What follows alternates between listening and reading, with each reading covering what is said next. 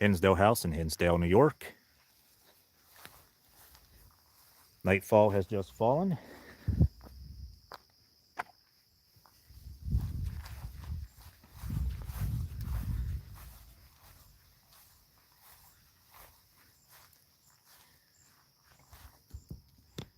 See the surrounding countryside here.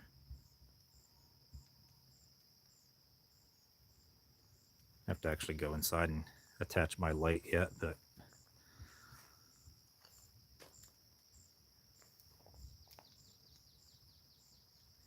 wanted to come on in here and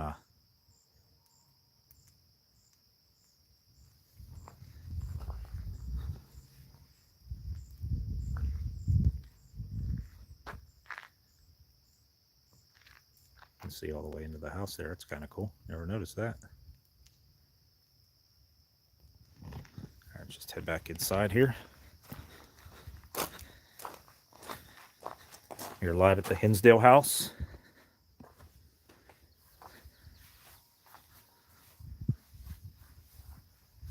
We arrived here around 6 o'clock this evening.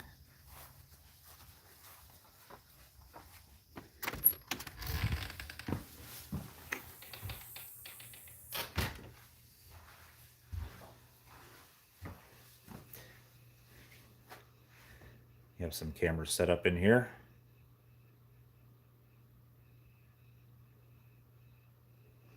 Actually need to attach my light here. There's no way that thing was dead. What's that? Like charging it. It went from like full down to like 3 lights, 2 lights. Oh, wow.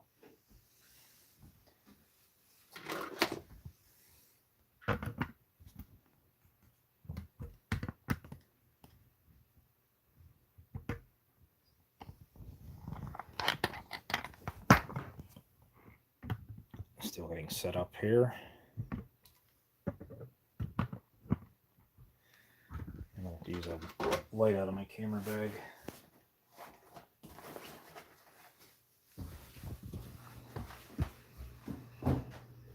What was that? What?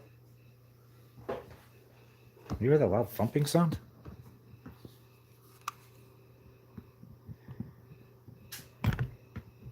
That was weird. I just heard a weird loud thumping sound as I walked through the room here. I'll try to do that again. No, it wasn't fully charged. Oh, the Battery pack. battery pack? Yeah, it wasn't. If you need an extra battery pack here, I have a ton of them over here. One thing you do not want to do when you go on a ghost hunt is not have gazillion battery packs. I don't know how well this one's going to work. This is the new one I just got from. It's on full charge. You got a Type-C cord? Yes, sir, I do. How long is it going to be? There's something. All my C's are on this side. This definitely USB fits into micro. it. Well, that's small. Is it a micro? No. Oh, micro USB. No. For what's it for? Yeah. No, because the camera's a little micro. Here I go. Well, that's wait, wrong one. I got them all organized by pocket, and it's in this pocket. There we go. Oh no, those are the other pockets. What the hell? I had this organized.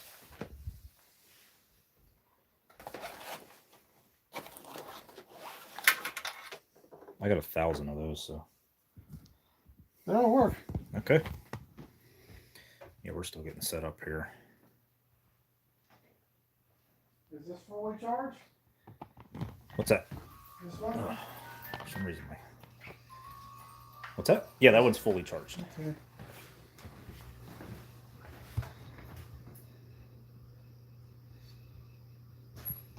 Oh, for some reason my chat didn't turn on right away. Hello, Crypt Keeper. How you doing? Sorry about that. My chat didn't automatically turn on, which is weird. Get my keys put away here so I'm not jingling everywhere. This is just a 2-person investigation here tonight at the Hinsdale house.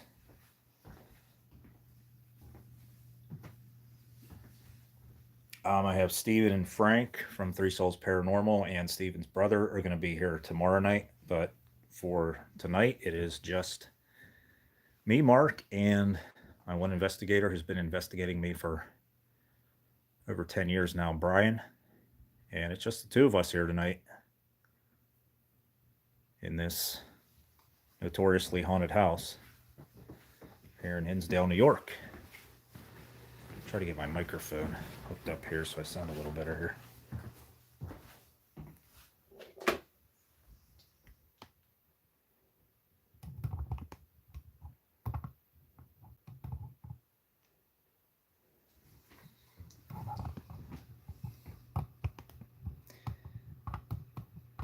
We had a very interesting experience already here tonight. Brian was up by the woods, and Yeah, we rolling. we good now? Huh? We good now?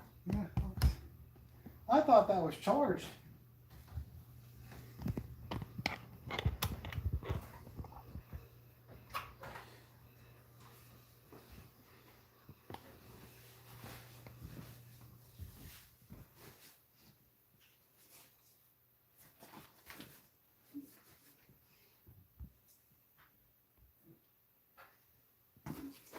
Guess we're still setting up here.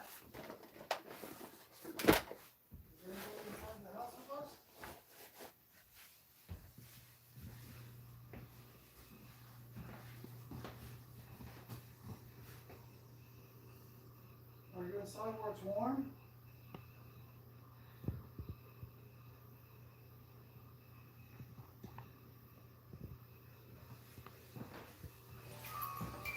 I keep setting off that we have cat toys here. Now these stairs are pretty solid, so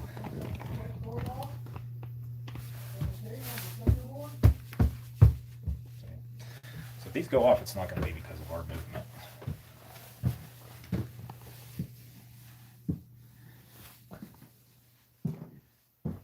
And this is Mary's room.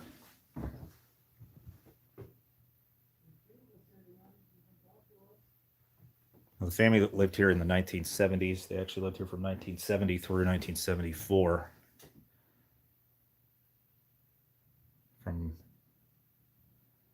They were here for over 4 years, or roughly 4 years.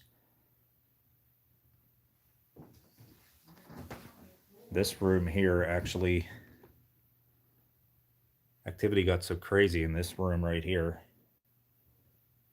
that Mary slept in another portion of the house, and the family actually sealed off this room completely.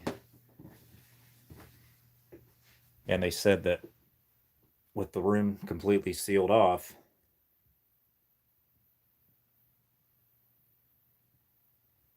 they would still hear banging, shuffling around in here, as if there were a live person in this room,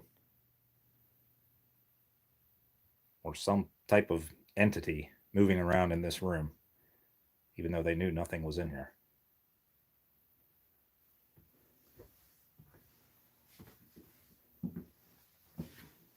There's a bedroom that's below here.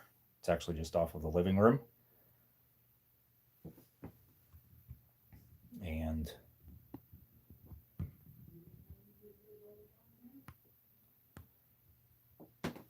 they would hear, Beth's room was downstairs. She would actually hear walking in the same noises coming from above onto this floor, as if somebody was moving around, because her room is directly below this floor. Hey Amber, thanks for tuning in here tonight. Hope you get to check this place out sometime. Thanks, Amber. Yeah, for anybody who has never been here, I highly recommend this place.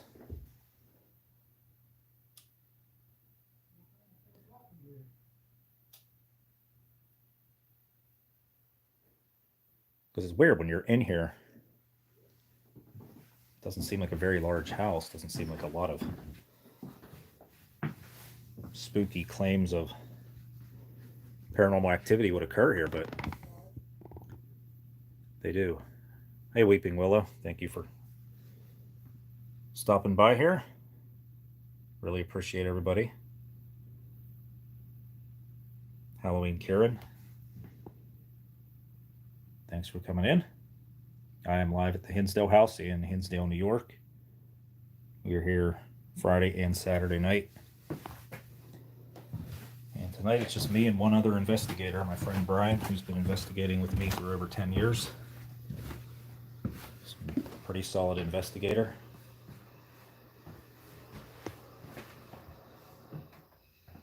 We have the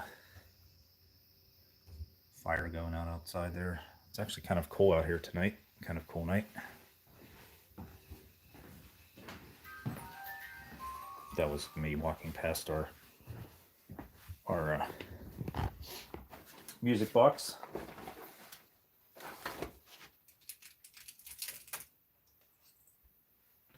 Are you upstairs? Grab the flashlight here. Let's head outside. I know you can't go very far away from the house because the Wi-Fi only goes about out to here in the yard. But this is the Hinsdale house.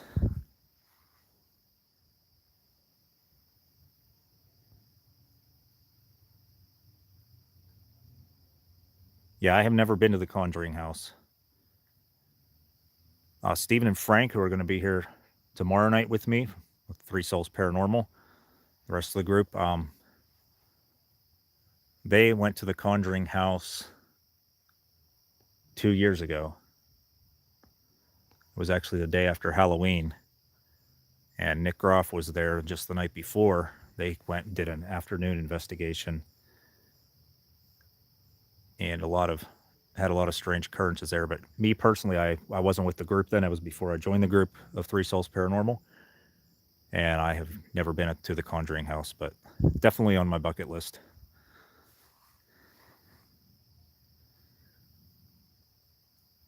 Now I have a video posted on my channel from last year. We were here the same weekend last year, the last weekend in July. And July 31st of last year, we had a very crazy experience here where we heard a bizarre howling noise in the woods coming from this direction over there. It was a little later at night than this. I'd say that was around 10 to 10:30 when we began hearing that.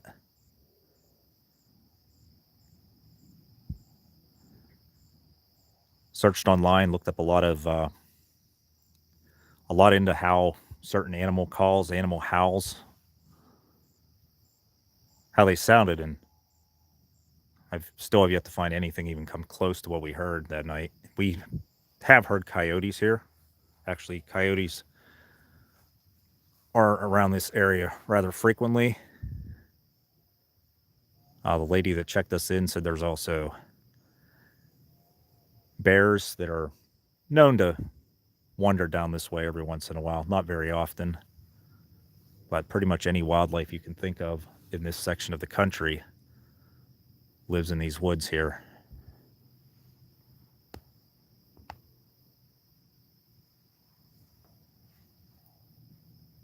There's the sunset. Now I put on my channel here in the community tab that I was going to go live at 8:30, and the reason that I didn't come on till 9 o'clock was I had my drone up in the air because while setting up the fire and my other investigator who's here, I'm actually later on tonight when he goes to sleep, I'm going to be in the house all by myself. He's actually sleeping out here in a tent that he has out here on the yard. He's got a camera set up by it too. But he was up there by the path that goes up into the woods, heading up to the peace offering tree, which is up there, where people will take little gifts and tie them to the tree for the Native American spirits that are believed to be here. And he saw something back at the far edge of the far edge of the woods at the top of the tree line. And down at the grass where there was a small clearing, he saw something. He said it looked like it was about 7 feet tall that just took off. So he came back down here and was like, obviously did not want to head back up there. So we're not sure what that was that he saw. But he said it looked like it was walking upright.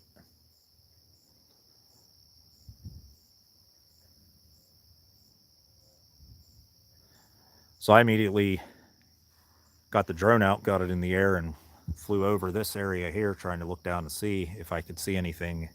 But the trees are so thick here, and the woods are so thick here, you can't even see. And this was over an hour ago, and it was still visibly light out. Yeah, it's 9:16 p.m. here. Yeah, there's a lot of stuff here. I mean, this house, for those who are not familiar with this house, in the 1970s, from 1970 to 1974, the Dandy family lived here. They had a lot of strange experiences here. They had teenage children that were here. I have one investigator here with me, Brian. He's investigating, doing, I think he's doing an EVP session in the living room right now. But it's just the two of us here tonight. And then we have the rest of the gang from Three Souls Paranormal.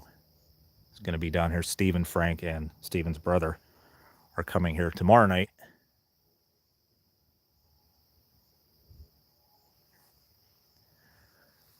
Yeah, but I'm pretty much out here right now because I wanted to, on the off chance, listen to see if on the off chance that I hear that sound again. Of whatever that was we heard howling in the woods.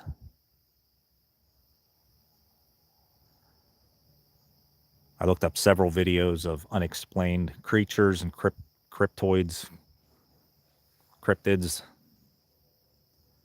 and closest thing we found was a video on YouTube of a similar sound to what we heard of the howling in the woods, and it was labeled as a Bigfoot howl. So I'm not sure what we heard out here, to be honest with you. And that was the same weekend last weekend in July of last year.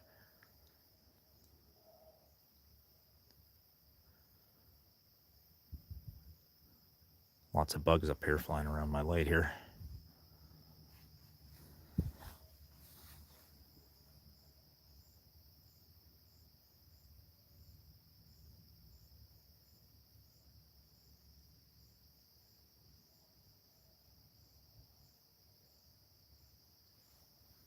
Oh, I see Nuckin's in chat. Hi, Nuckin.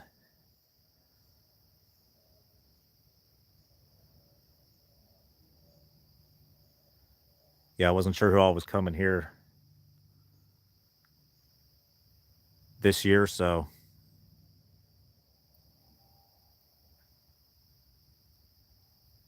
I wasn't sure if we were going to have too many people here or not.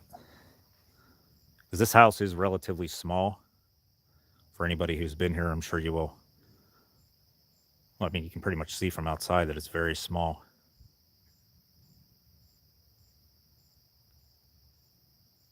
Yeah, we'll definitely have to come back out here again sometime.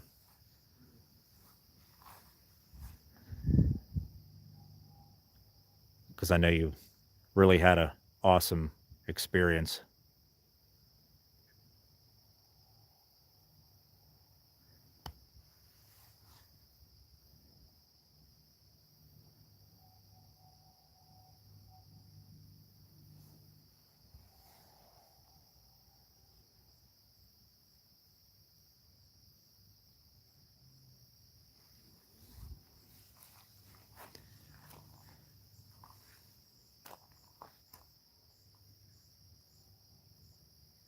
It's so quiet out here. My goodness. Lots of bugs, but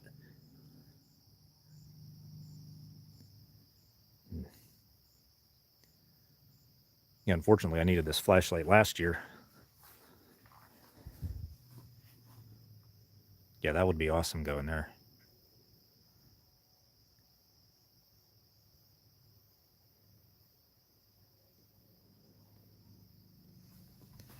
head back inside. You doing an EVP session? I have another female voice. Oh, do you? Yeah. Cool. Because you were talking like this. So any female voices obviously wouldn't be us because we're the only Yeah, people all you hear here. is this, like, hey. I need to get this sealed up. Do you want me to just shut this? It's let it cool off for a while. Okay. It is hot. It is, yeah. It's cooling down in here, though, noticeably with that.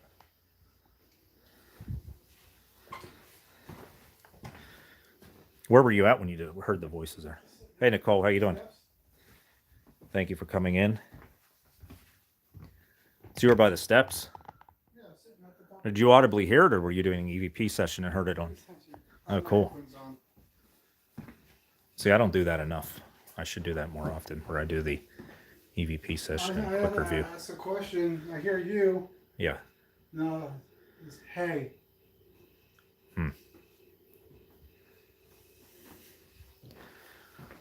Well, that's a good start.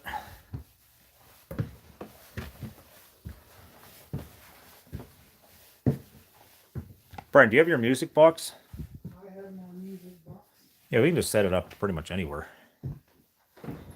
I was just checking on all my cameras. I have a camera here that's pretty much covering this area here. This small illuminator here that actually packs quite a punch for being this small illuminator.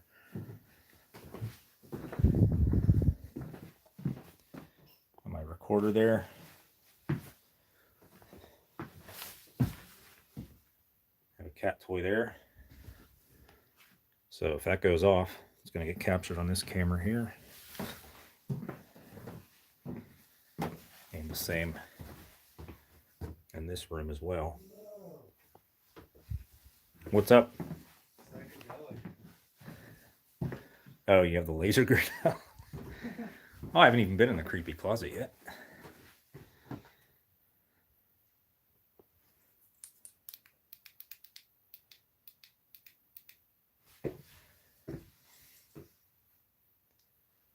Not so creepy with the light on.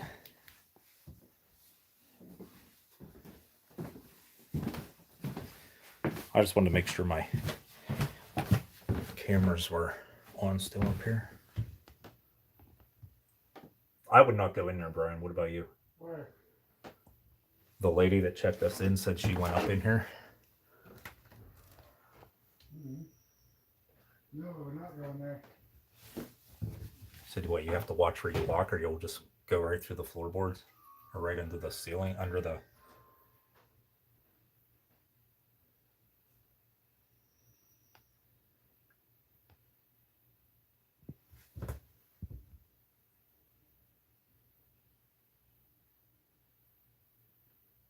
What is that? Oh, that's just the shadow from that. Is that what you're getting up here, Nicole? Two males up here? Well, we don't have to eat.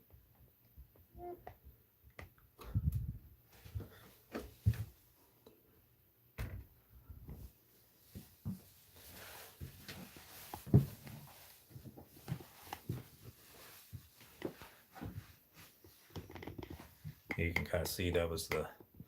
This was sealed off. The family would not go in here whenever they lived here in the 70s. Okay, that was weird. I didn't even touch my flashlight. It went like that. Is that you? Yeah. That's me. I like your flashlight, but I don't like having to push the button 10 times to shut it off. Laser grids.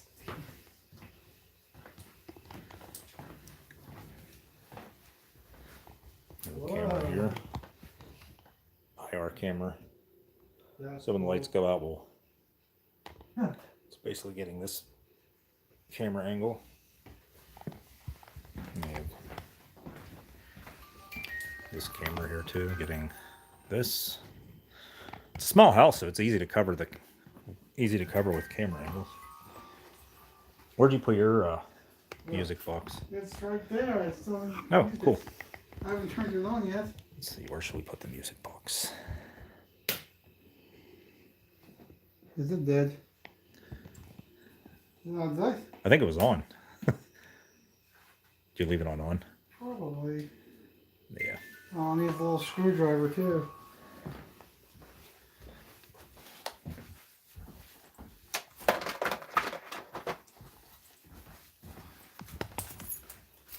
Why is this thing so complicated? Just make sure you get the 9-volt positioned right in there. Because it says if you put it in the wrong way, it'll like fry the machine. Oh, let's go to my favorite place. I've yet to be there yet. We're gonna head down to the basement.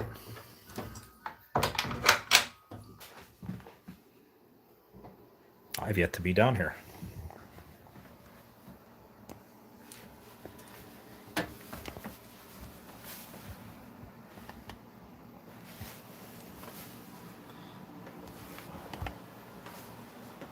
It's a creepy basement indeed. They said they gotta. Yeah, they have this down here because of it's so wet down here. Wow. Either I grew or this ceiling shrunk. Holy cow.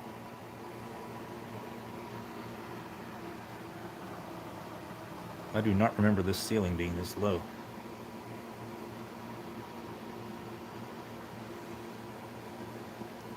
Sorry, let me catch up in chat here.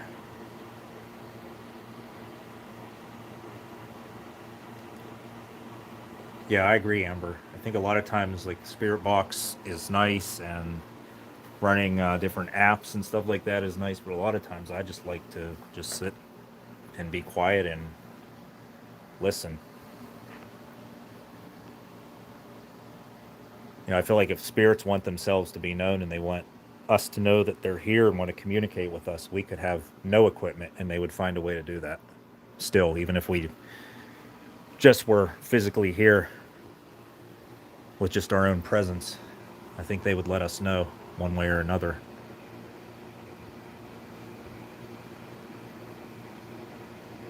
Yeah, I know it's weird, Nuck, and there's a lot of weird stuff here. I'm sure, as you know, I guess they tried to do a insulation job here since I've been here last.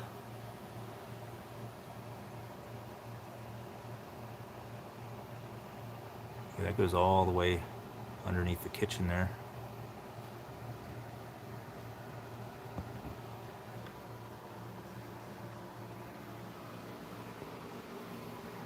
Now I'm sure.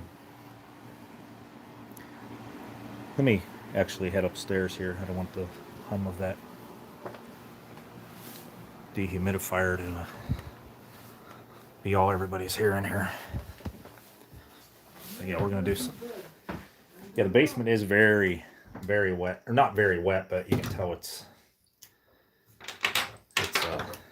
needs to dry out some. Now, back in January, there was a group of investigators here who, when they left, they forgot to turn the heat back on, and the pipes burst. And that's one of the reasons why that basement is in such bad shape.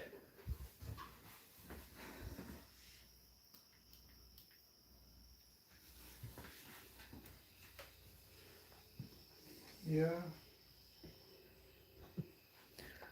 And they said what? The lady that checked us in said they heard it on the cameras, or they saw it on the cameras, that the pipes had burst. Because they have a camera up here. I don't think they have any over by the bathroom or the basement. Oh, they do have one in the basement. That's right. I did see it there. So luckily they had that camera in the basement and were able to see that the pipes had burst. Otherwise, this place would have been inundated with water for up to a week, possibly. Because in the wintertime, this place isn't really investigated quite as much, since we're in a area where the winters are cold and we get a lot of snow up here too. Where are we putting this one in?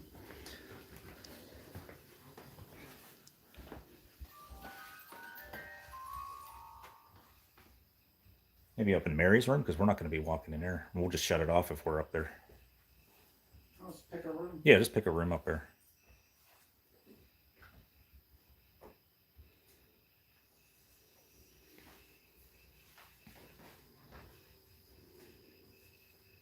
Yeah, it was completely dead. Was it? Yeah. Yeah, that's the only thing. If you flip that switch, if that switch flips, then it dies completely.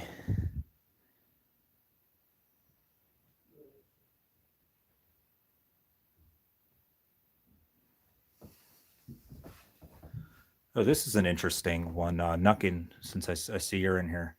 This wasn't here, I don't believe, last year. This has recently been put up here. It's a printed out picture of, this is Daniel Class, who owns the Hinsdale house, and that lady right there in the purple sweater there is Clara Miller Dandy,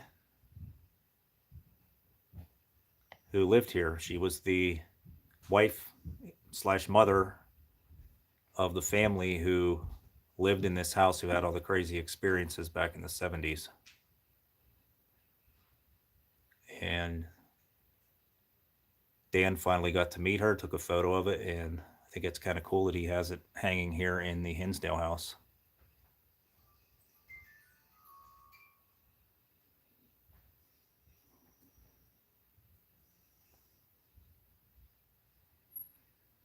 Yeah, but that family pretty much fell in love with this house whenever they first moved in. They lived in Buffalo and were looking for a way to get away from the city life. They had teenage children. This is Mike's room here. They had teenage children, and they fell in love with this place whenever they saw it here. I mean, it had just been remodeled back in the 1970 whenever they came here and purchased the house. And they had some strange stuff happen pretty much from the start here. A family member came here before the family actually moved in, and there were thousands of bees that had made a nest in the wall. And they had to get an exterminator to come out and remove the bees. This house has pretty much had a problem with them ever since then. Flies and bees, even in the dead of winter, they'll have issues with them here.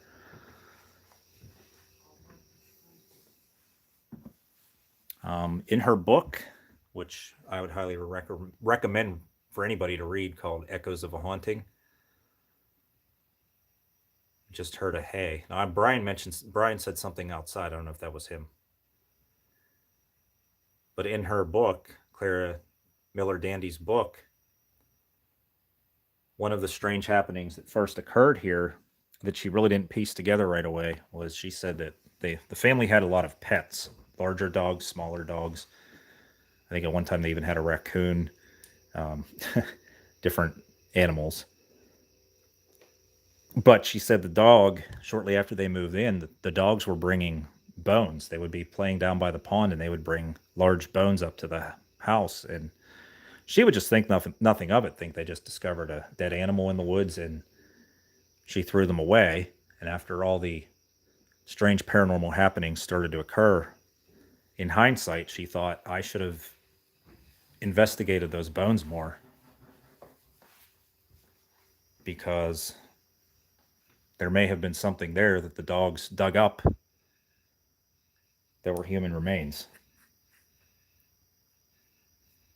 Now, where the pond is at, which is, I think it's too dark out now to go over and show. Oh, thank you. No howling? No. I can't go too far for the Wi-Fi, but the pond is way down there. But that pond was dug out shortly before the family moved in here. Up until that time, there was an old barn here. That barn was torn down and part of the foundation was removed.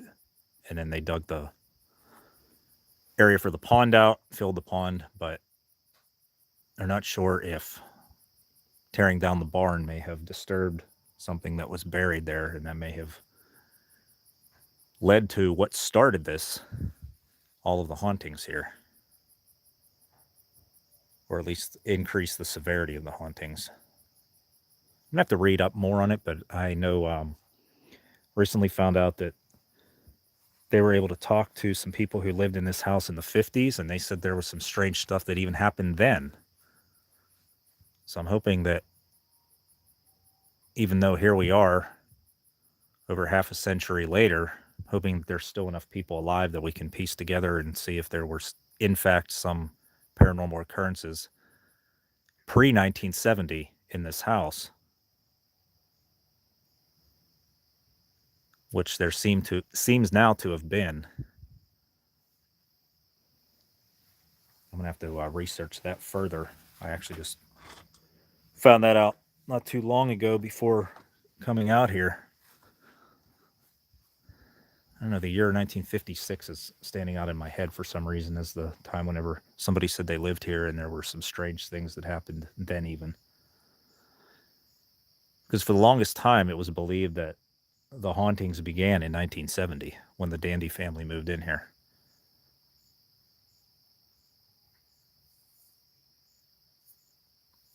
And I've talked to Dan, the owner of this place, about it before a while back, and he said that he believes the land, something happened here on this land, that the house is just a victim of the land that it sits on. Like, this land is actually what is causing the entire house to be haunted.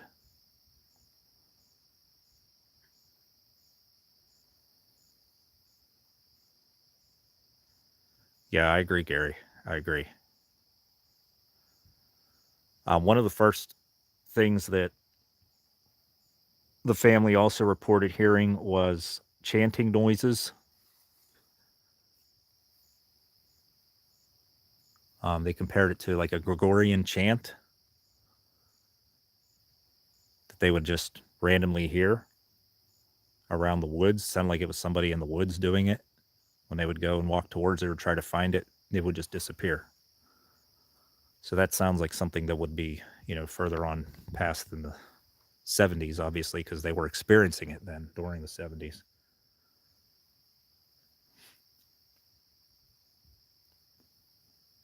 I was researching the book as well because Clara Dandy wrote it in a diary form, and I was trying to see, like, she'll write out. Let me actually go show you the book. I believe I brought it with me.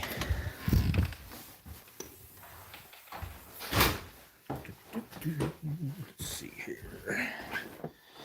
Yeah, there it is.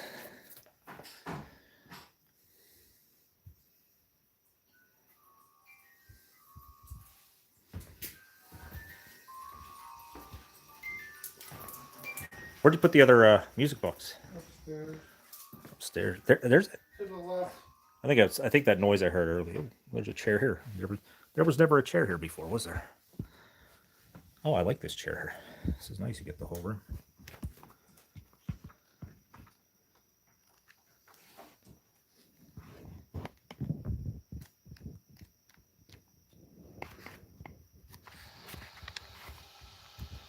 I think Brian's doing some analysis of his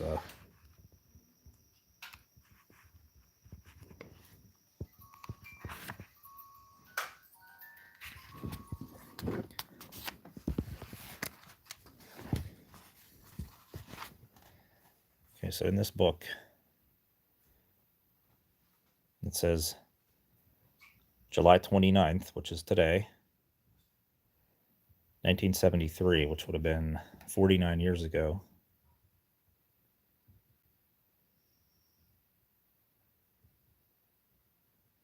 Two of the daughters, well, a daughter and her friend, went swimming in the pond.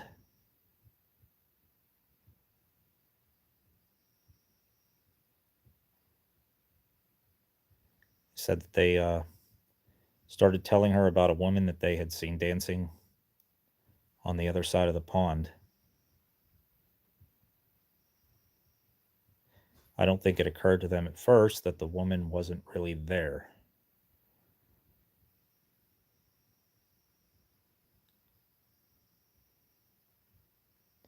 Yeah, so they saw that the lady in white who was dancing around the pond, they described her as having reddish hair, big blue eyes, and buck teeth. They also agreed that her dress was made of curtains and that she spun around and she danced and disappeared into the tall grass. Oh, awesome. That's awesome, Amber. I'll have to check that out.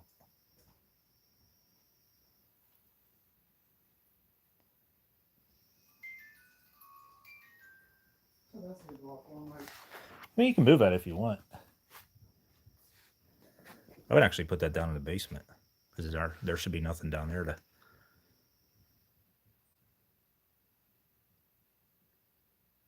Yeah, it's strange. I hadn't even remembered that part of the where they said about it dressing like, or the dress was made out of curtains.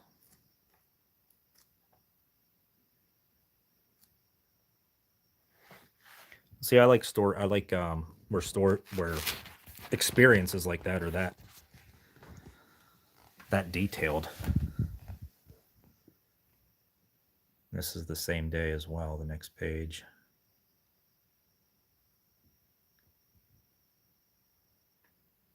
Yeah, Laura was in the pond as well, but she was swimming in the pond.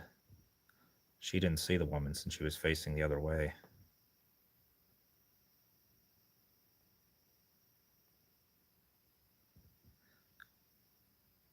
That's interesting what Mary said. I'll bet that lady hanged herself. Her eyes were bugging out of her head. That's creepy. And Phil was Clara's husband, suggesting I call Father Al. Father Al was a priest from St. Bonaventure University.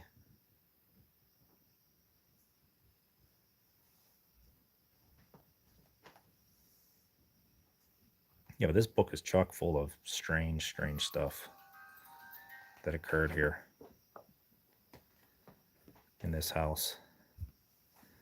I'm not really that much of a reader, but I couldn't put this thing down whenever I first read it.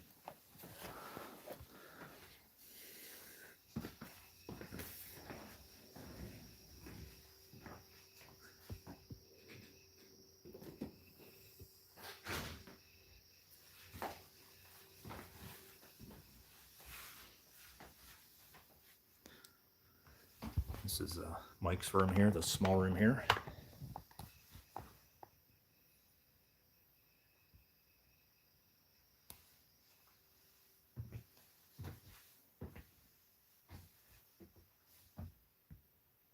It's really a small house. I feel like whenever I stream from here, I'm just going from the same room to the same room, but it's a very small house. Well, the room I was talking about earlier, Mary's room is right above this directly. That's the room that they actually blocked off because there was so much paranormal activity. There was physically sounded like somebody was in the room and nobody was there. So they sealed the room up, and in Beth's room, you can see right here the wall has been removed. So this actually was a separate room from the living room right here. There was a wall here. You can see this is where the wall was. And this would have been the doorway to go into the bedroom. And Beth would hear the noises coming from above all night long, as if somebody was up there and the room was completely sealed off.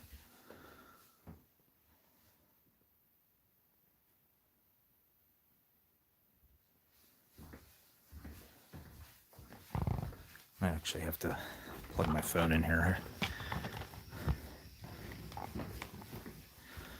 Now, I'm not sure, for those of you who are just tuning in here, I was going to go live at 8:30, but we had a strange experience here. Brian, who's with me investigating here, was on this pathway up into the woods. You can see those lights leading up. There's a pathway leading up to the woods. He was going up to the peace offering tree that's up there and saw something in the woods that he said looked like an upright, dark black figure It was about 7 feet tall, way back in the woods, and it was moving away from him as though it was startled by him.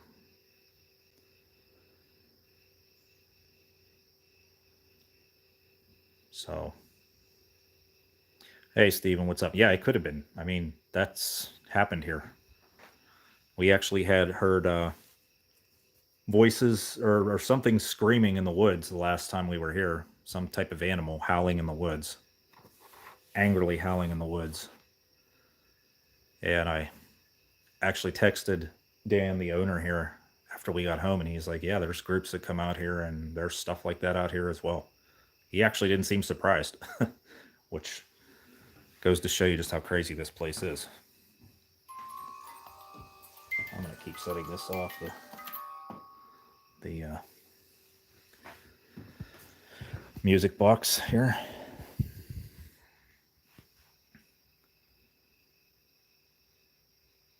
Try to catch up on chat here. Hey, Frank, how you doing? Good to see you here. Guys will be here.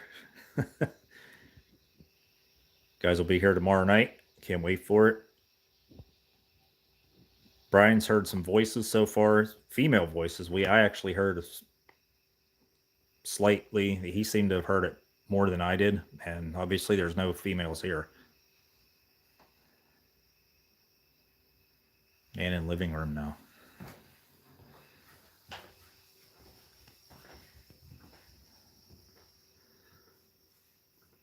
Yeah, Nicole, I think you would have a field day here in this house.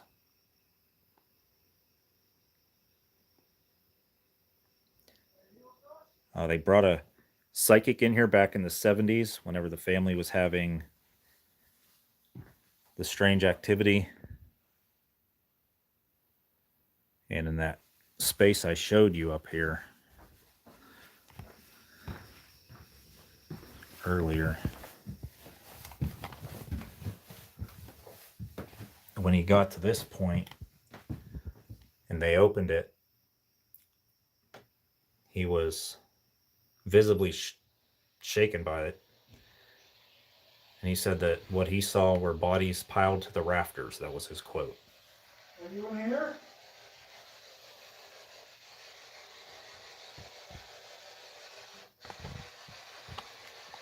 So.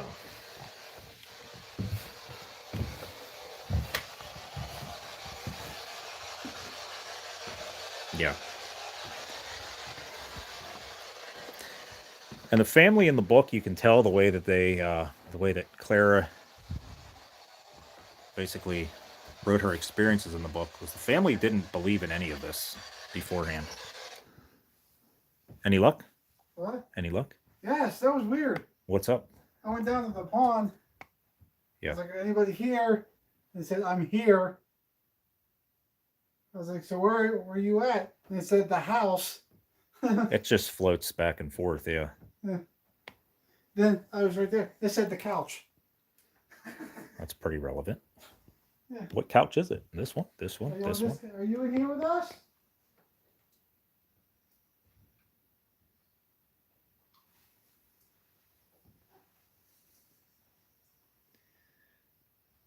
Yeah, see, Stephen and Frank are in here for, yeah, this is pretty much the house.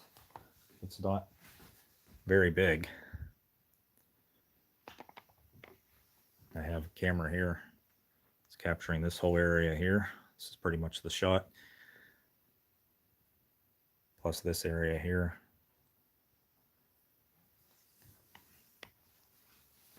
I might freeze out there tonight. Yeah, it's cool outside. It is. Yeah, I have long pants. Might throw my sweater on here in a little bit.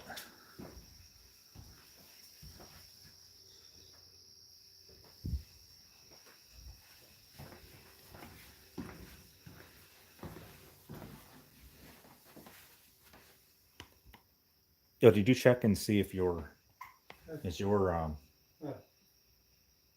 illuminator's working out there, right? Should be. The Phasma light? Yeah, should be. Okay. Well, that's right. You can probably see it from here because you can see the purple lights. I can't see it from here. Yeah. Nope. Oh, yeah, I can see it. It's turned down to like 50%. Yeah, I can see it. Do you have it hooked up to a battery pack? Yeah. Okay. I have the camera hooked up to Cool. the battery pack. Because you can hook that up too. I'm not worried about that. That thing, it says you charge it up. Yeah, it does go pretty. Yeah, it does goes last pretty long. a long time. What time is it anyway? It's It's only 9:51. Yeah, it was around this time when we were last here, and we heard that. Yeah. Heard the howling. And then go back outside. Sorry, I keep checking out back here. It's foggy out. Yeah.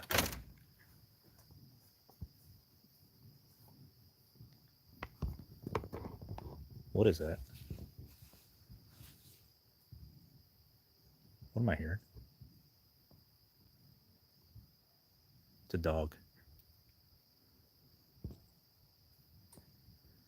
You can hear a dog in the distance, and you can tell that wasn't a dog we heard.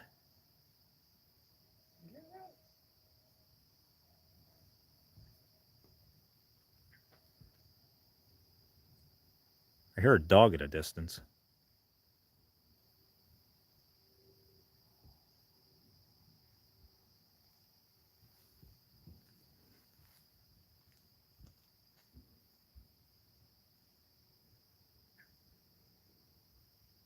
Oh, take care, Nuckin. Glad to see you here in chat. I'll message you here a little bit later on.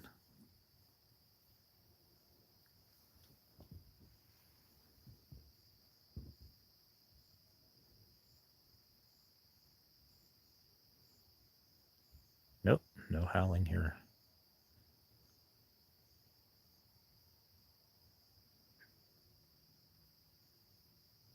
Now this is what it should have sounded like back in when we were last here.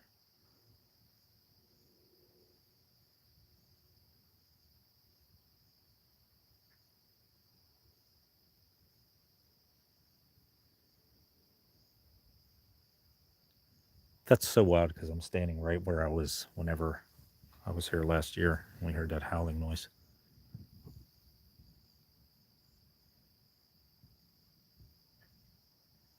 That's actually why I was live streaming then. And all you could see was this because of the light I had was terrible. So that's why I ended up going and getting the bigger flashlight.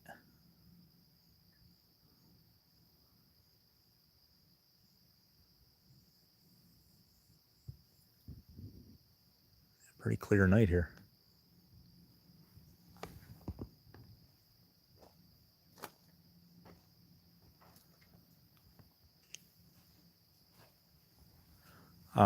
The closest house is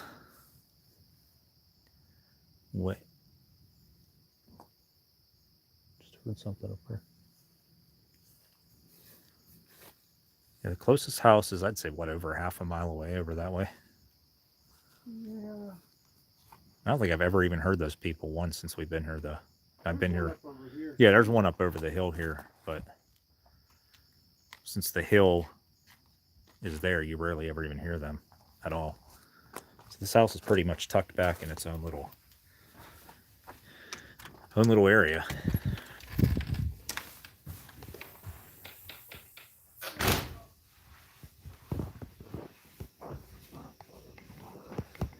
I'm actually going to set this camera up here real quick.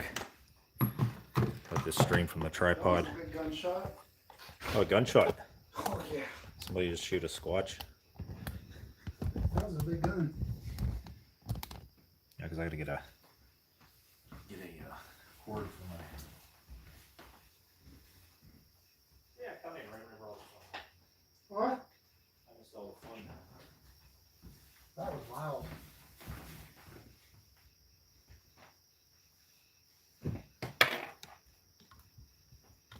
So what all did you bring, Brian, as far as equipment? What I brought? I don't have that much. I mean, I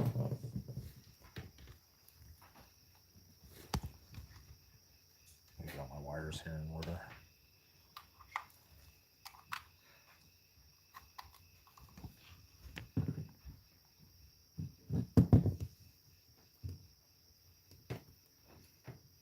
gang banging in the woods. I'll get home.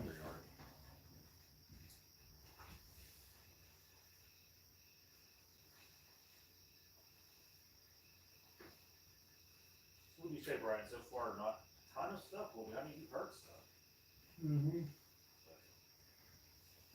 You always hear stuff though. Yeah. I never get to hear it. Cool. Because you're the smart, you're the one that's actually investing. Yeah. Like, there's nothing. They're all like smalls and nothing would fit me. What's that?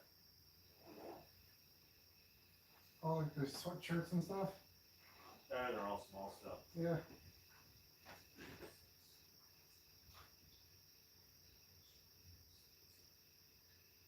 You know, there's things out there. I might just stick up this one there. Let you see that. You can try it.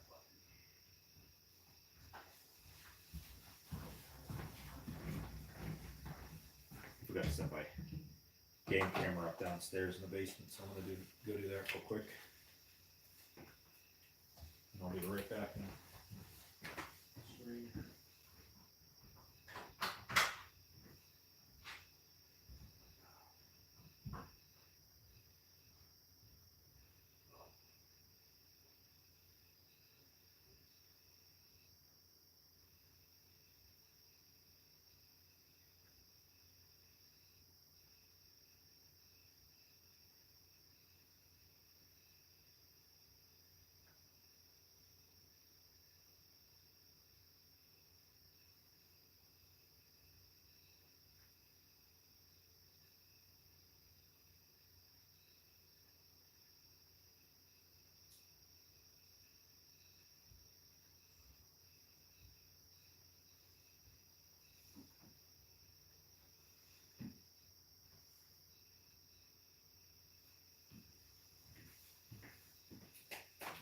Brian, you think I should set that game camera up down in the basement? Or you think that's a waste of the camera? I can go on. See if we catch any squatch. I can go online and get a hoodie. There you go. In the store. Yeah, I don't think I'm gonna set this down here. Yeah. I don't think I'm gonna set this down here. I think it's a waste. That's that.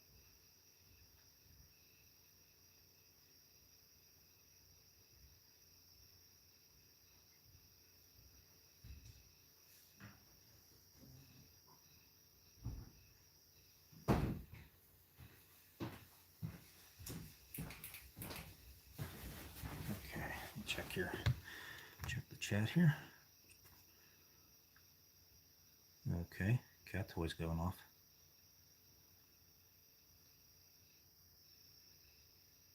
Let me go do that again and see if that sets the cat toy off.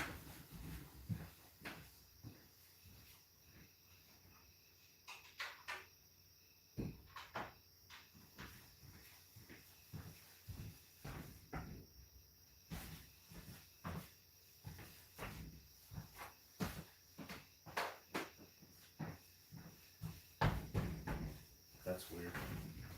Cat toy went off. And I have no idea why. No idea why the cat toy went off. Did you see the cat toy go off on the stairs? I have no idea why it went off. Because I went back there and I didn't even shut the door. Right, well I'm going to go set this up in the woods. Or up by the, not in the woods, but outside. Just going to leave the stream rolling here in the kitchen. Then we eat your squash. Yeah, that's the plan.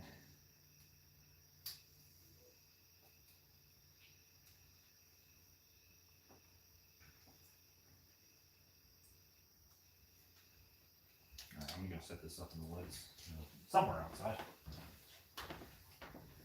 See if we can catch anything.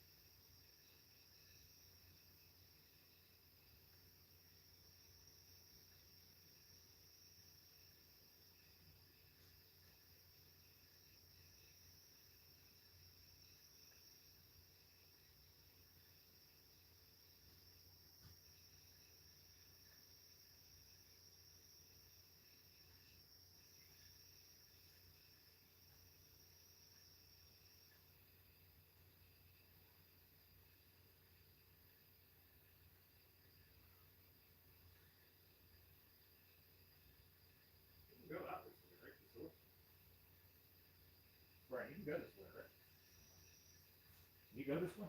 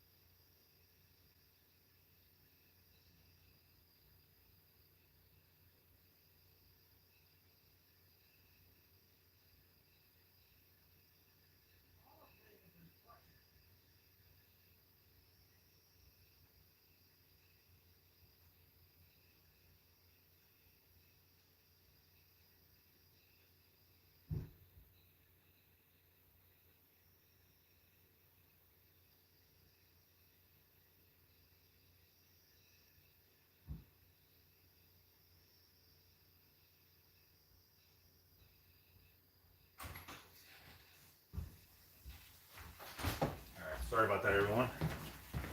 We had to get some stuff set up outside, finished camera angles set up. We had to reset one of the illuminators out there as well.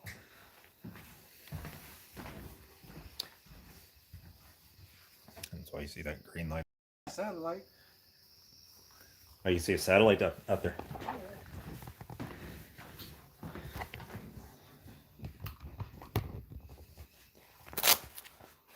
Let's see here. Put my vest out.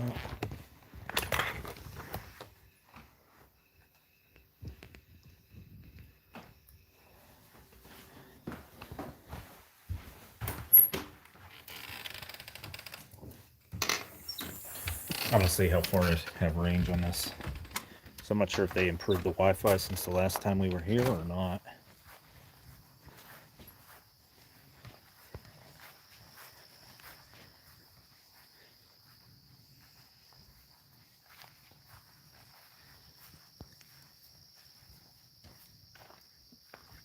Yeah, we were just out here and saw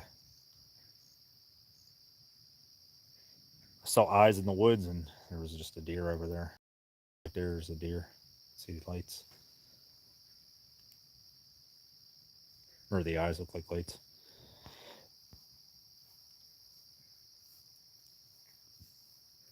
I'm just getting the flicker of the fire Yeah. on the camera. That's pretty cool, though.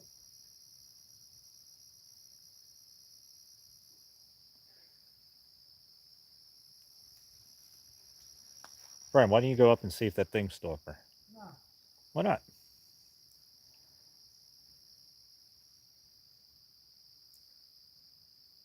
Yeah, I really wish the Wi-Fi or the signal would go all the way up to the peace offering tree and out to the pond, but unfortunately it doesn't.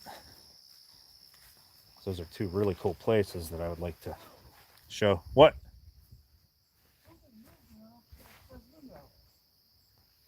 Something moved in the window. Yes.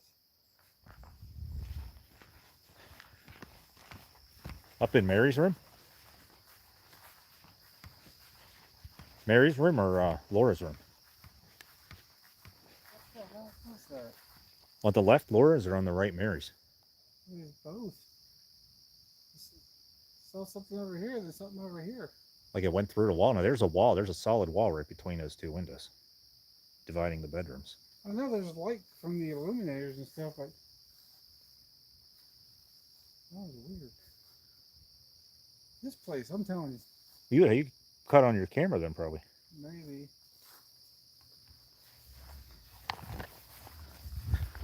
Let's see what your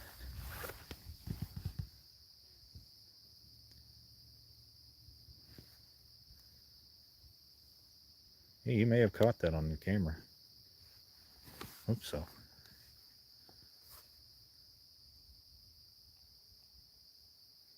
Mm-hmm.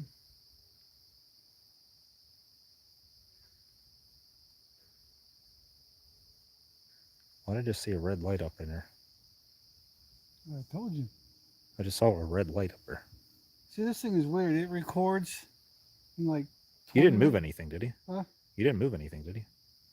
I just saw a red light up in I didn't touch up in anything. Laura's room, right up here, right at the top of where these curtains meet. This records in like 20-some increments. Yeah. So it stops after and resets. Right.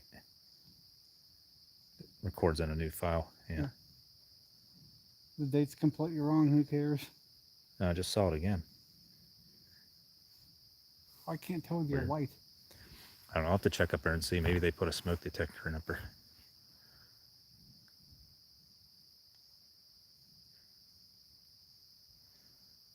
Yeah, it's basically what it looks like. It looks like a blinking red light. How a smoke detector blinks every Yeah, but I didn't see a smoke detector. 30 or seconds or every minute or so. Huh? I'll just go up in the room and see.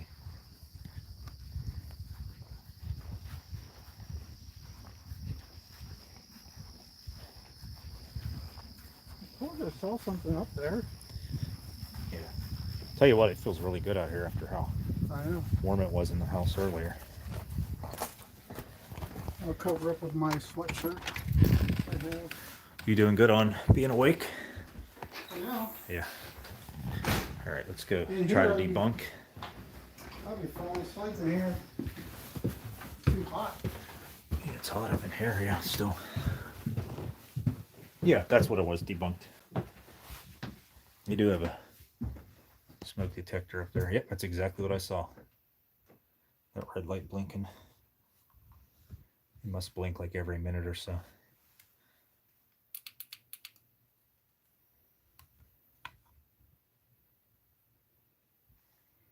Yep, that's definitely what it was. Oh, they actually got a smaller bed in here. You couldn't even walk in this bedroom before.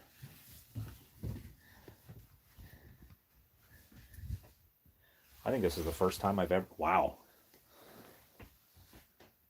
Brian, have we ever even been... I don't think we've ever even been in this room. Look.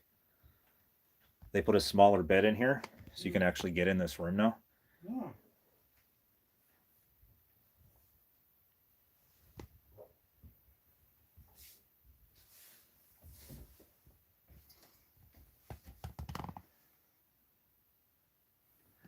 I did not turn that light on. Well, you I don't know. Creepy dolls. UV lights. Why is my UV light on? Creepy dolls, and one of the ghosts I left is in here now. I never noticed that because I remember leaving too. Mm-hmm. Why is the UV light on? I don't know. That's weird. Wait, so we were outside and something drew us inside, and now something's drawing us back outside again. Well, You playing around with us? I did not turn the UV light on. That's kind of strange. Why is my UV light on?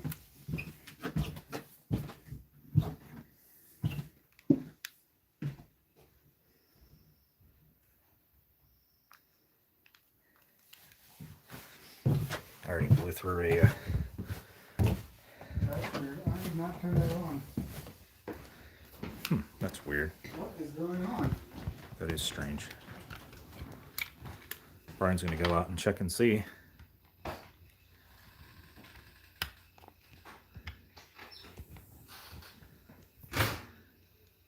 Yeah, this is the wall where they have a lot of groups that have come here to investigate.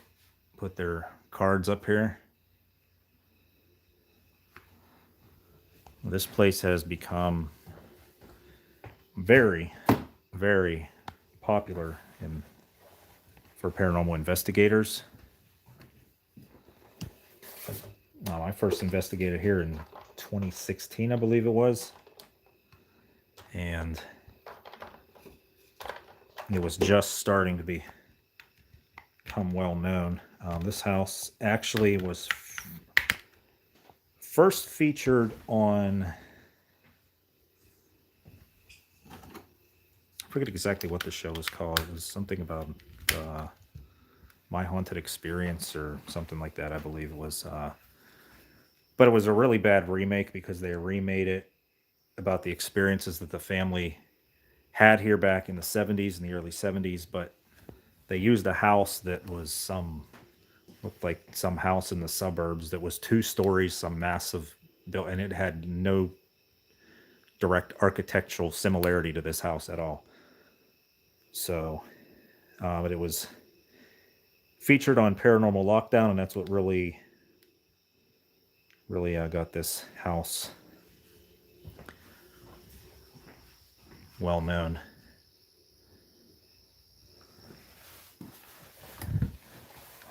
Usually have a recorder going at the top of the stairs here. I had to replace the batteries in it, so I'm putting it back up there now.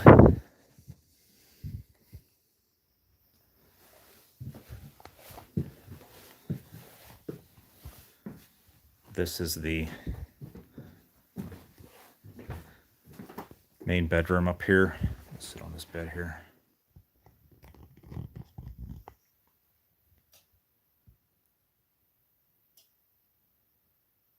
I just shut off the, they actually have some security cameras that are set up in here. I mean, that shows you how long ago it's been, or how long ago that I started investigating here. They think they had one camera that was outside facing the driveway, and I believe that camera above facing the living room, and I think that was it they used to have here. I just realized on here that I never even plugged in my microphone. Is the audio good for those who are in chat? Sometimes I don't even use the microphone. Just use the onboard one.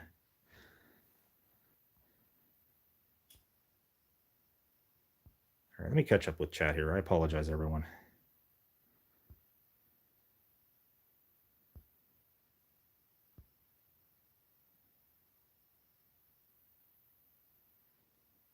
Oh, I missed Dr. Ray's in here. Ruby, thanks for coming in. Tracy. Yeah, my chat went away on the screen. That's why I forgot about everybody. Sorry about that. One of the many oddities of YouTube streaming.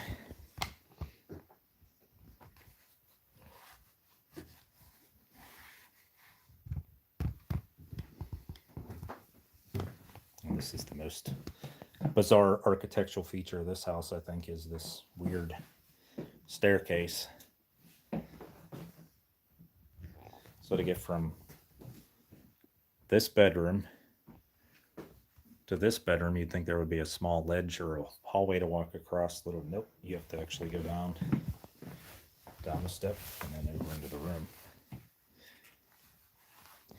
Now, the last actual residents who lived here in this house were an elderly couple by the name of Joe and Florence, or they called her Flo, Misnick. And they lived here up until, I believe it was the mid 2000s, right around 2007 or 8, something like that. Oh, that's the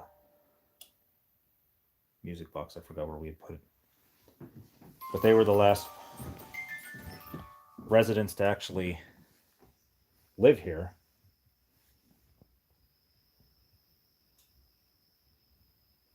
And I've always thought that's strange because, you know, if I was elderly, this would be a very precarious staircase to have to maneuver around while you're just going up to bed for the night, first thing in the morning.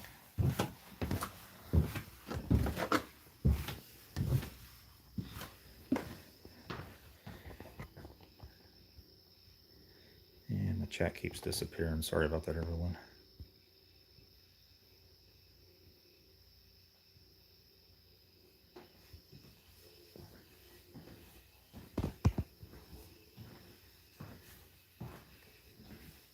Any luck? What? Oh, I thought you did spirit or No. EVP session. No.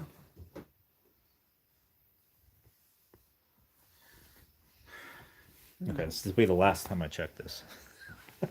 I just want to make sure we're not missing howling noises outside.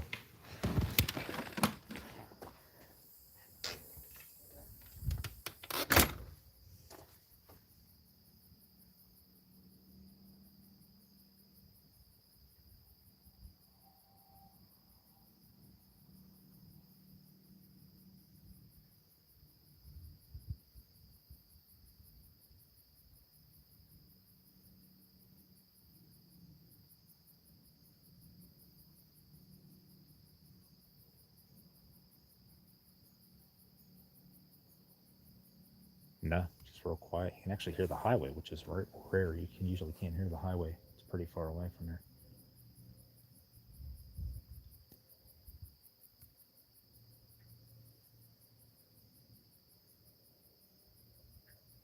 Yeah, I'm curious to see how my footage is going to turn out in the living room. That illuminator that they actually use as a security camera here at the house, I have that same exact illuminator up there that looks like pink rectangular light. I have that same one hanging down here in the living room, and I use that for my full spectrum camera.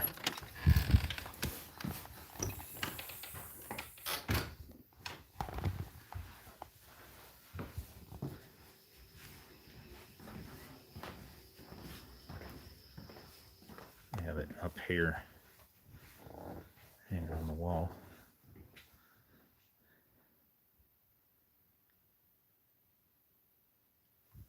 There's another ghost.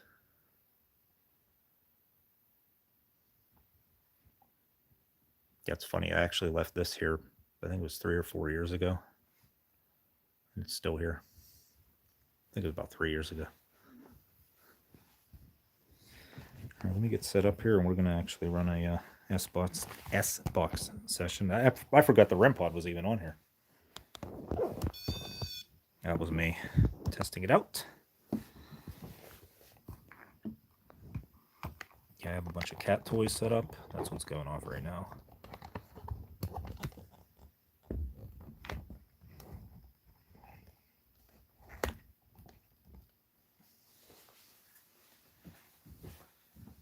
Let me shut the light up.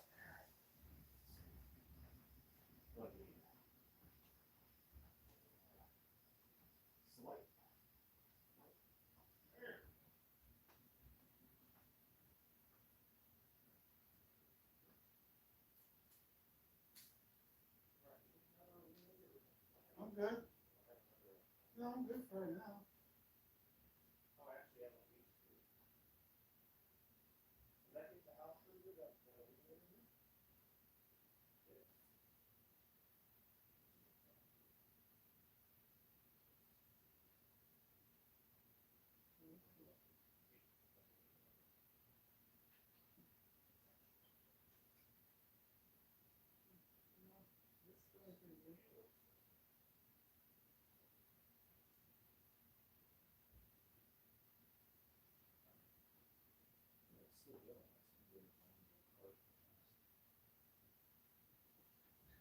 Yeah. So am I. So am I, camera. It'll go and go and go.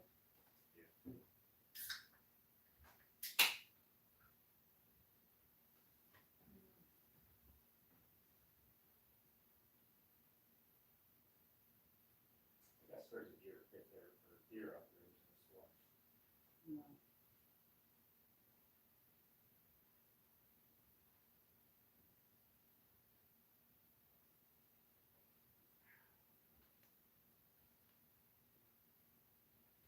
Hey, you know what? I think I get signal over here about the fire. I'm gonna bring the spirit box up there. Actually utilize the fire. That's actually toasty. Okay, let's head off there. Grab the spots. Over here.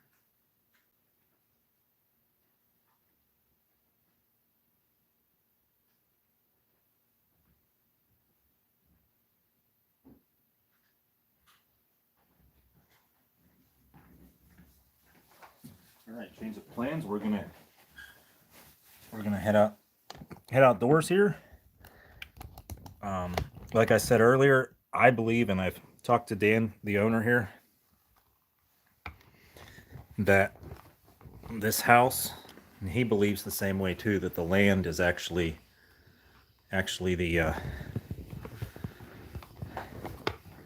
culprit here, and that the house is basically a victim of the land that it's on. So we're gonna go outside here and actually do a spirit box session.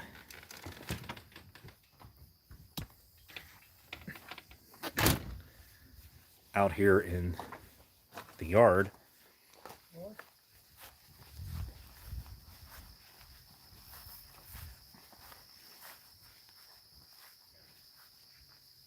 What's up? Oh, I forgot to get my huge flashlight. There's nothing to reflect on. No. Your flashlight go pretty far? Not this one. So I forgot to get the This decent is my little flashlight I had. pocket one I have. Yeah, I also game camera out here, capture anything if anything comes through here. Because like I said, this place is also known for cryptid, unexplained phenomenon as well. Why is it all weight? I don't know.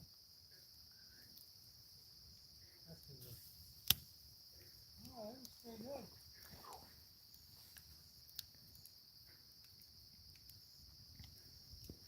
Here, I'll let you guys warm up here. It's actually pretty cool here in rural western New York, upstate New York here.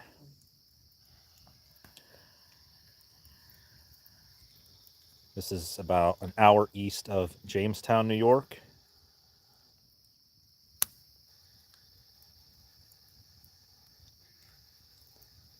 There's pretty much a whole lot of nothing in this area, just woods and wilderness.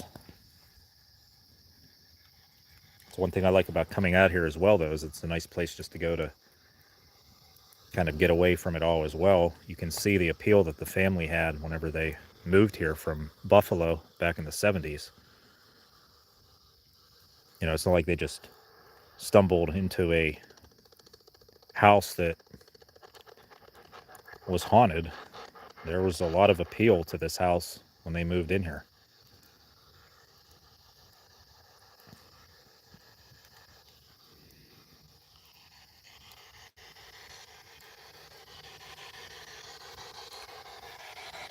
And it's amazing to me is all the experiences that they had back in the 70s. They stayed here 4 years. They were determined not to give up.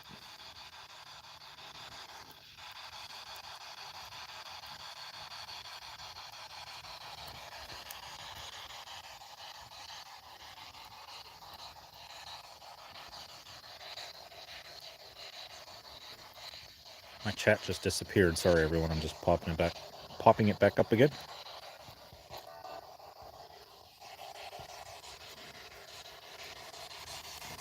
You come warm up by the fire? I'm just gonna.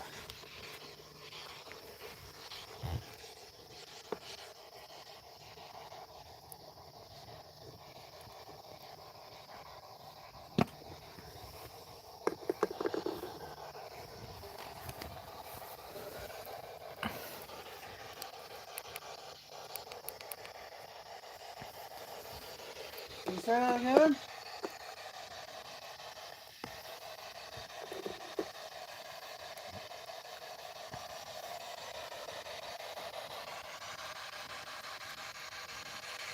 Let me get closer to the speaker here.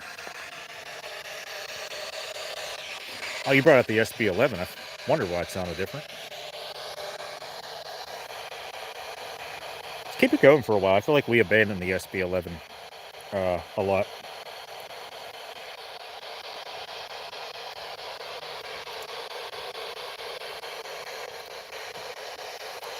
Grew legs and walked off.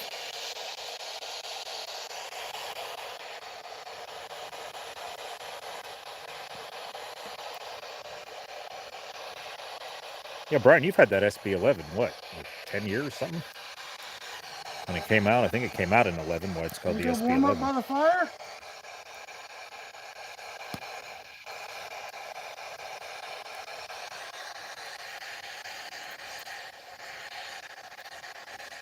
Yeah, just keep going. I feel like we use the SB11, but we kind of abandon it relatively quick.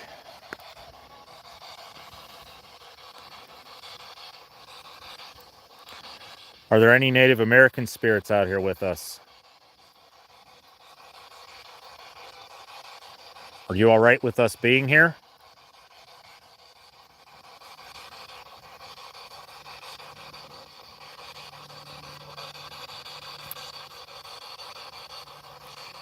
We mean you no disrespect at all.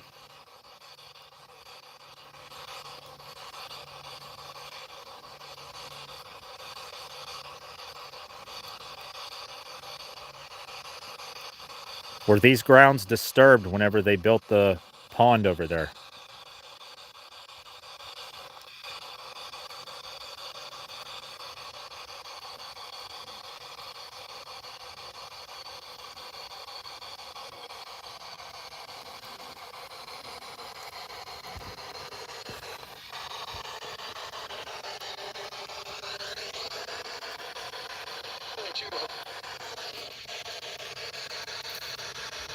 What do you want? Yeah.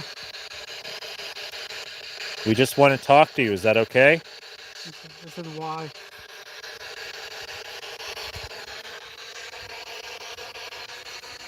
I said, what do you want? Earlier. I said why. Yeah. You don't want to talk to us?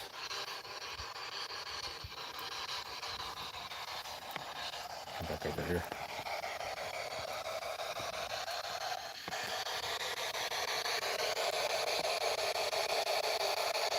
Is this ground sacred to you?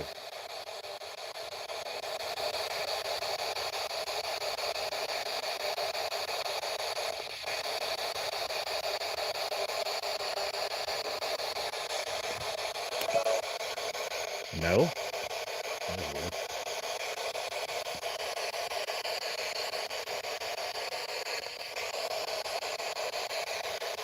Who are the Indians that were around here? I think it was, what, the Seneca Indians? Yeah.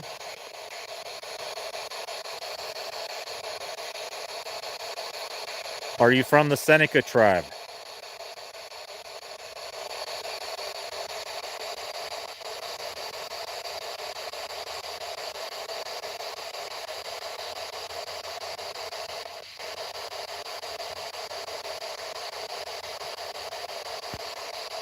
Why are you here?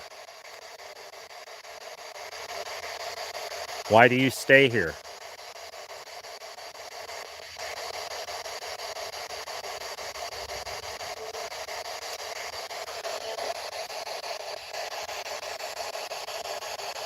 Are you trapped here for some reason?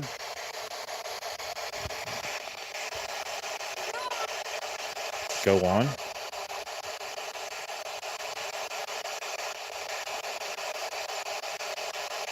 Are you human?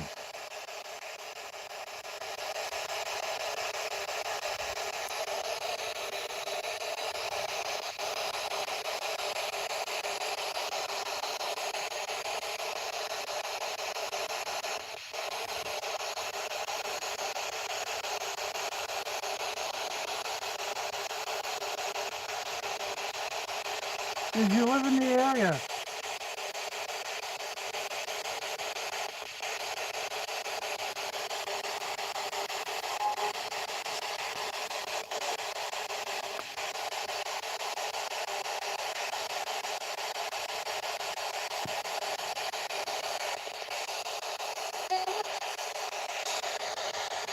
Do you remember? To leave.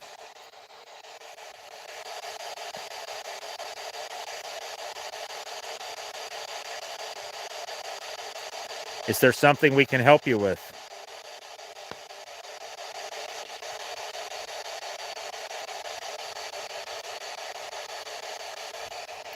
Did you swim in the pond?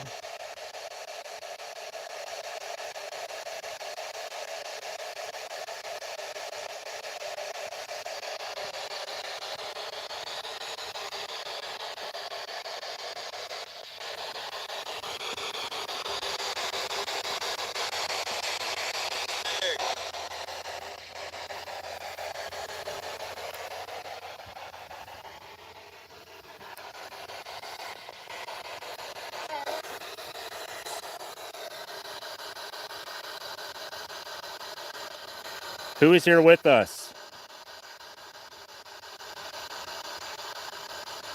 Do you have a name?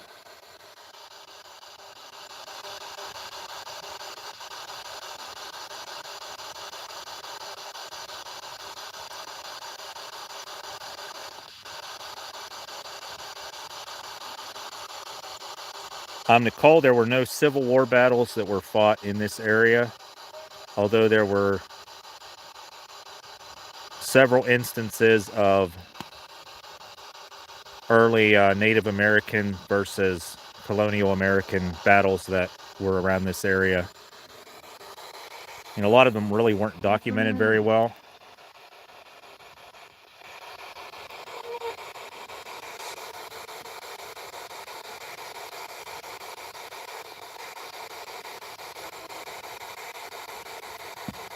But yeah, I've always had that feeling like there's something, some form of unrest, like something happened here on these lands.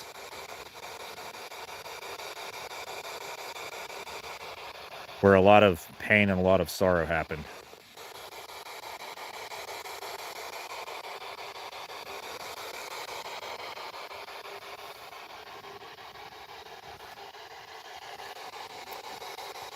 The outpost. Is this the outpost?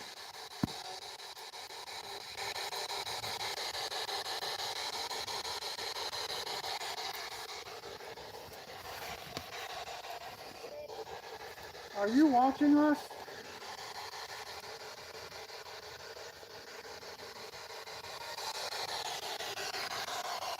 Where did you go?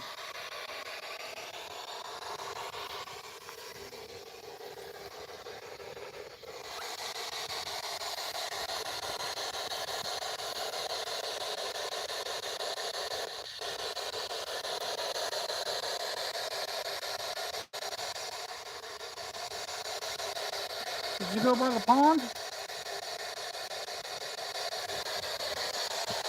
Are you fishing down there?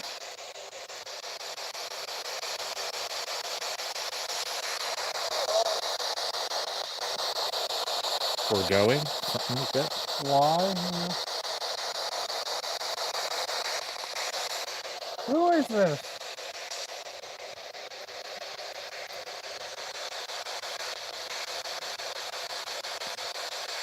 Can you tell us your name?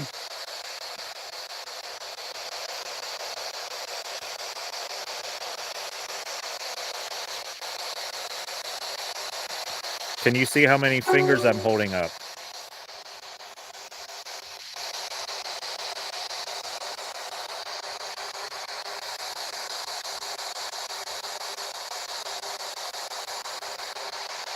Can you give me the number?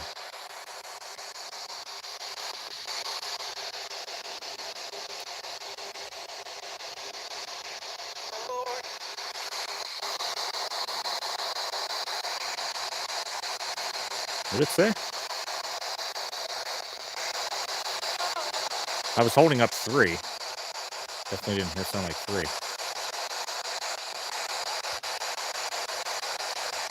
Yeah, it said 4. Do we know you? Why did you say 4 when I was holding up 3?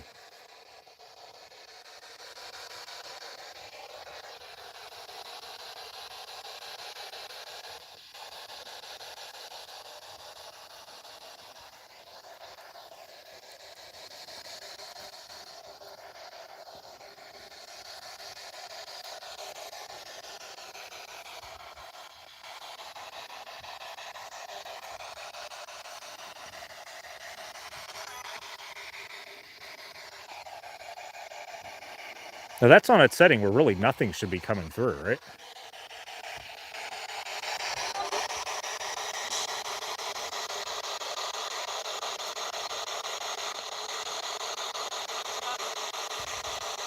I'll talk to you later.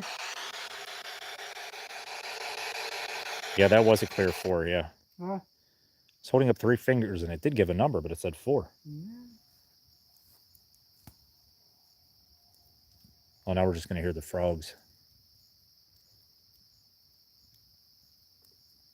Yeah, they got these really loud frogs that sound like a Those really, really loud frogs that sound like a rubber band snapping.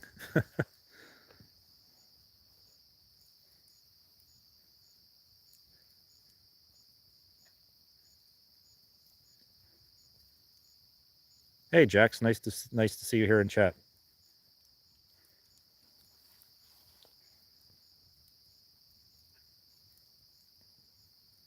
Yeah, I'm at Hinsdale House tonight. I have one investigator here with me, Brian. We're here, just the two of us tonight. And then we're going to be joined with 3 other investigators are going to join us here tomorrow night.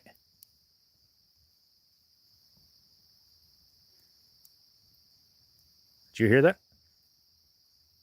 Like someone was walking over there. That was weird. We're hearing noises over by the pond, but that could always be the wildlife here. Yeah.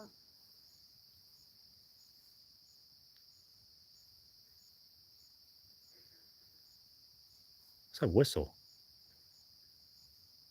You didn't whistle, did you? I didn't do a thing. What the hell was that whistle? I didn't whistle. There's a deer right there. It's like so close to us. Shine it. Yeah, see, that's how close the wildlife is here. You can actually, I can actually pick that up on the stream. Shine that to over there again. Thanks, Brian. It's gone. There's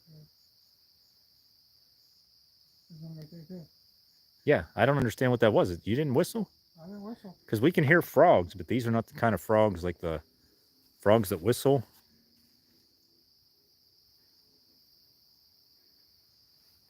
I heard a whistle. Me too. I heard it. Did anybody else hear the whistle?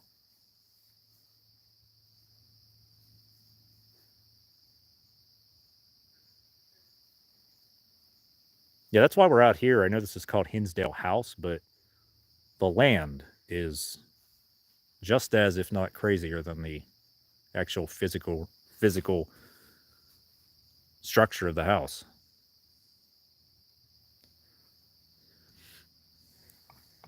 And Brian over here is going to sleep outside here tonight in that tent.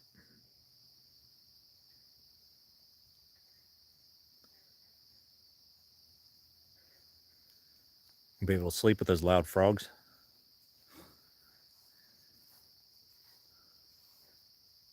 What was that whistle? That was weird. It sounded like a person whistling.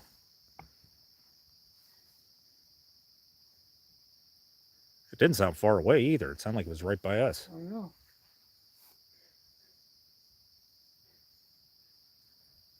Maybe stuff's starting to I come alive here. I told you it's going to be an active night. There's only 2 of us. There, I just whistled back. That's a good idea, Nicole. Brian whistled back.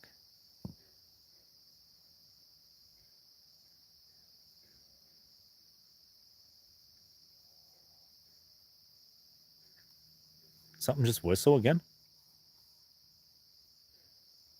I swear I just heard the whistle again. It's not a frog, is it? Mm-mm.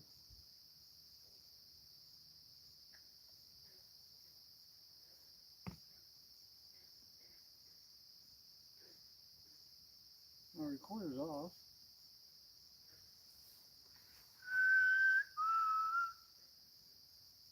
Oh, you heard it too, Nicole? Good. Yeah, in the haste to go live here, I never really even put my external mic on, but I guess the mic's good enough on the phone here. What was that? Something whistled back from over here.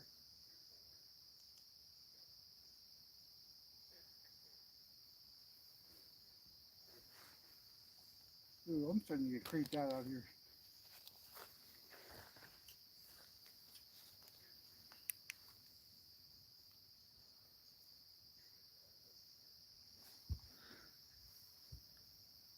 Who's out here?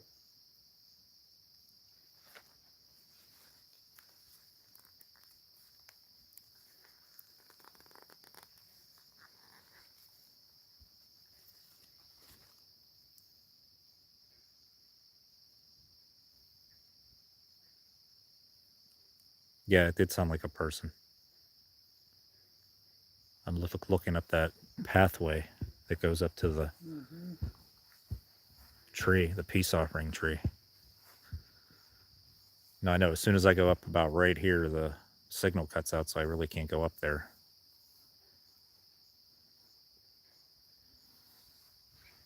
You know this camera has Wi-Fi capability?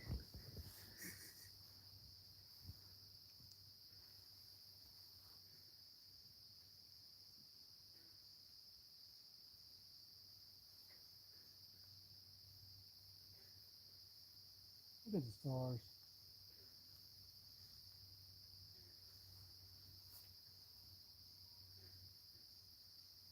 What? What? Again? What? It sounded like it was standing right here in the whistle. All right, Brian just heard a whistle again.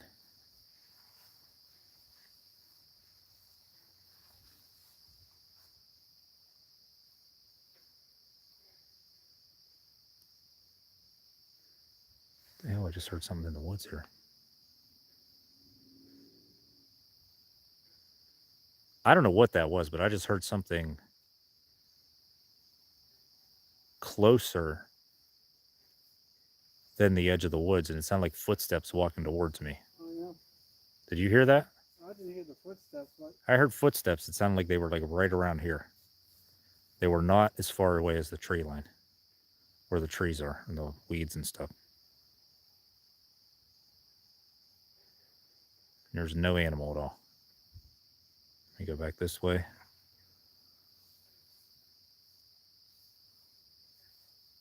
No, there's no animal there.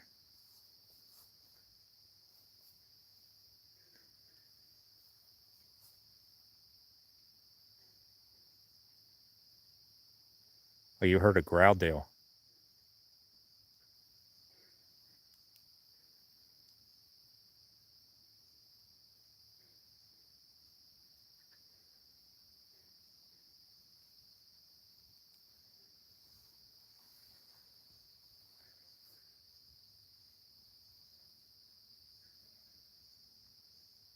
I definitely hear something back there in the woods, big moving. That's probably that deer we just saw.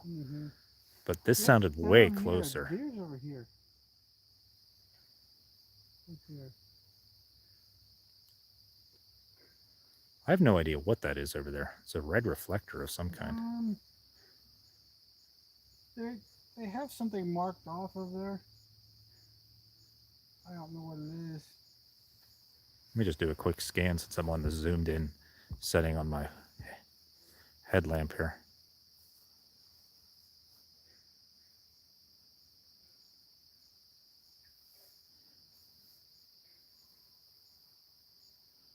Yeah, there's the deer there. There's two deer there eating. Yeah, I did hear that. Another whistle. You see two deer there eating. They're just kind of like grazing in the grass. Yep, there's two deer.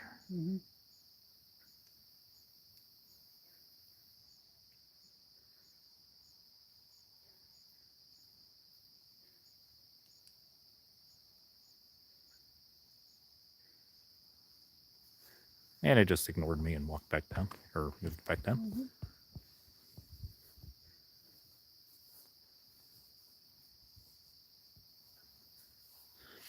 Yeah, but that definitely wasn't the deer that were over there. No.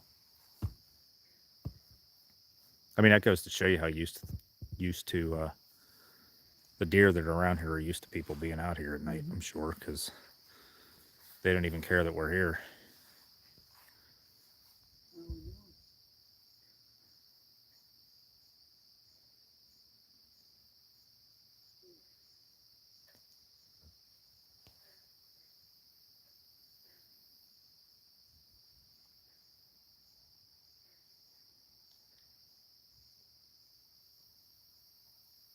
The battery's still 100% on the actual illuminator itself. Really?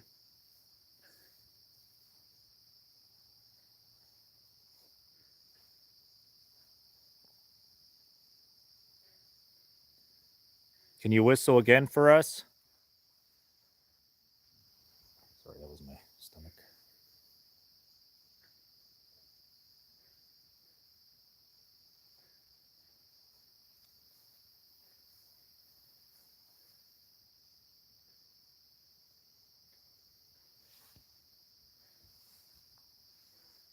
one cranky night.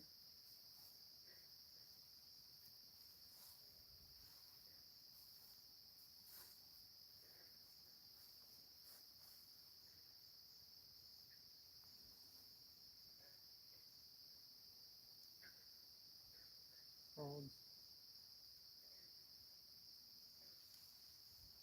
Just heard something big up there. Huh? Heard something big up there. Must have been another deer or something. I said I would go up there and go into the up the steps, but you can't go up there because the stream will disconnect from the lack of Wi-Fi.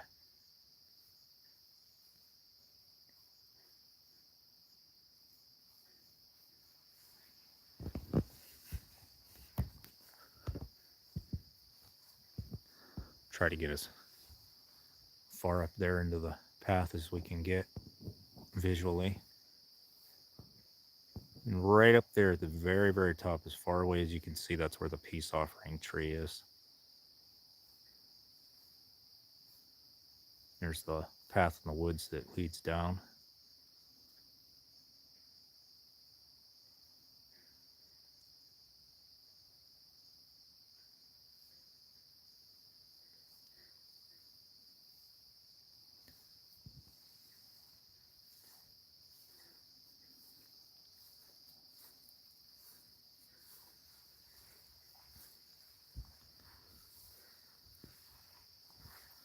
I'm gonna go around this way because I think the Wi-Fi will stay connected, since the router is really right on the other side of this wall here.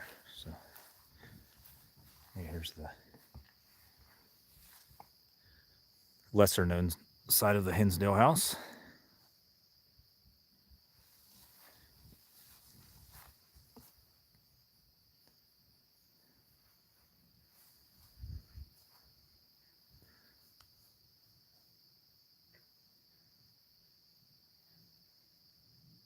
Oh, you could always whoop. Yes.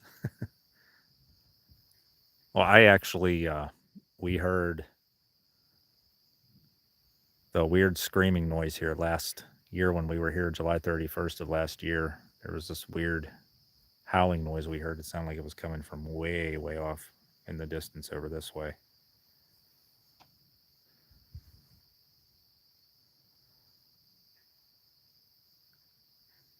I actually contemplated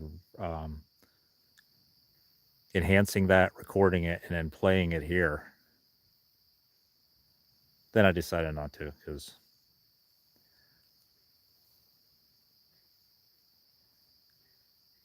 I didn't want to startle any of the people that were here, because I'm sure the sound will travel up over to those or few houses that are up over the hill there. But yeah, that was most likely a once in a lifetime occurrence that will never happen again when we heard those sounds.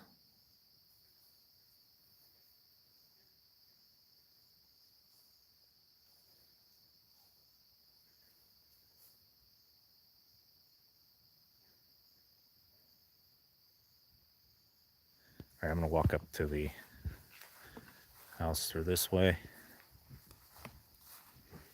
They have these, ground level, they have these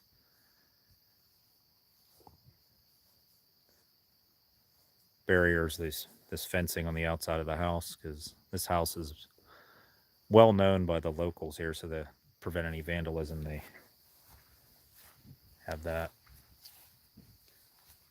I mean, this house, like I said, I was mentioning some inside, that the last people to actually live here was the elderly couple that lived here up until the mid 2000s.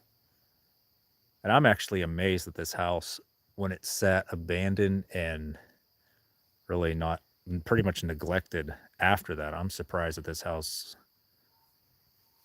wasn't trashed. I mean, I don't know if it was because of the claims of the house, people were just afraid to go in and do anything, but it's very thankful that nobody came in and vandalized it. But A faint howl. A faint howl? That is very.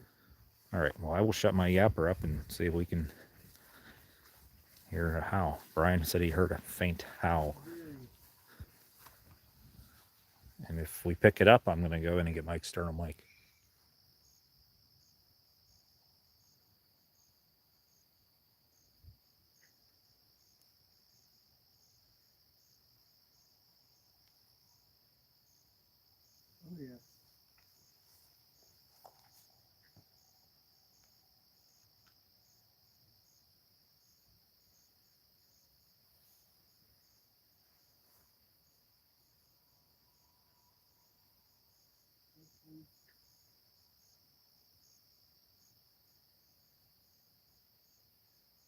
No. Looks like a house in Detroit here.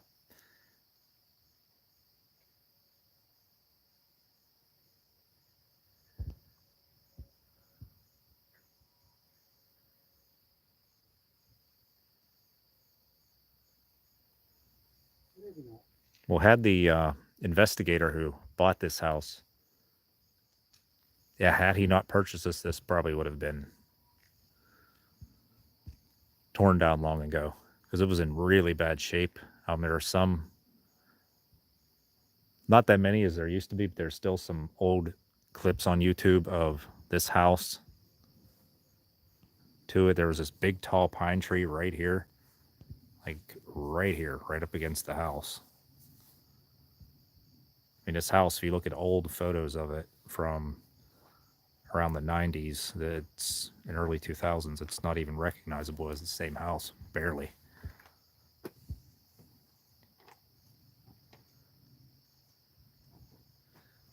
But Daniel Klass, who's the owner of the house, he belonged to a paranormal research group out of Buffalo. It was, I believe, Western New York Paranormal. And they came here and investigated the house, and he kind of felt a connection towards the house and asked to see if the house was for sale, put in a bid, and it was accepted, and he became the owner of the Hinsdale house.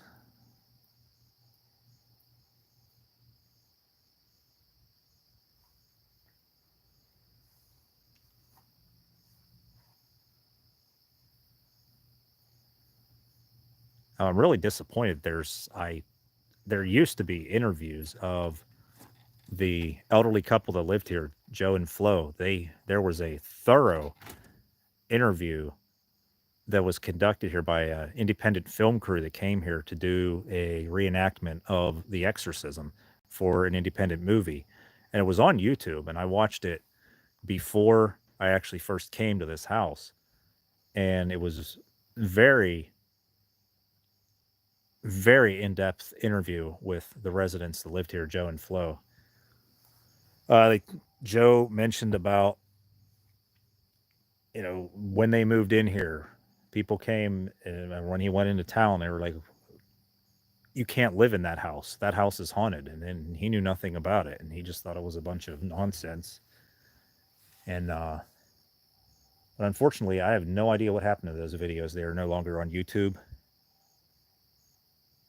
Now, the house was, I felt bad because Flo, during the interview process, seemed very embarrassed by the house. There was a lot of clutter in the house, which, I mean, they were elderly folks. They had a lot of, like, she had a lot of knickknacks, different stuff like that. But I mean, if you walked in the house now, like that master bedroom that was upstairs right here, there was literally a little pathway to walk through the bed, and the rest was just cluttered with a bunch of their belongings. And I'm hoping that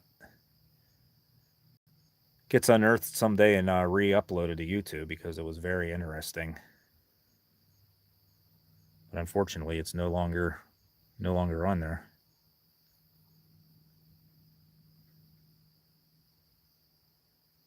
One of the older videos, I believe it's still on YouTube,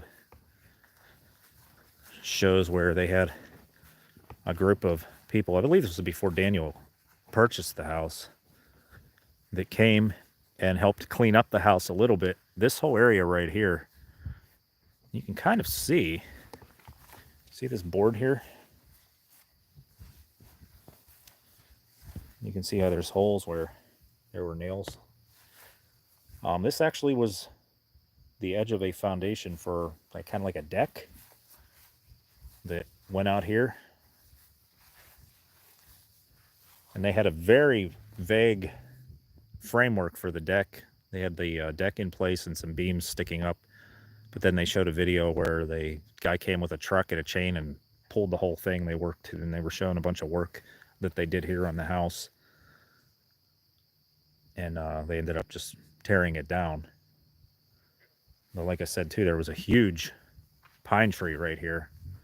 I'd say it was pretty comparable to maybe a little bit smaller than this one that still stands here.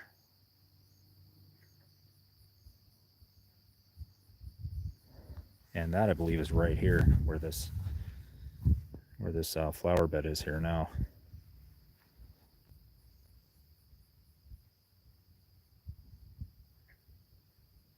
Yeah, it does. I agree, Nicole. It does.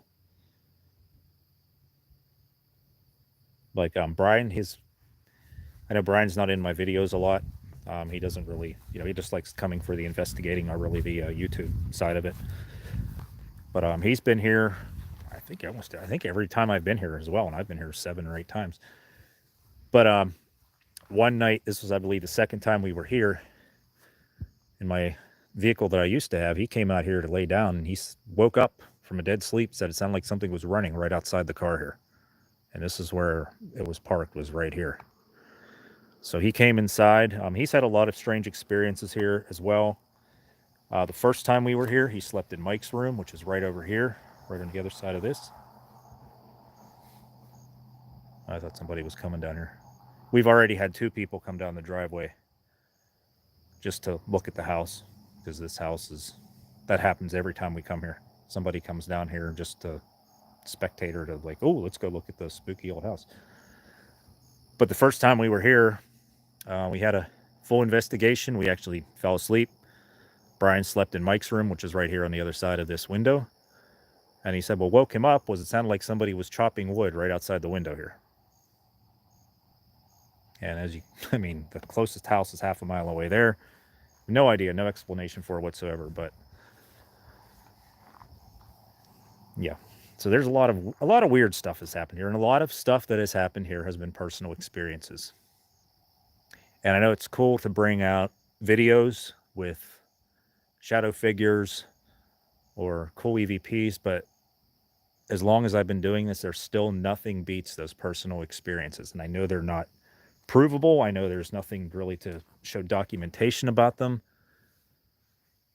But when you know that something has affected you personally through a personal experience, it is one of the craziest feelings. And still is my favorite experience in dealing with the paranormal.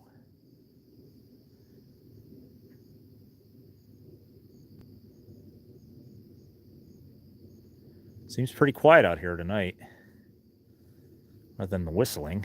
I don't know what that was. That was strange, but we're going to head back in the house here. Sometimes I like to leave the house for a while to kind of let the energy recharge.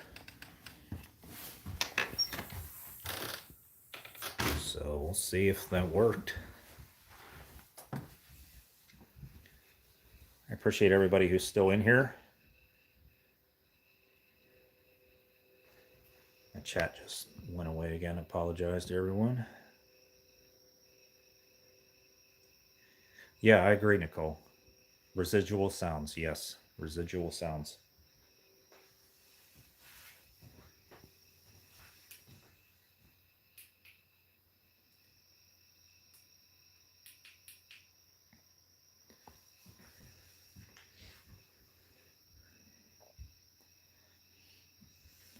You know what? Brian, what setting did you have the SB11 on? Mind if I use it? I'm going to use it because I use the S-Box a lot, but I haven't used this in quite a while. You get it set up? I'm going to go down the basement, see if there's anything. Yeah, Brian has the SB11. I don't know the foggiest on how to use it. All the buttons. There's what? There's like 25 buttons on it.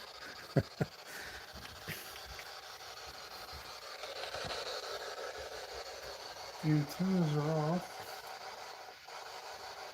Just the same rate you had it last or outside.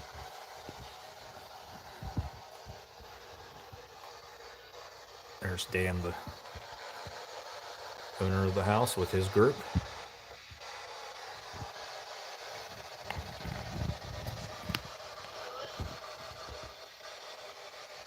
What'd it say?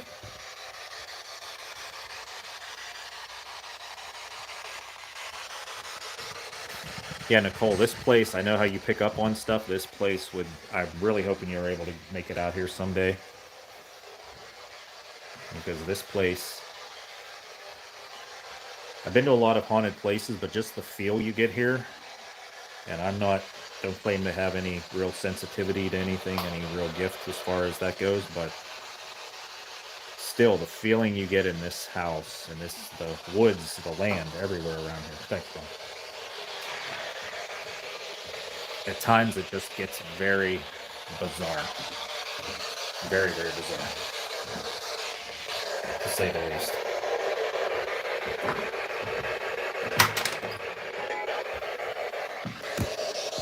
Is it alright if I go down here?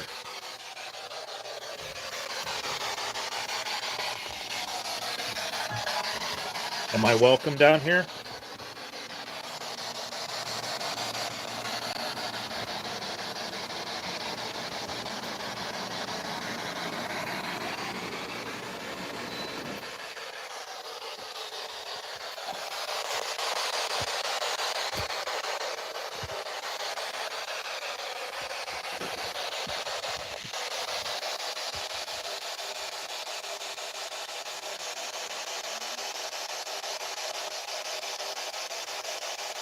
Hey, it's just me and you down here.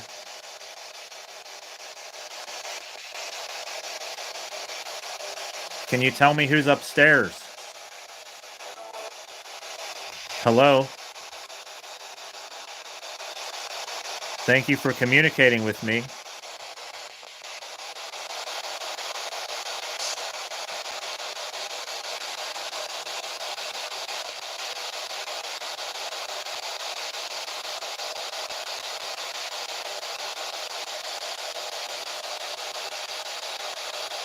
Are you still here with me?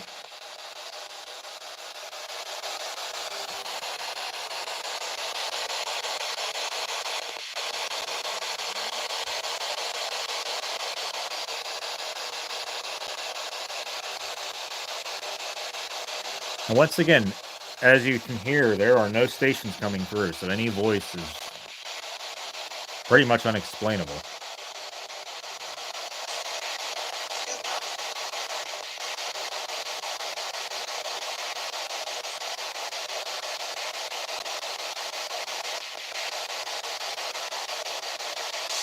Who else is down here with me?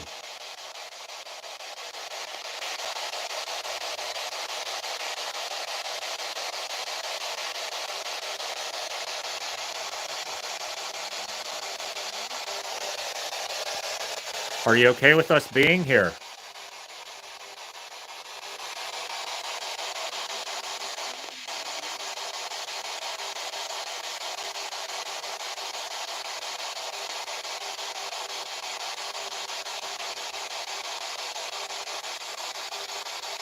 Yeah, for the longest time, this house was believed to be built in the late 1800s, but recently, I believe they said it was the mid 1800s.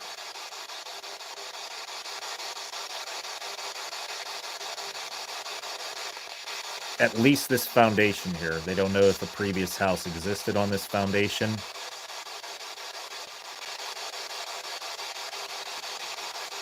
But yes, this used to be the main core of the house, was this.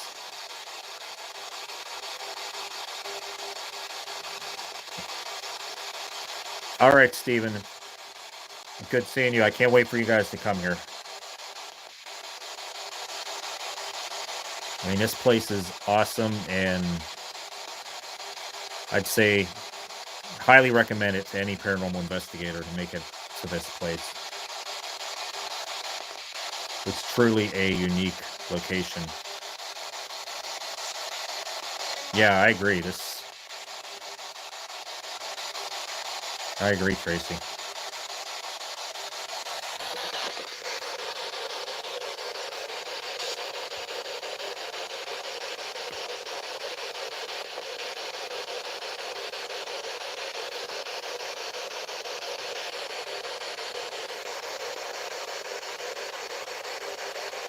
All right, Frank, I'll see you tomorrow. You guys will probably be waking us up because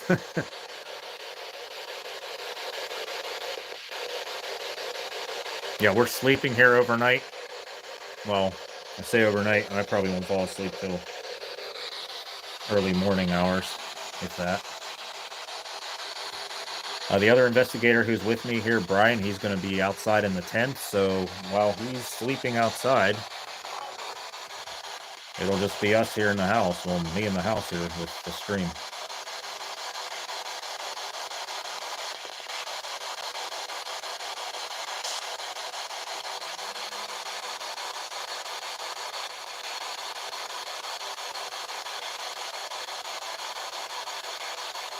Yeah, I'm looking forward to it, Steven. I am. This place is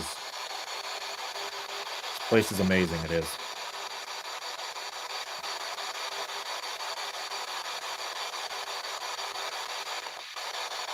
Are you okay with me being down here?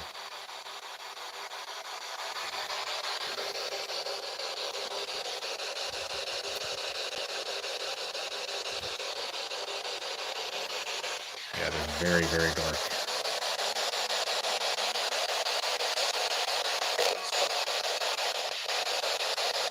Do you like it better in the dark?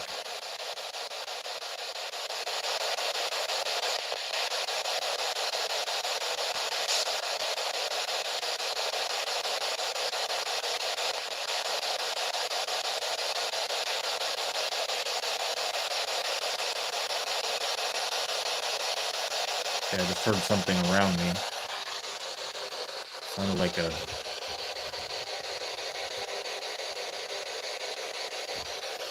Yeah, that might have just been one of these, you know, see how there's all this stuff all over the ground? It sounded like something fell.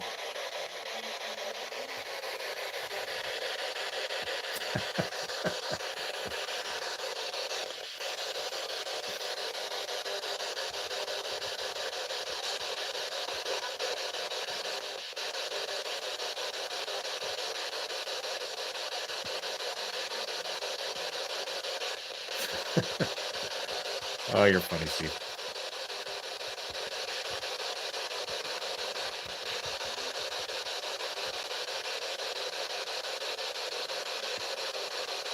Yeah, it's so dark here. Let me shut that out one more time.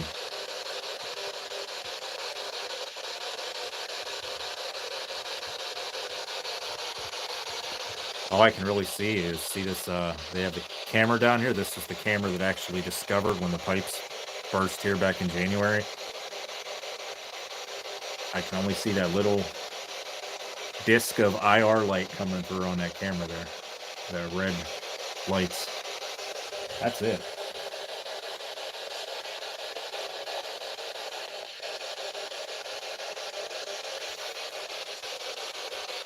Who is upstairs right now?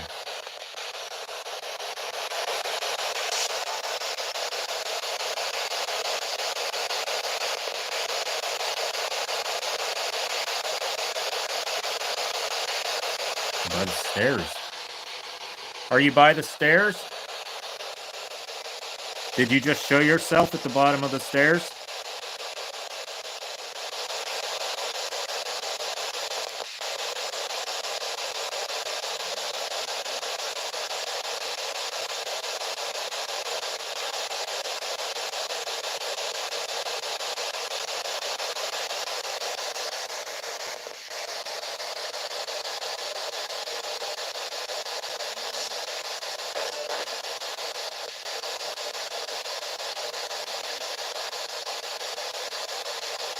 I don't know if you can hear it or not, but I think Brian's doing a EVP session upstairs. Unfortunately, this house is so small you can really hear other investigators.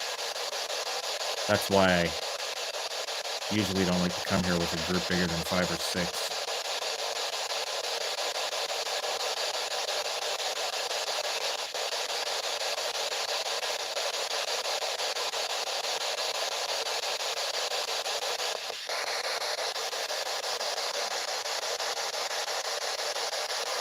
Is something bad down here with me?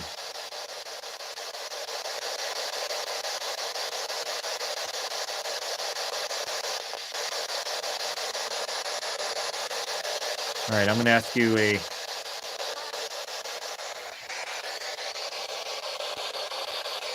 I'm going to ask you a question to see if you remember me. I was here last year. There's somebody who was with me last year who isn't here right now. Can you tell me who that is?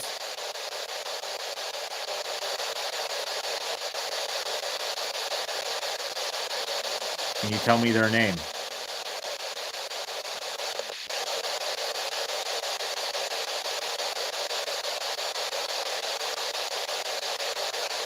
Who was here last year that isn't here now?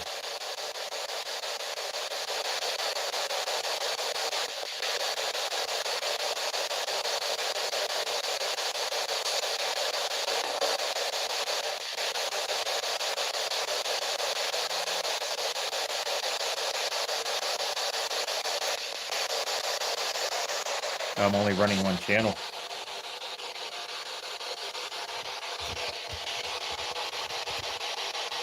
Yeah, like I said, this is Brian's box.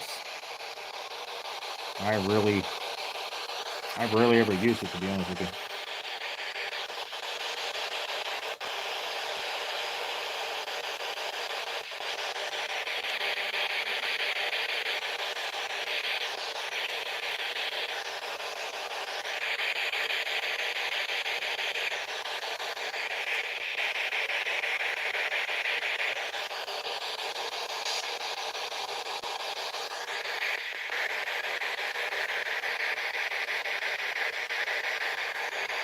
And forward on one.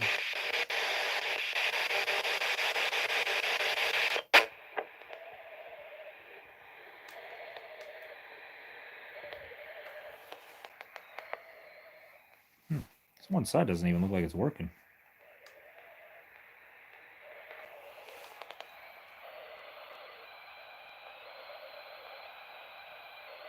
That's a creepy sound in there.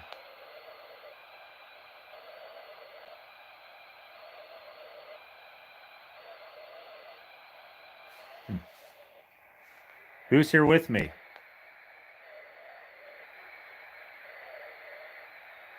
Oh, thanks, Tracy. I really appreciate you coming in here. Like I said, we're going to be here again tomorrow night, too. And we're going to have Steven, Frank, and Steven's brother are going to be here. So we're going to cover this place pretty thoroughly over the next 2 nights here.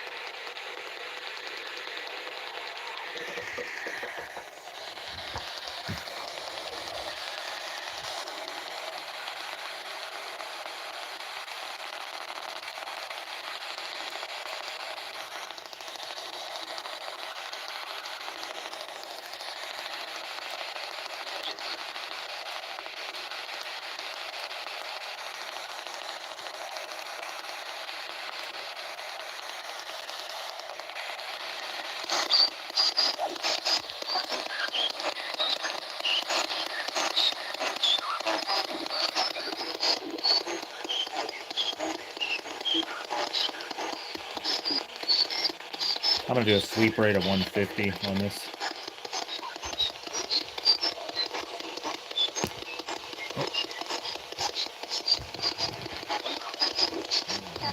Let me shut the light out here.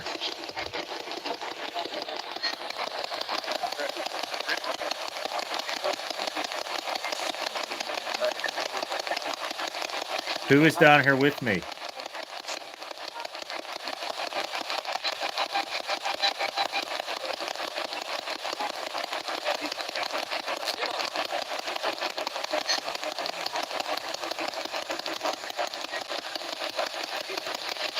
My name is Mark. Can you tell me your name?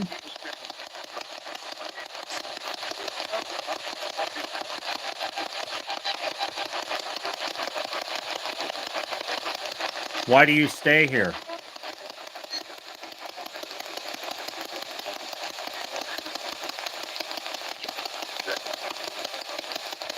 Am I in danger down here?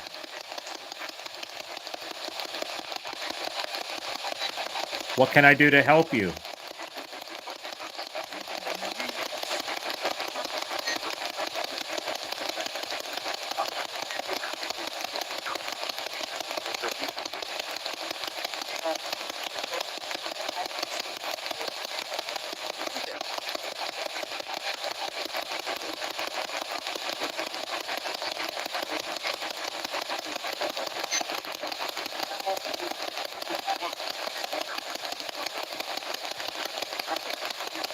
All right, get some sleep, Steven. I'll see you here tomorrow.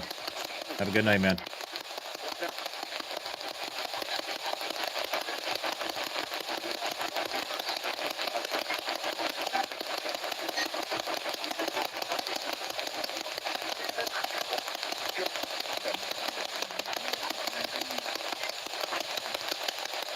Smoke is clear.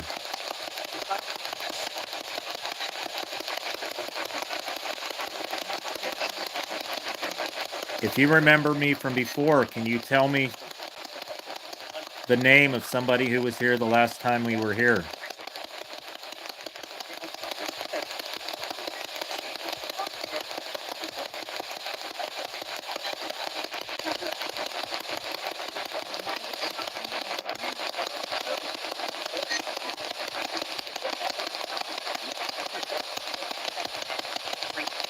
Who are we missing from the group here tonight?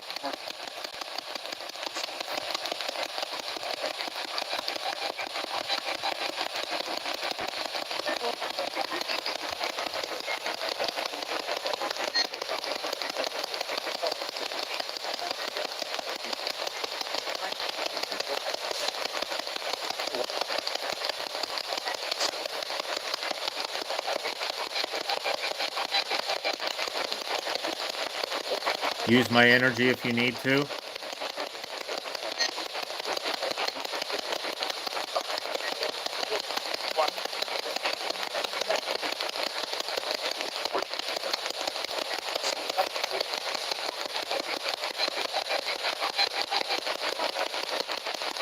Who is the man who was here last year?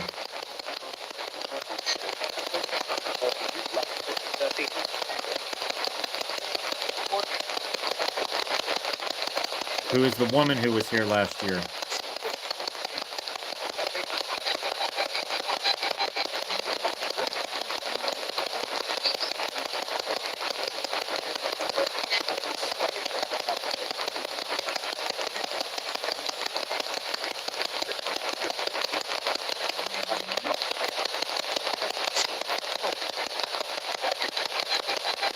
Is there something I can do to help you?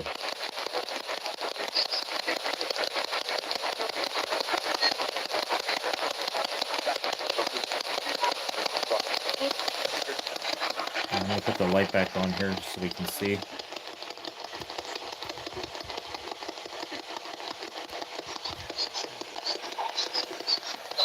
Do you like it better with the light on?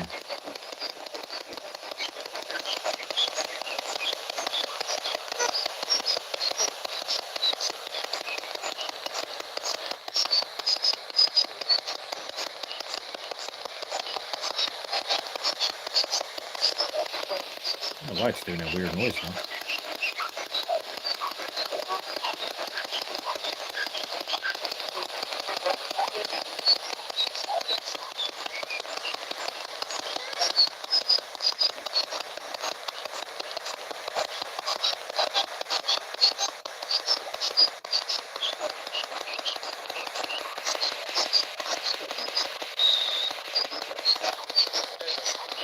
And I'm going to switch the forward and reverse.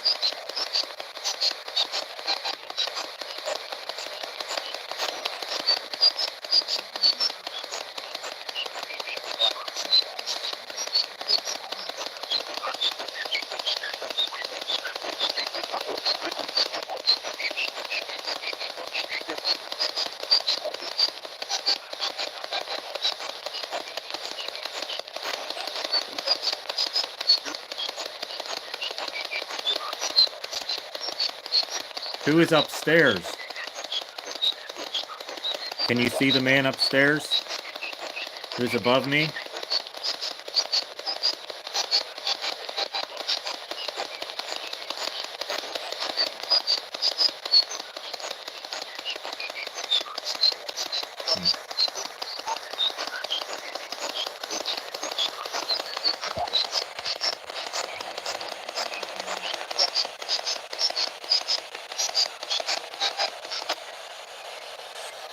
Let's shut the antennas off. Now both antennas are off.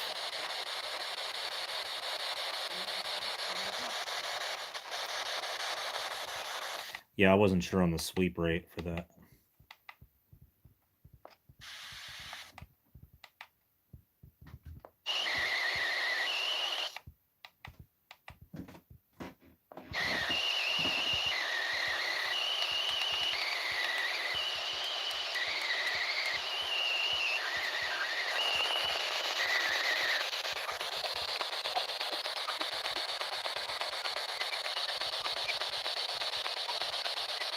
Yeah, I do like it on 100 better for this one.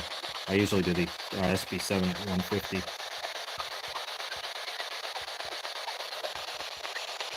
And the antennas are off on here, so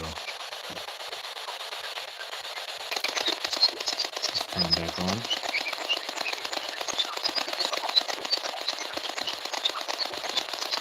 Something's on me.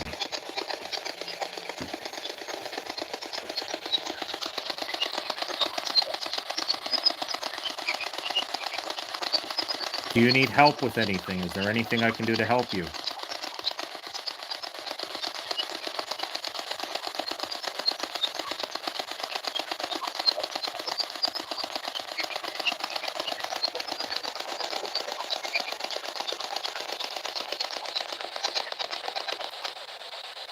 Yeah, I'm going to shut the antennas off completely. The antennas are off.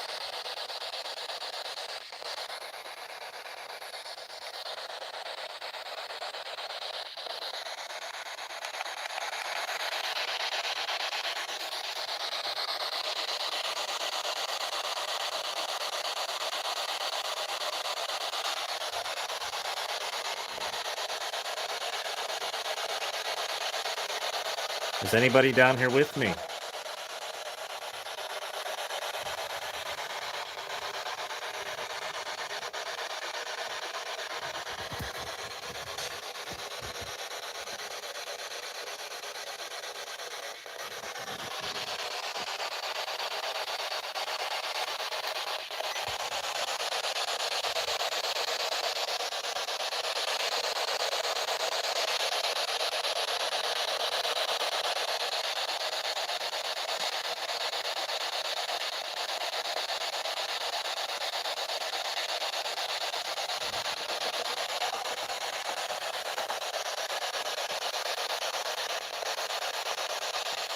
Can you say my name?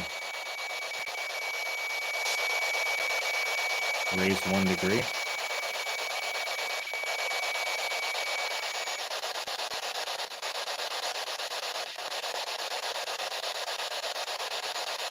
Did you just make it warmer in here? If so, can you do it again? Can you make it go up 1 more?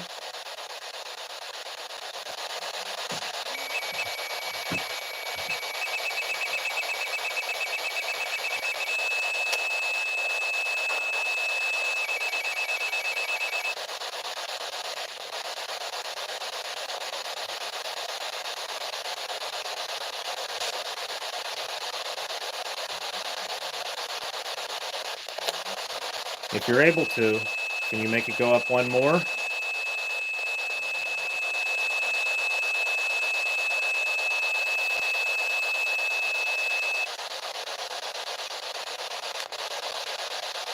I know it's asking a lot. Use my energy if you need to. That was just a moth flying by the screen.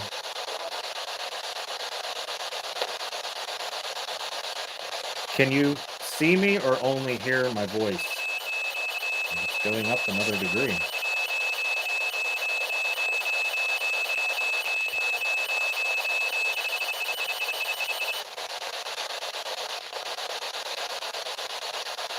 Trying to. Yeah, it did it. Yeah. Can you make that go all the way up to 5, 4, or 5?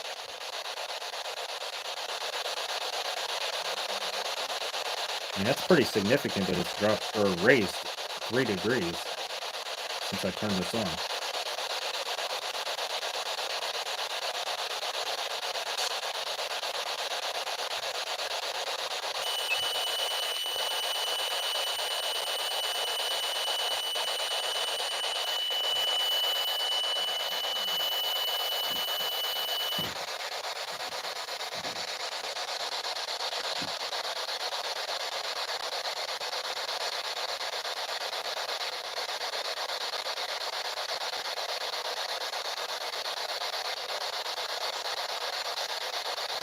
Can you tell me your name through this box?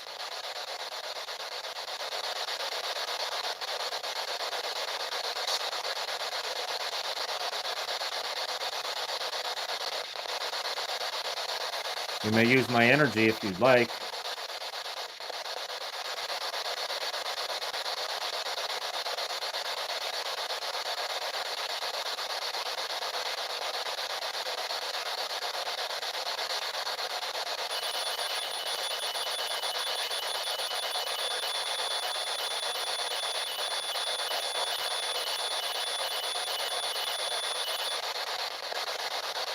It's raised 4 degrees. And keep in mind, if anything, this house should be getting cooler right now. After the sun went down.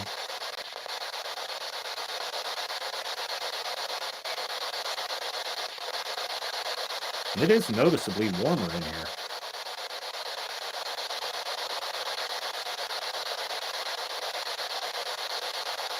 Are you going to make that go all the way up to 5?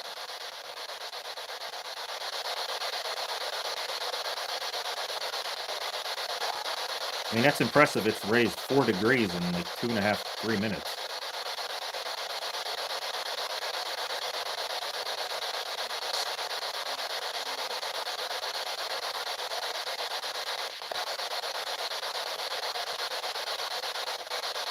All right. I don't think that was Brian.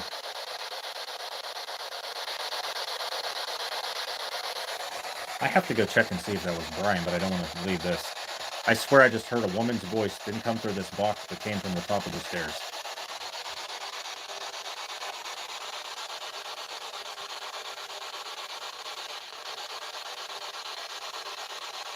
Did I just hear you? If so, can you make that go up to 5?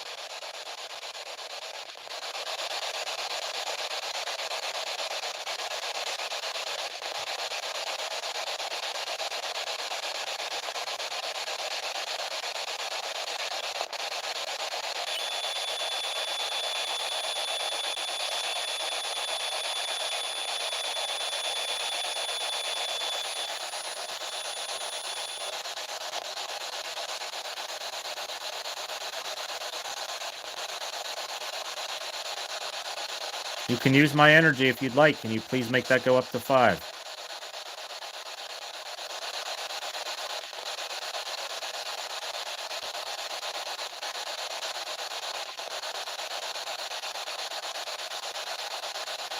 And we're at 5.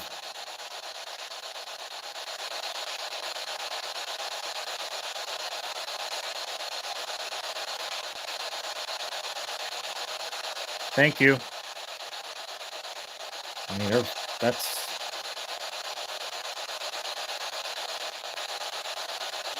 I mean, I'm in awe here. That's a full 5 degrees. It's hard to gain 5 degrees in, what, 5 minutes? Literally gained like a degree a minute.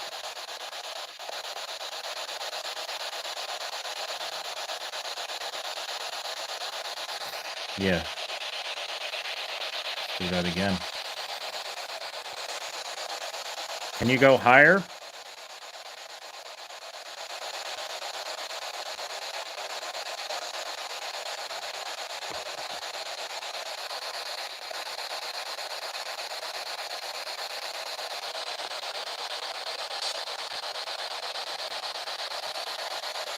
Can you just do it one more time?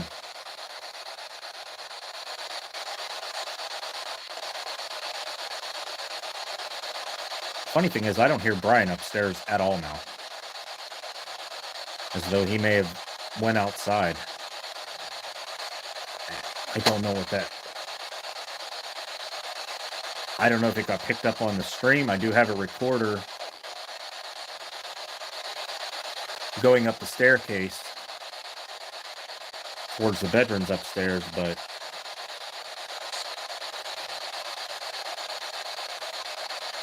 even over the white noise of the spirit box here, I could still hear a voice coming from the top of the stairs. It sounded like it was coming from right above the top step there.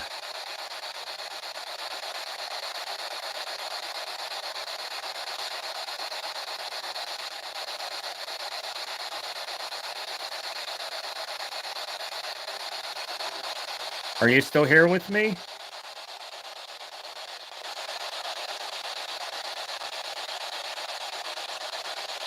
I hope you didn't go away.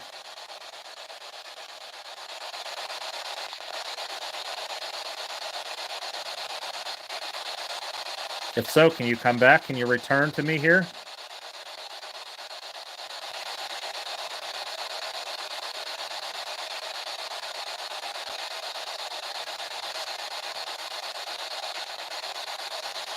I know I keep asking you to raise the temperature, but I wanted to ask you one last time if you would be able to. Can you actually make it go down a degree?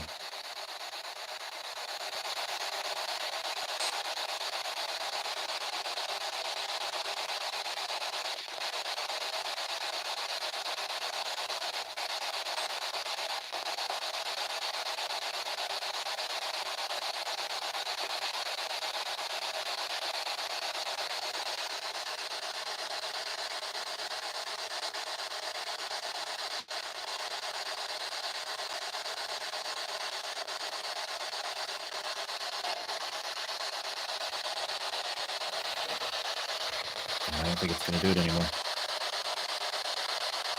That was phenomenal, though, that it raised 5 degrees in 5 minutes.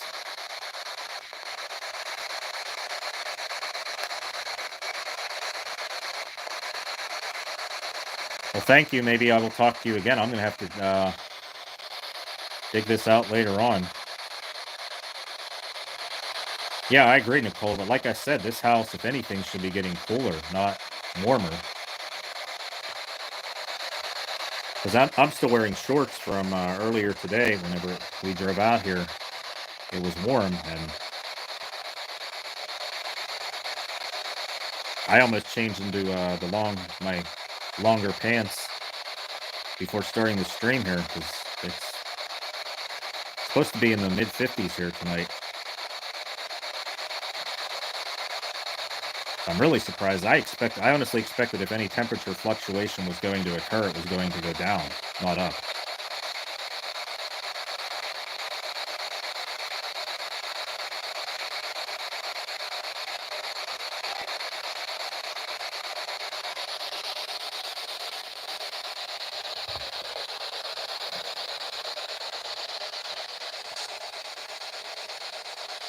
All right, thank you.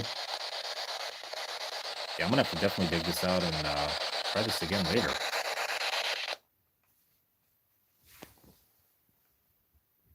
I have absolutely no clue where Brian is. The house is really quiet.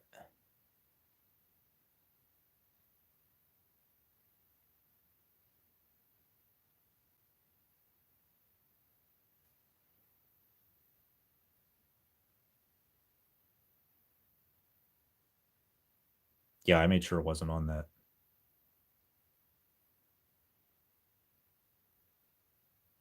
I don't think Brian's in the house, so what the heck did I hear? Now I'll turn the humidifier on in the morning here. I don't think Brian's in the house. I think he's outside by the fire. Yeah, it sounded like that voice that I heard was right here. Came from like right here.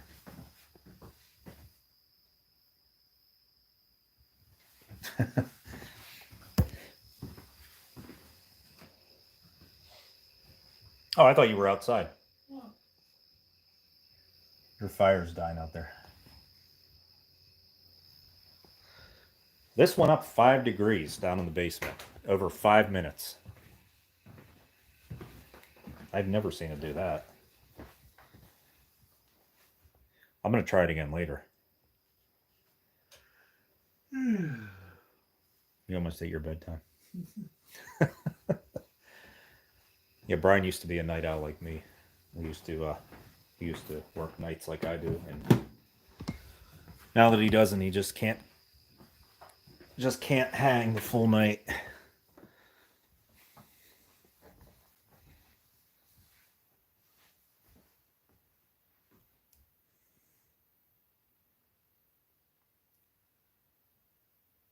See who's all here. I got somebody. Hello, Rashid. Hey, thanks for joining me here tonight. Looks like you just popped in here. Yeah, I don't know. Is it midnight? Holy cow, it is almost midnight.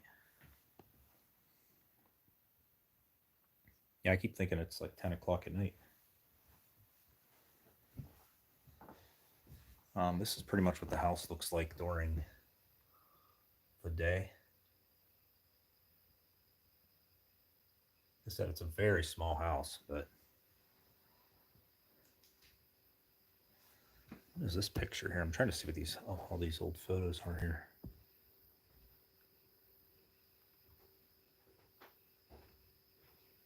I have no idea why that photo's even there.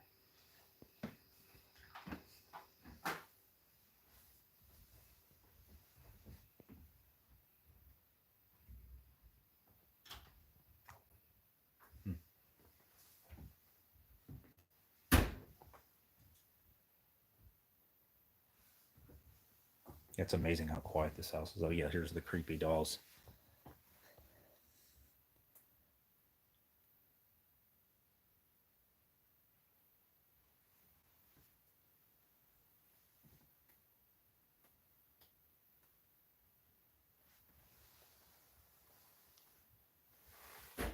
It's a shame they have to actually put this on there. Do not open or touch. Yeah.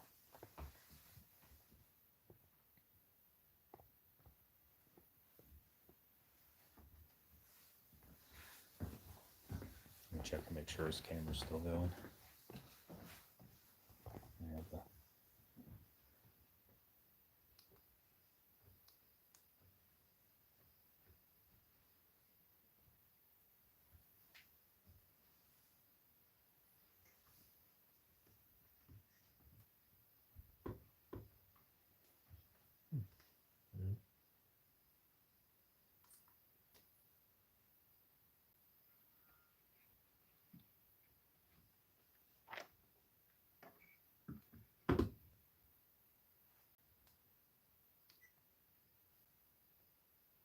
I said to reset my camera there.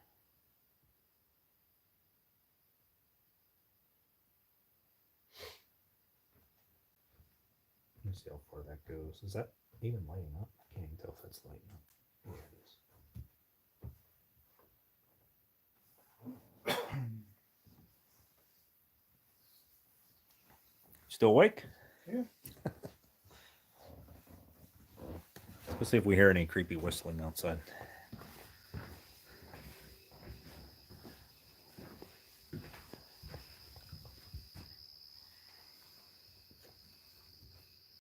I'm just going to go around out front. I'm trying not to even use that door. That mesh looks like it's getting ready to fall off of there.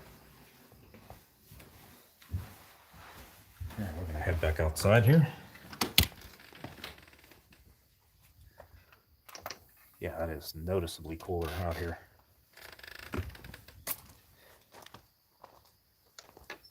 It's got to be, what, like maybe 60 degrees out here, if that? 50s? Probably. Yeah, probably in the 50s out here. I just see your breath. Yeah. Yeah. We got cold. That's wrong. You shouldn't be able to see your breath in July. Fire's almost out. We can't have that. Yeah, it seems like every time we come here, somehow we get a unseasonably cool, even for here, weather-wise.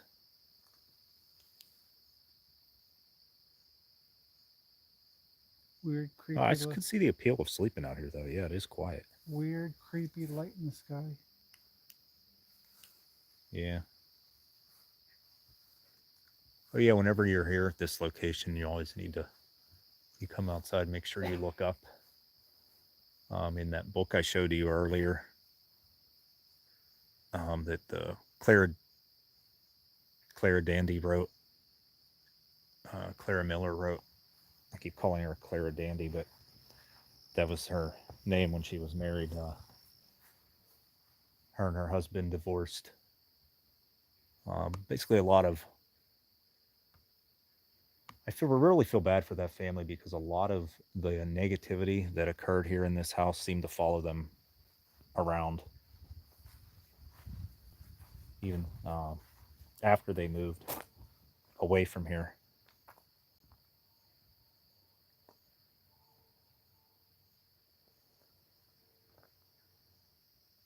But in that book, she also said, it seems very quiet out here. I'm going to just head back inside here. I don't know if Brian's going to lay down possibly. Let me get back into my... I was reading up on this. This, like I said, this book is fascinating. All the odd stuff that happened here over the years.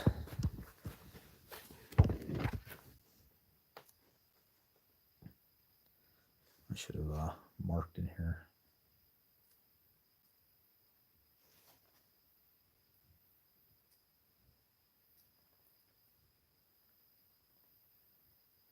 Yeah, they had a lot of strange stuff going on in this house. The family that was here, the oldest son was in a various car accidents just nearby. People's cars would stop working as they were on the property here. And just a lot of strange stuff that occurred here. Shortly after moving in here, Mike was walking up in the woods and he saw this man that was just on their property. So he followed him, called out to him. The man didn't even react to him. And whenever he got within distance of him, because he was out, I think they said it was out hunting, so he had a rifle with him, so he really didn't mind walking up to this man. And when he got close to him, the guy just disappeared into thin air.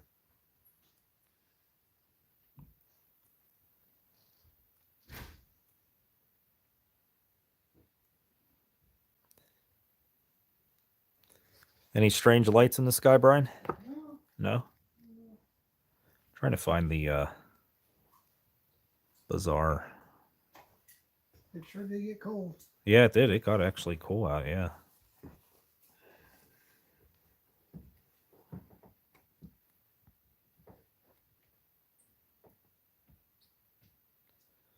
Yeah, but we'll be streaming again tomorrow as well. I don't know if Steven's mainly going to... It's 57 degrees. Yeah, 57. They called it for that for the low tonight. I was like, I knew it would be cooler than that. It always gets cold here.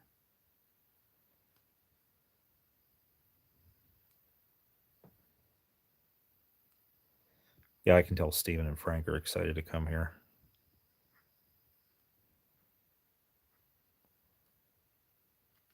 They're basically going to sleep. They popped out of here a little bit ago. They're going to sleep, and then they're basically waking up and heading out for here. It's a little less than 4 hours, 4-hour drive from where we live, out by Pittsburgh. Of course, the part in this book I was looking for, I can't find right now.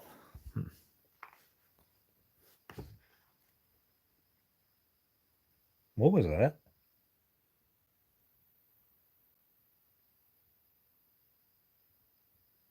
Did you just hear something? Mm-mm. No? Sounded like I heard something walking in the kitchen. What is that? Is that I got a big old fly, big old moth in here. And it likes my camera light.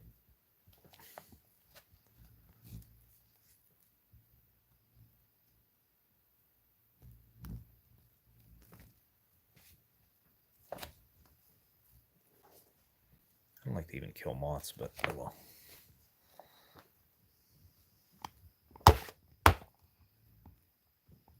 Here, shit, go away. I might just take this outside. It'll follow me up. I really don't want to kill it.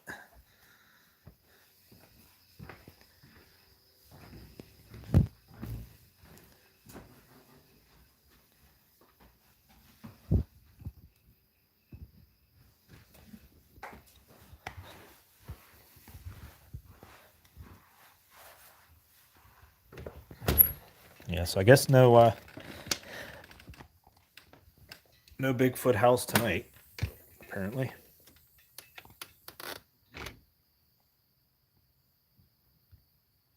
Oh, I'm back up to 6 here. Oh, my chat went away again. Sorry about that, folks.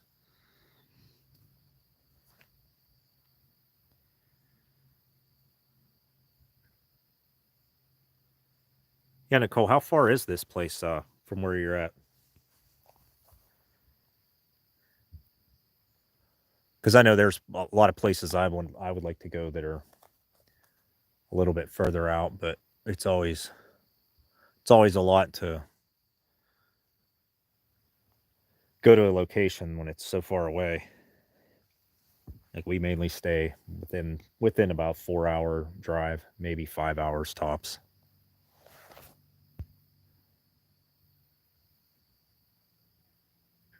I believe the furthest place we've ever gone to, that I've ever gone to, where we've driven there, spent the night, then went home. The next day was whenever we went to Cincinnati to Sadamsville Rectory. I think that's a plane up there. Well, anyway, getting back to the story that I was originally looking up in the book here. Clara wrote in there that she would, at least twice, she saw strange craft in the sky flying that were like flying at crazy speeds. She would notice it and they're just hovering there and then fly off. And she said one night she woke up and the entire house was illuminated from above, like something was literally hovering right over the house. Mike called down from his bedroom and yelled up to his mother, who was up there in the main bedroom, right up there. He yelled up to her that yelled, "Mom, do you see what is that?" And she told him, yelled down, "Go to bed and don't go near the window. Just lay back down and don't go near the window." And then she said that after a few minutes, but it seemed like an eternity, the whatever was there flew off into the sky. But according to what it says on there, she, in the book here and her experience, it was right over the house. She said there were reports after that as well of in the area of several people witnessing unidentified craft in this area.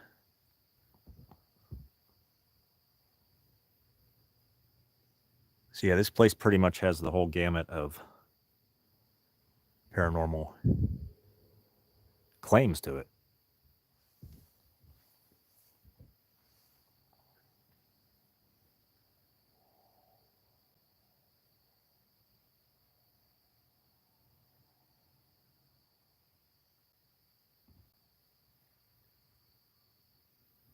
Yeah, we were looking into going to.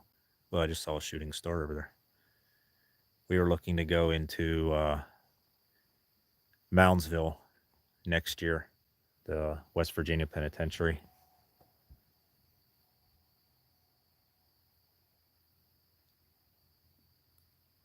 That's actually the first place, like the actual destination, like where you book a ghost hunt at a location to go there and investigate. That's actually the first place that I went to was the West Virginia Penitentiary in Moundsville.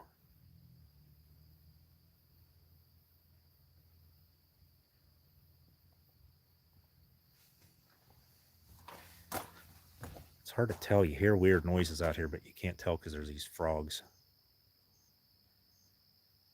And they're all over the place because when I had my drone up earlier, there are ponds, little swampy areas and ponds scattered all over this area here.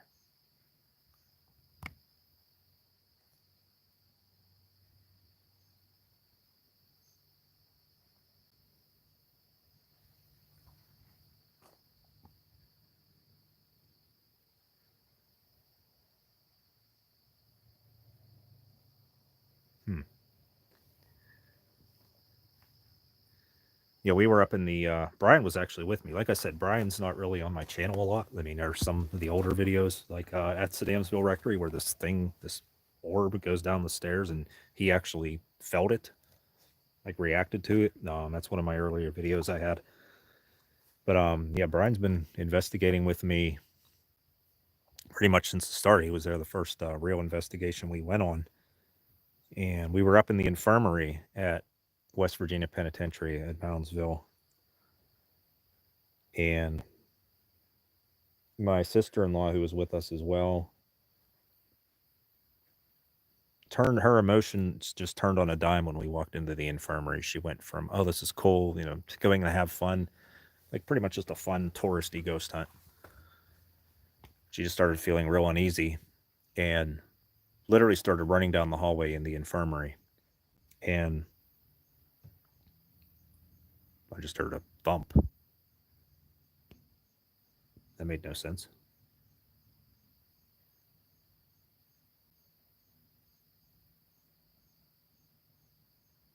Sounded like it came from right there. Those reflecting things you see, that's actually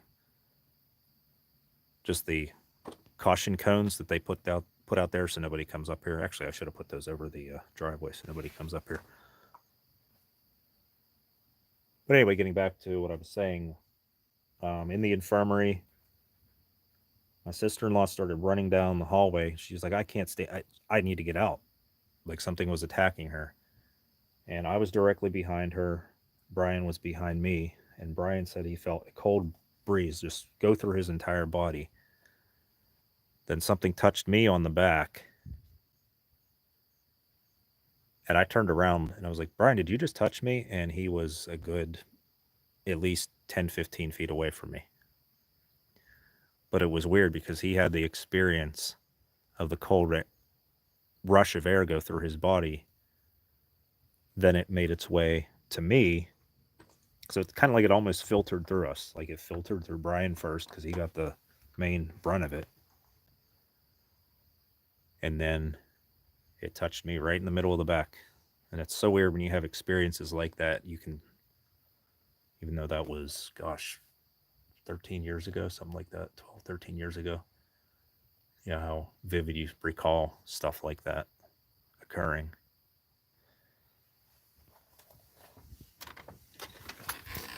Let's see if Brian's gonna, speaking of Brian, I'm gonna see what he's up to. You falling asleep in here? No? It is cool outside. It's like last year all over again.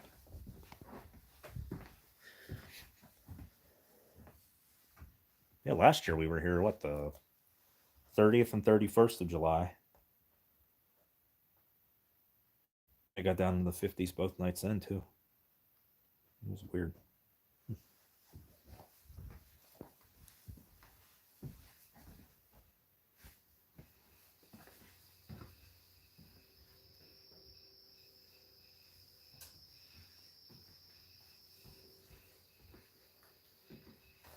All right, I'm going to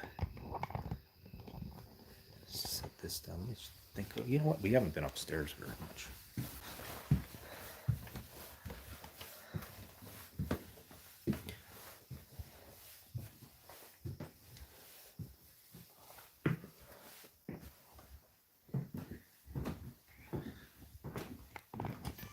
Yep. Music box scared me. Scared by my own equipment. Let me shut that off till I'm done. I'm actually going to set this up here. This is Mary's room on the left. This is the room I told you about earlier where they were having so much activity, paranormal occurrences in here that their daughter was unable to sleep in here. They sealed the door off, shut the door, and it sounded like there was still somebody, a living person in here.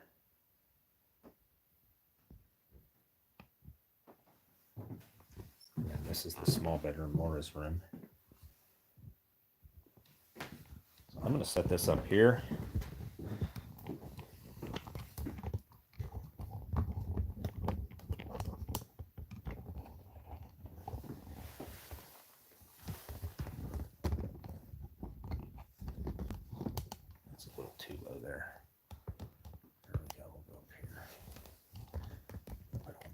post in there.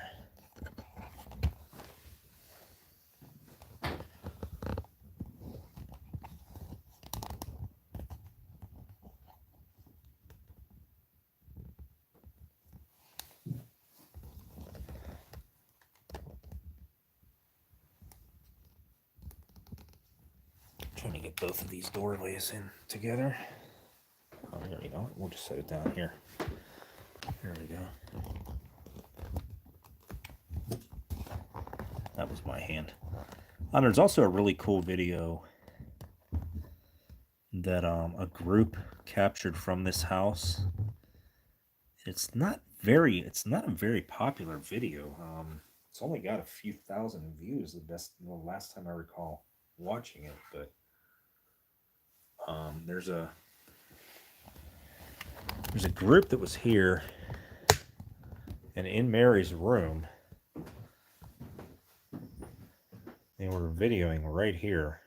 And I believe the door looked a little closed, like about right here. And it was a lot darker than this big spotlight I have on here right now, but you can see it almost looked like a elbow, like a skeletal elbow or arm come out of the room, like just form out of thin air and go like that, like a swinging motion. It's really weird. No. Brian, did you cough? No. No, nobody coughed.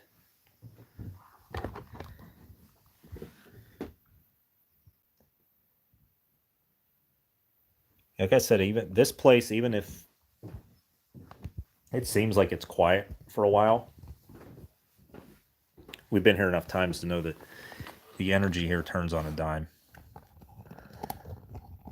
So I've learned to constantly be on the lookout for when energy ramps up here.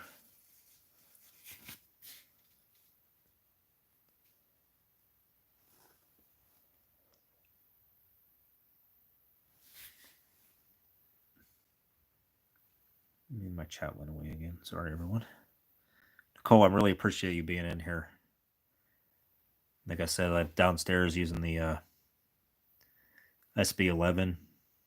I mean, you had great suggestions came through. You know, that we to run the box with the temperature sensor on. So I always enjoy seeing you in here because I really value your input on what you're picking up. Wow, it's so clear out there tonight.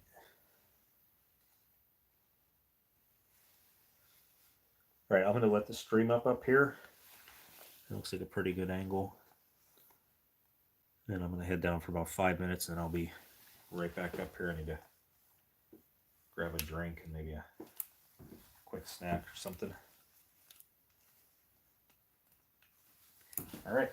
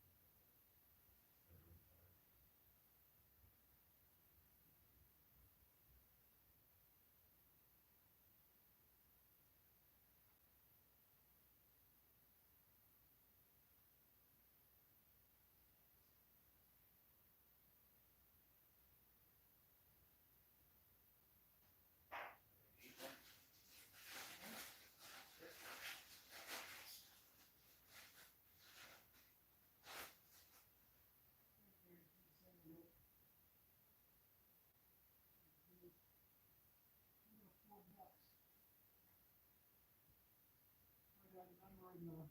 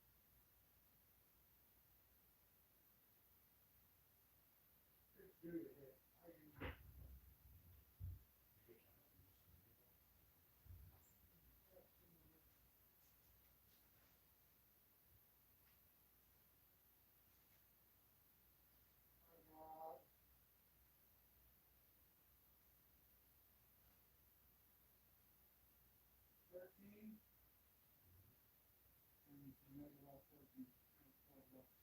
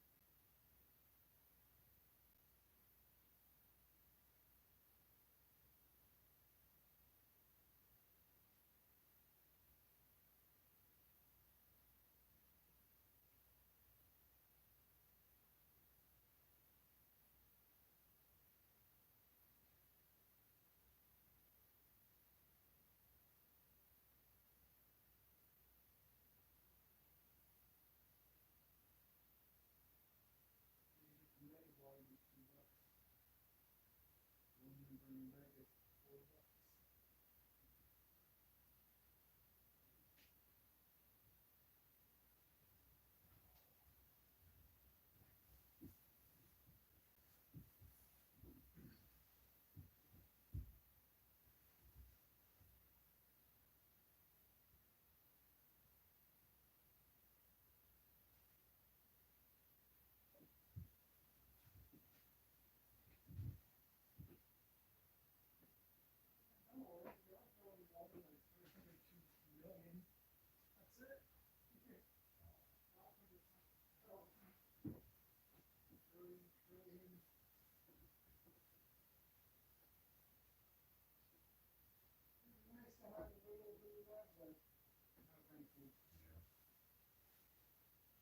That just brings out everything. Exactly.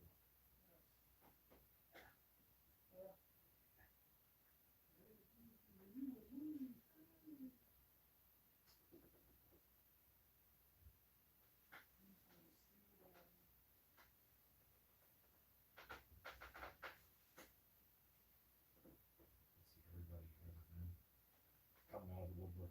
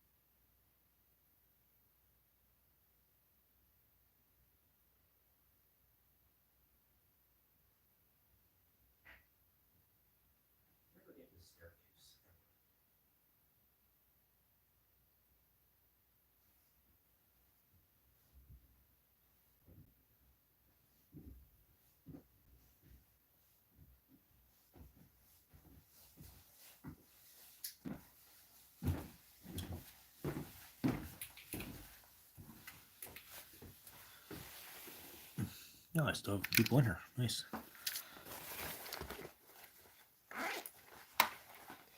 All right, I'm back. Had to grab a snack. I got 9 people in here. Thank you, everyone. Anything? Scrolling through chat here, see if anything happened.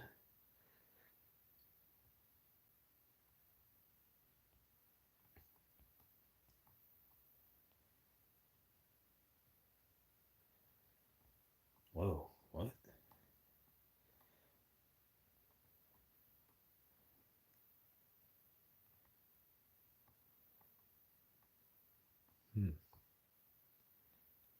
Kitchen door, you heard anything moving around?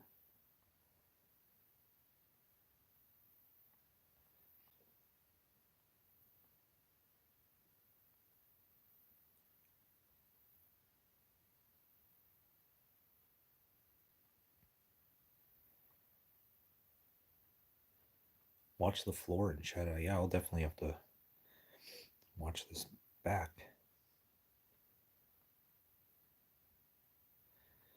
Yeah, I'm just gonna. I was actually we're gonna head out to the. I'm at least gonna go over and check out the pond. Now, unfortunately, if I step a few feet outside of the yard here, it will break stream. So I'm just gonna leave the camera right back here where it was at. So it seemed to be going good for. Nicole seemed to be picking up on some stuff there.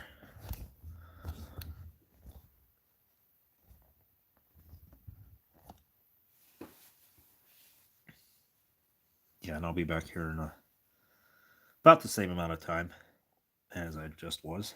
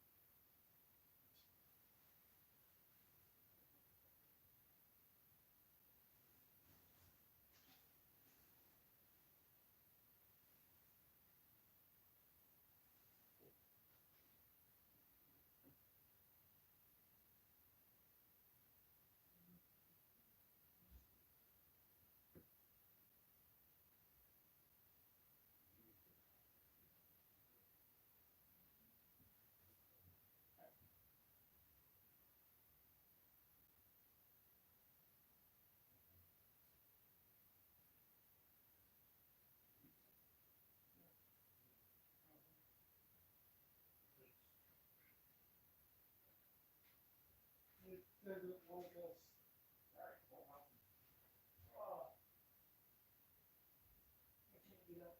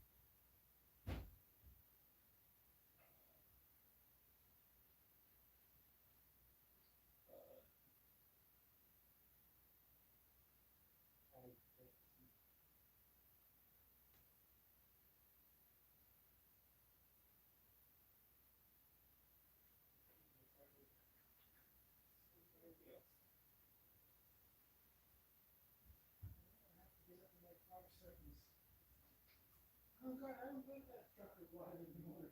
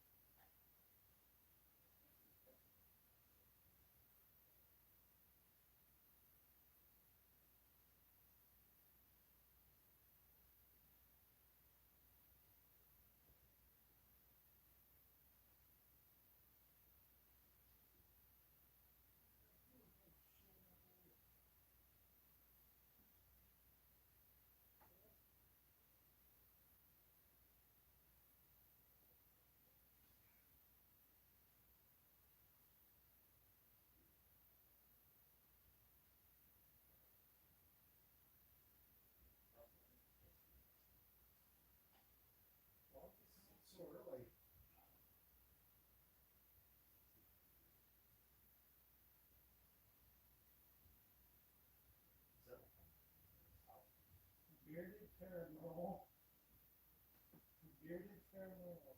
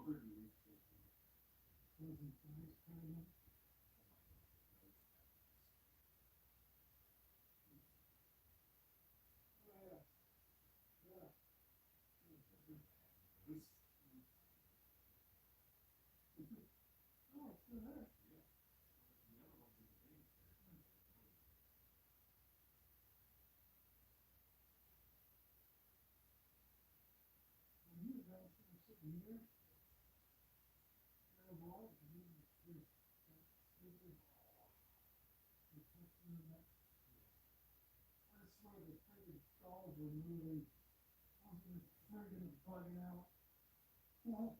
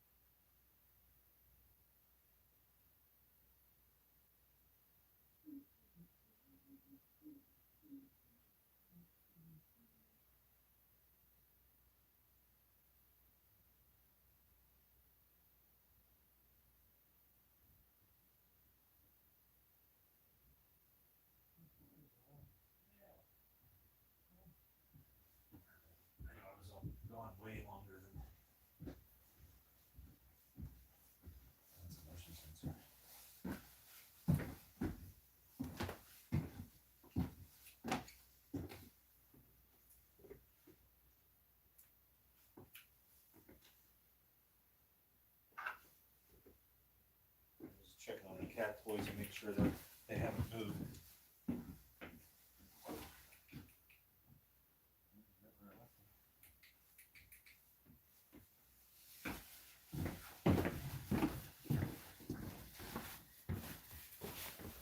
Oh, I was gone a lot longer than thought I'd be. Sorry about that.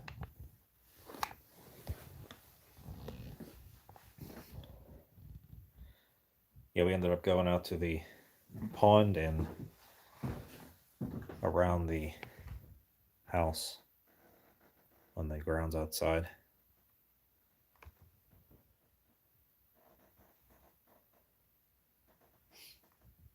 Oh, Cynthia. Glad to see you here. I'm in your state. Yeah, it's so weird coming up here. It's just miles and miles of forest and nothing up here. Down in this part of Western New York.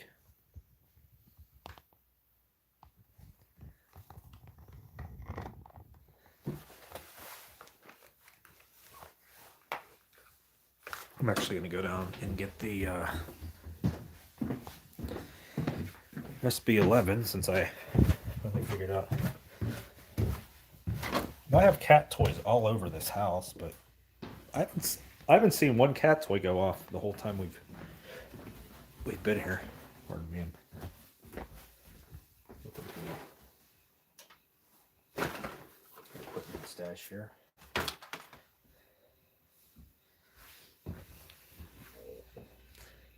Stomach here. I just finished eating a sandwich. Now, I've been keeping the no, it doesn't look too bad. Sometimes I have a bright light right on this camera. Let's see if it'll do it. Yeah, it'll put it around here.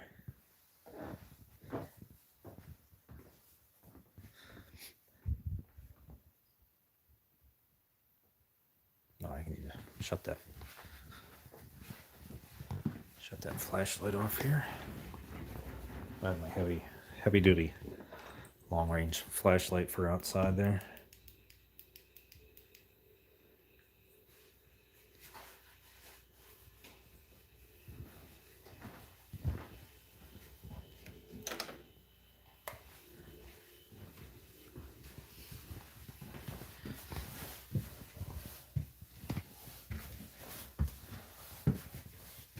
I don't think I've ever actually done. Usually, oh, that's me walking. Now this closet here is really creepy when the lights are out. I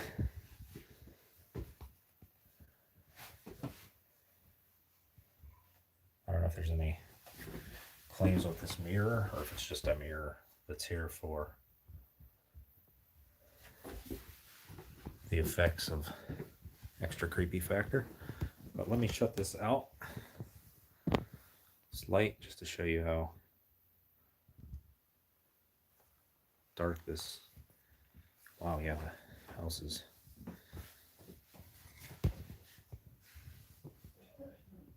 really dark. Needless to say, Brian's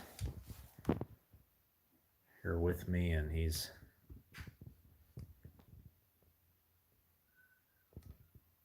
probably going to head out to lay down here pretty soon. You still up? You still up down there? No, No? I'm going out. Are you going up? I mean, you can stay down. What's that? I gotta go snooze. Okay. Yeah, he's going to go snooze. I don't know if he's going to sleep for the night or...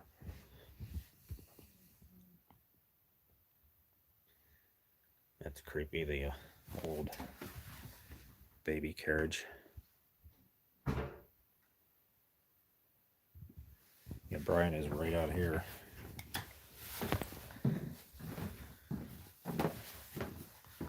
Sleeping in a tent out there. All right, so I'm all alone inside the house.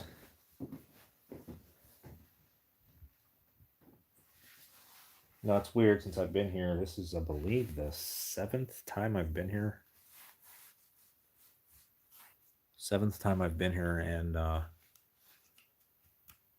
we stayed 2 nights twice. So this will, yeah, tomorrow night will be technically the 10th night I've been here. And this house sometimes just has a feeling where there's nothing going on, and that's kind of where we're at right now. But I know from being here several, having been here several times previously, that it can turn on a dime abruptly. So my spirits are still pretty high for potential activity here tonight.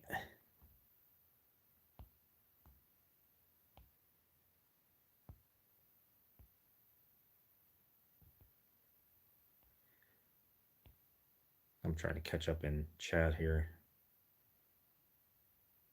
Oh, Hinsdale girl's here.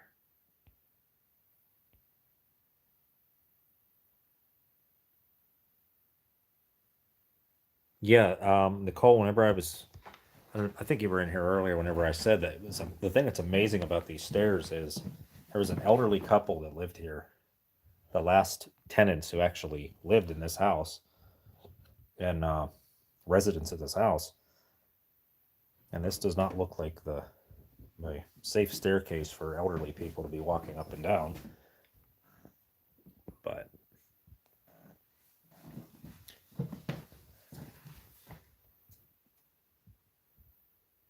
yeah, I've never seen a house with a staircase designed like this. I think it'd be hard pressed to find any house with a staircase.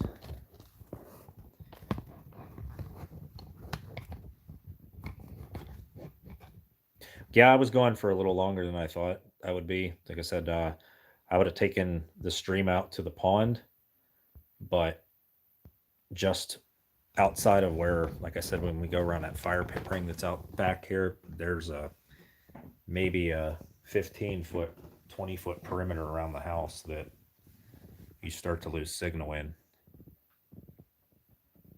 if you go past that.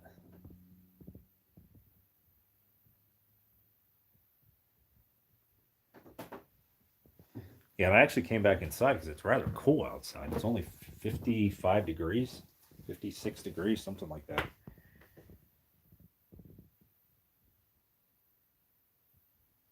So it tends to get pretty cool here at night. I said earlier, we were here last year, around the same time. We were here Friday and Saturday night last year, the last weekend in July. And it was even cooler than this.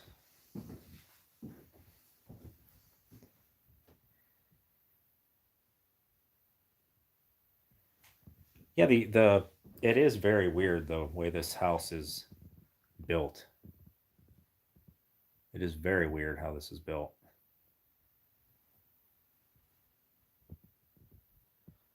Like, it almost gives the impression that this was just a house that somebody.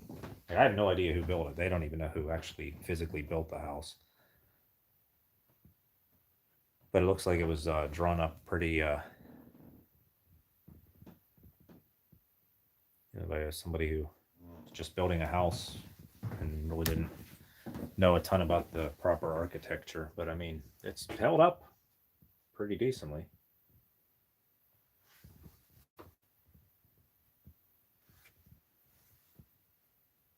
These rooms are so small in here. This bedroom is actually. Oh yeah, that's why this room is so small. Is because the stairs take up. Yeah, they just last year whenever we were here, I think they switched this bed out. They had the bed that was like about all the way out to here, so you couldn't even get in this room.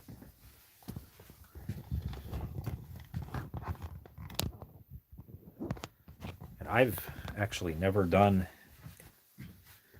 any spirit box or anything like that in that room, so I'm going to give that a shot and see. Actually, before I do that, I'm going to turn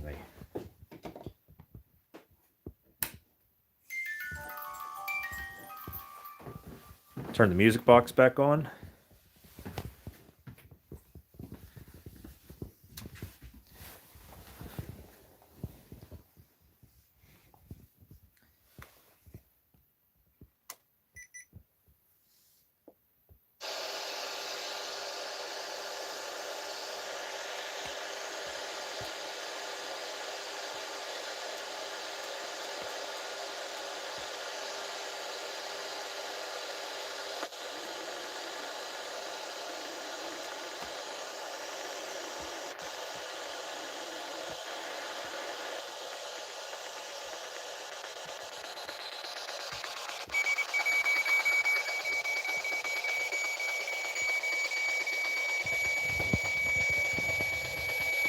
right away.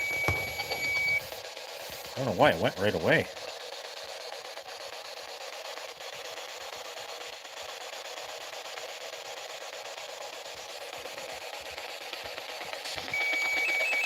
That might have been me.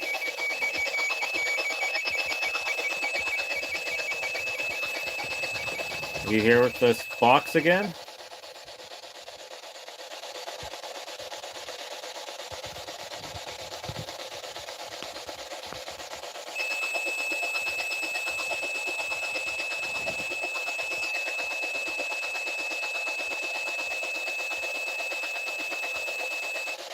I swear I just heard a woman's voice like 3 times say, "Quiet down."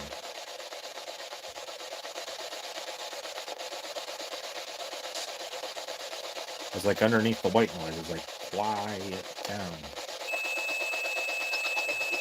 Yeah, reset. Yeah. Hey, PPR, thank you for joining me here. I know it's late at night here. It's 1:30, but night's just starting here for me.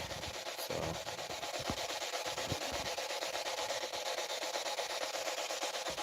what's the name of the man in the other room?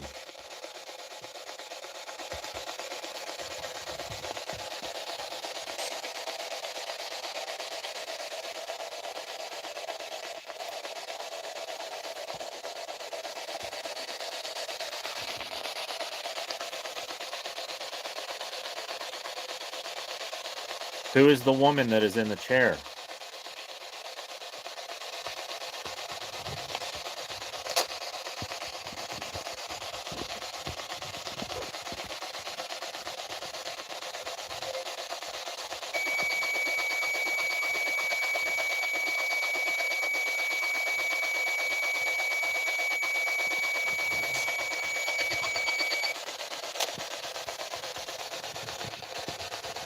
Are you all right with me being here in this room?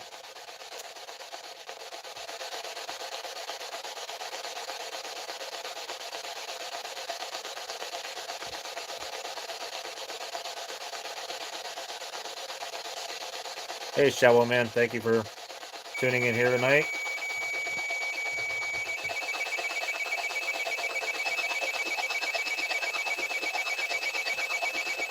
And we're going up again in temperature.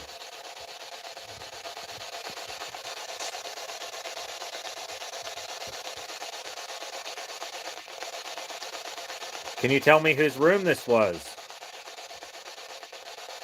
There's a sign right out on the front.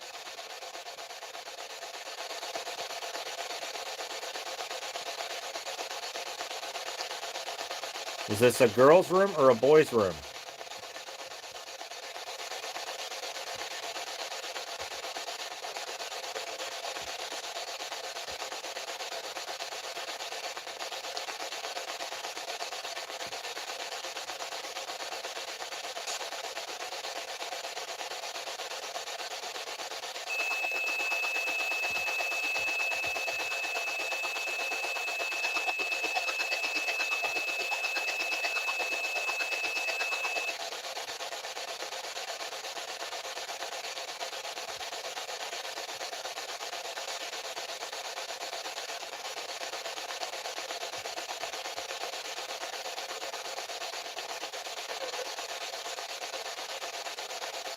Are you okay with me being here? I'm not making you upset, am I?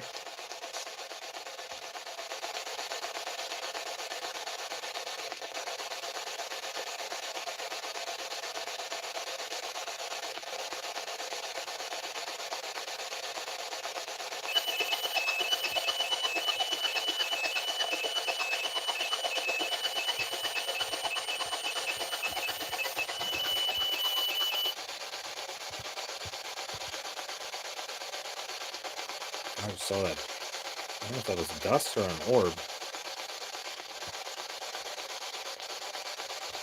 I really haven't seen that much dust in this house, which is...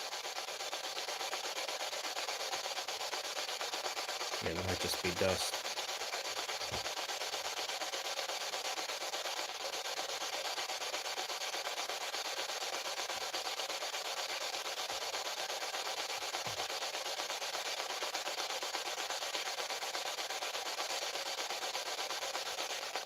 Who else is here in the house besides you?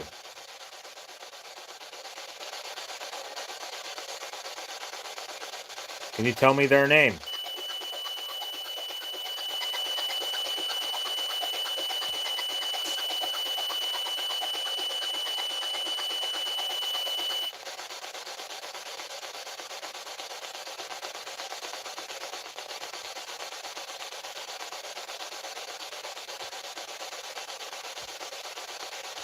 Yeah, I know. I was thinking that same thing, Nicole.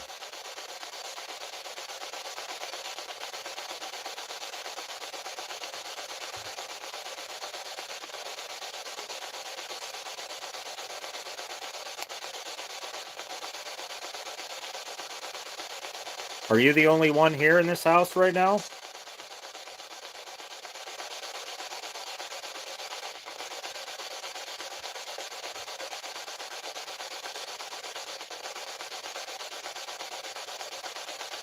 If so, give me a sign that you're here with me.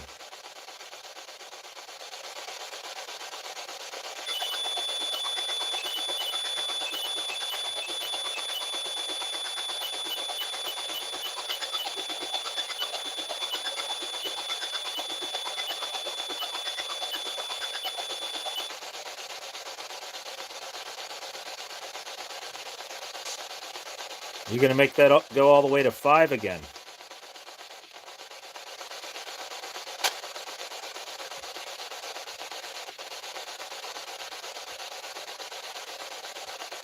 What is your age?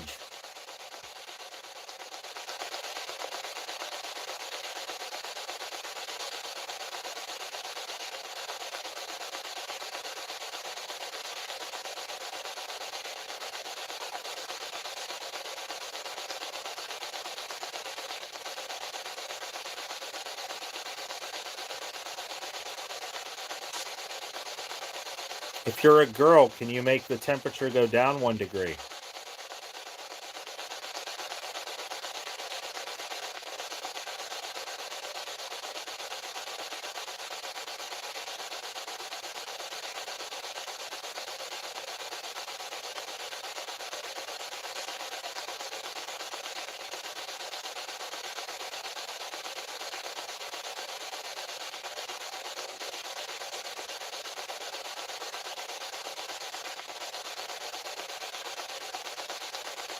What does he want in the white bag?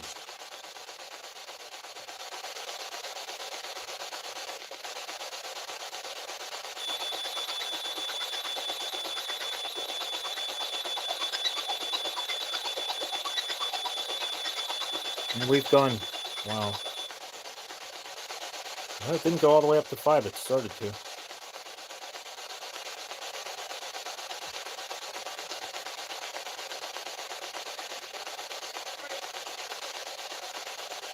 said something. Great or something? Now it's going to go to 5, you can see it.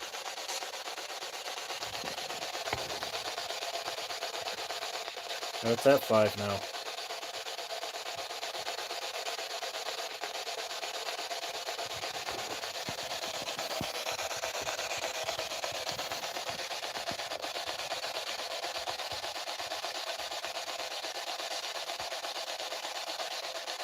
Can you make that go up 1 more degree?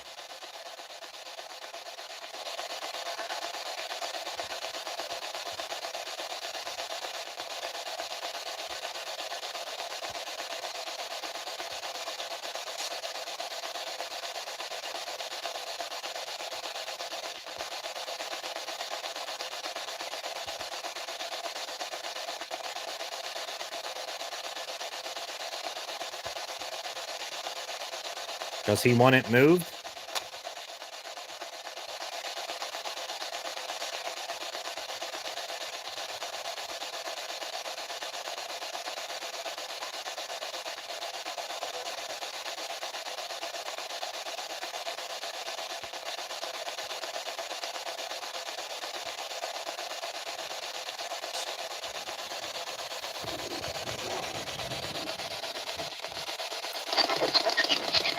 Alright, I'm going to put the antennas back on.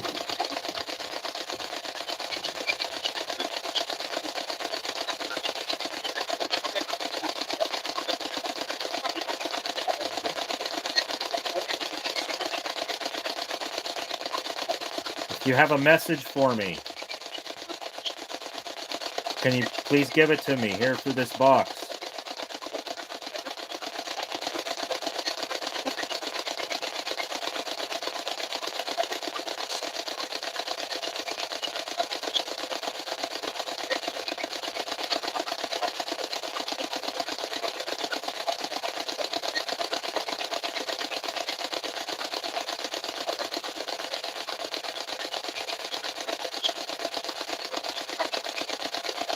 Am I making you agitated? That just went up another degree. I just realized that. That's weird. It actually went up a degree before indicating.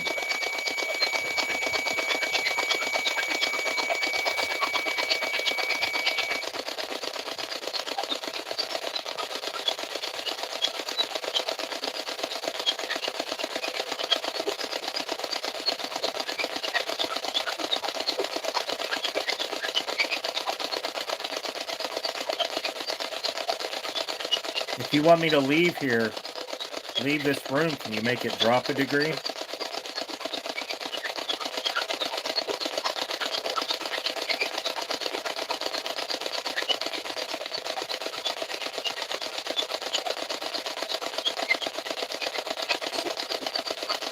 I'm just trying to communicate with you, that's all.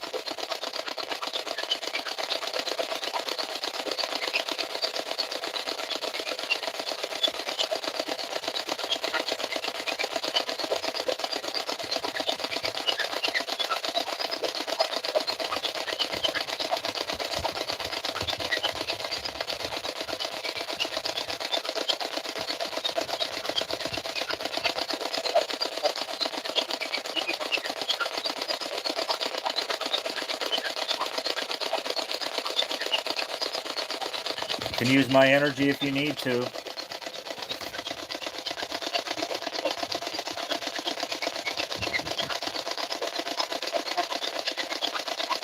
Okay, thank you, Cynthia. I appreciate you coming in here. Have a good night.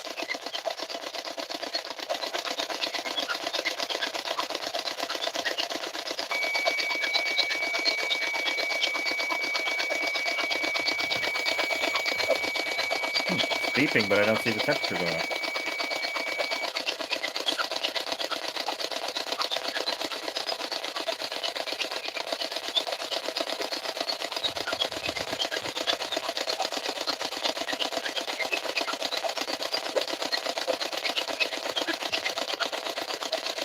Yeah, I appreciate everybody who's still here. I know it's late.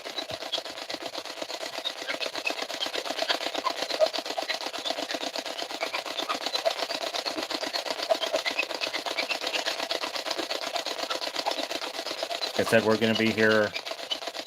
I'm here tomorrow night as well. I have one investigator here with me right now who's actually not in the house. He is actually outside. He has a tent outside where he's just went out a few minutes ago to sleep. So I have the entire house here alone.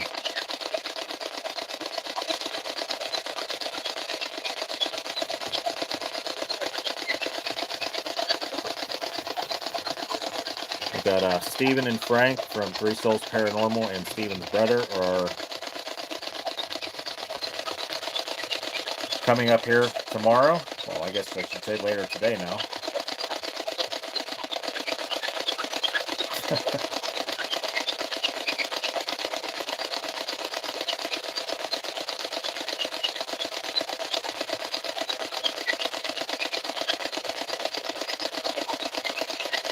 Oh, thanks, Nicole. Appreciate it.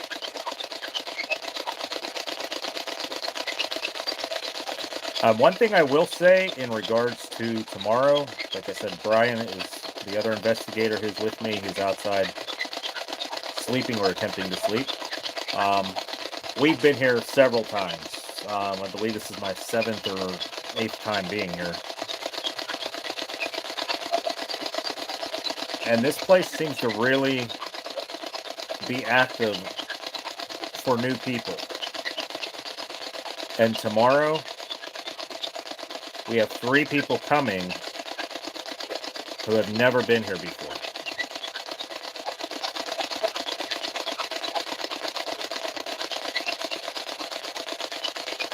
So I would not be surprised. I know the paranormal doesn't work at all the way we tend to think it's going to. But I would not be surprised if tomorrow is an active night, just because whatever's here, whatever energy is here, seems to really feed off of people they've never seen before, people who've never been here before. And I know that may sound weird, but it seems to be the case. Yes, exactly, Nicole. It's like they've already shown us what they can do.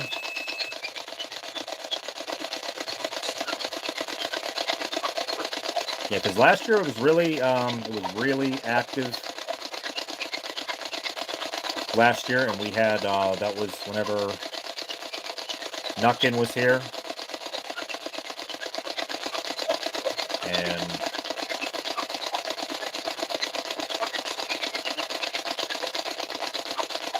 there's just been very several times where I've had new people who've come here, and a lot of activities seems to appear.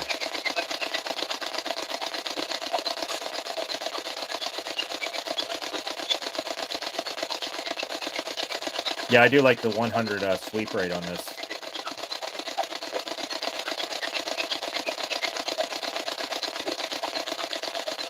If you want me to leave, can you take that down a degree? Make it colder in here?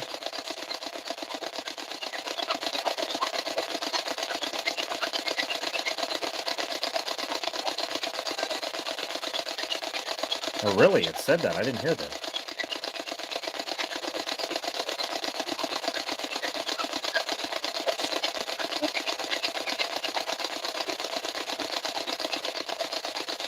Do you have any message for anybody? Do you have a message for somebody who's not here but was here last year?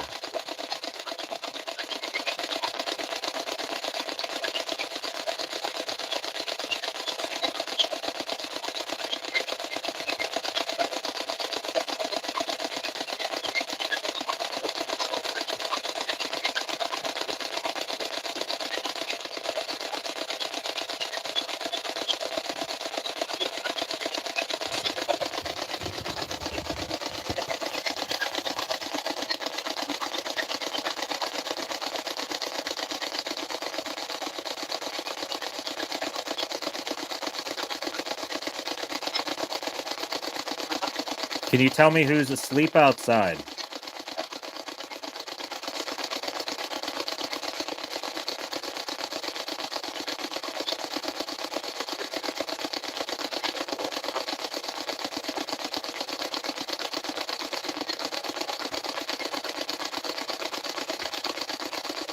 Yeah, I really like this temperature gauge on here.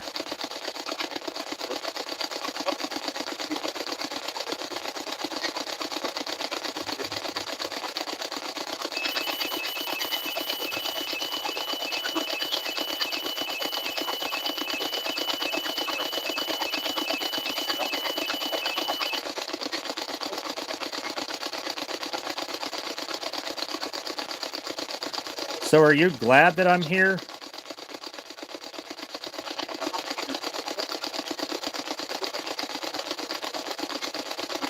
Is that why you keep making the temperature go up?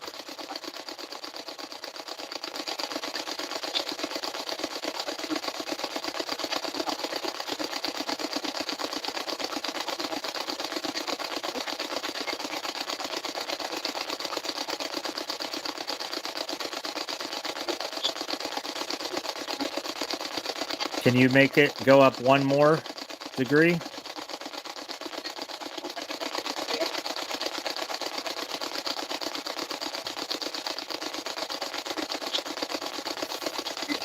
All right.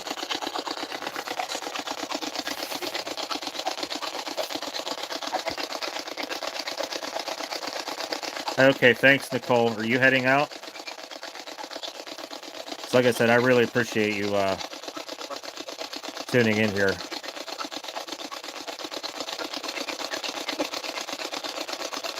We're going to be at Fairfield County Infirmary on August 27th. So we're hoping to stream from there as well. We're going to be at Greenville Manor on September 10th. And we're going to be in Gettysburg the week before Halloween. The weekend leading into Halloween.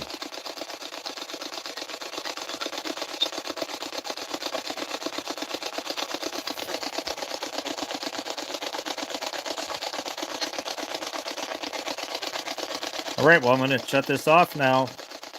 Do you want to keep talking? Let me know.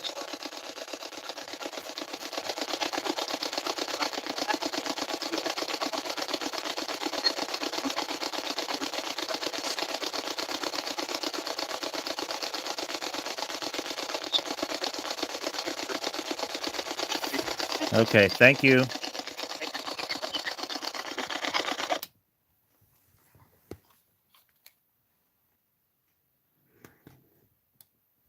Okay, thanks, Nicole. I appreciate it. We'll see you here. Yeah, I would like that. Yeah, before you leave, Nicole, I was just wanting to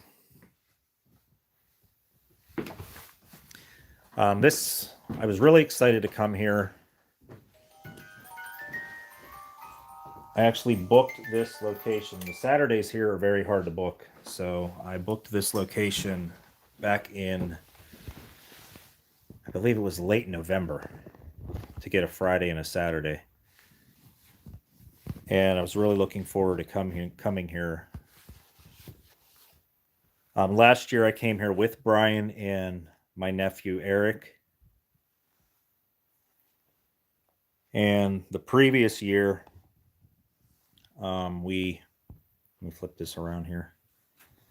Actually, I'm going to go back there because I have no light this way. But the previous year we came here as well. My sister and was here as well, and they stayed the first night. Then me, Brian, and Eric were here the second night. And last year we were here for 2 days. Me, Brian, and Eric. And 2 months ago, I lost my nephew, and we were planning on coming here. And it's been a rough 2 months because I investigated with him, and he was so into this. Like, he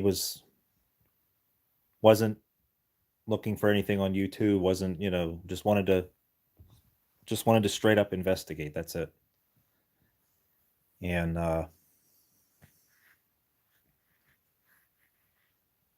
this is where we would always go. This was like one of the places where we would always go and have fun. He used to fish out in the pond over there. There's that pond over there. And during the day, in between nights, you always knew that Eric was over there fishing at the pond. And he passed away in May.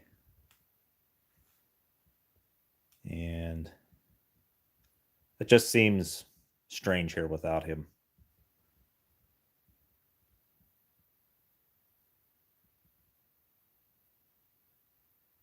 Now, he was only 26 years old. And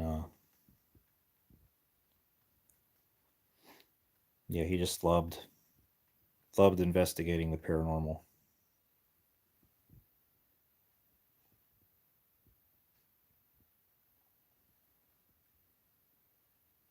He had some mental health stuff going on, and yeah, that's what led to him no longer being here with us.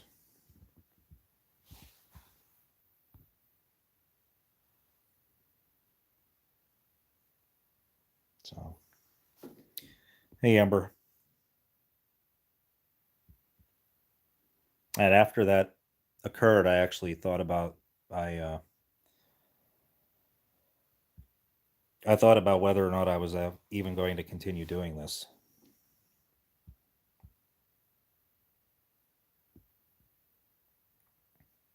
And after a while, realized that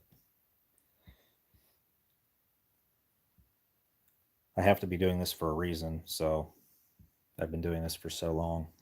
And so I've kind of picked up and continued onward because I know that's what Eric would have wanted us to do.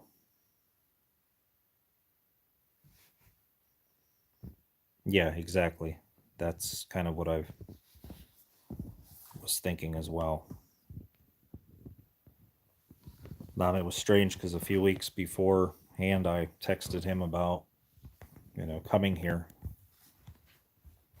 and we were all looking forward to coming here, and he would have been right here with us here tonight, but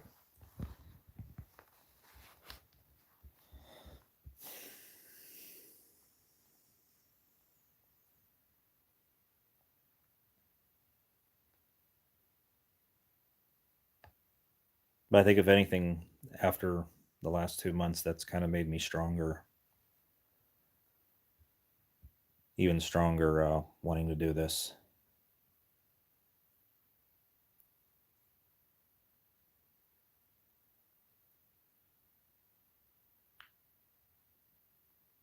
Amber, I just got done. I know you just joined in probably after with that, but I'm here investigating with my friend Brian, and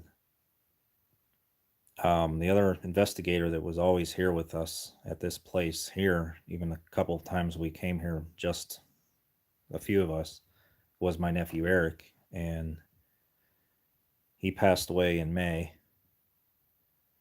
on May 24th. So it's only been about 2 months. And it's been hard. This whole trip has been kind of strange being here without him.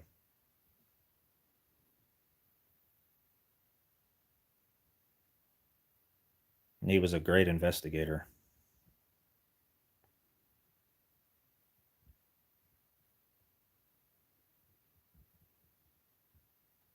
Oh, thanks, Amber.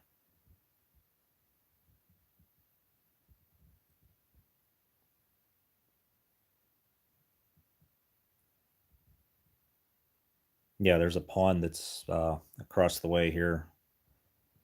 I'll probably show you guys that in the daylight tomorrow. But yeah, there's a deck out there on the pond, and he used to go out there and fish. And during the day, in between nights when we would be investigating, he would go out there with his fishing pole and catch fish out there.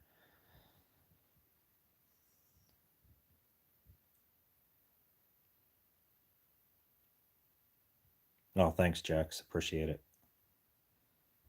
Yeah, and it's just rough because it's like I said, been there. He's been investigating. He wanted to go in places before he was even 18 and old enough to even go in and investigate places.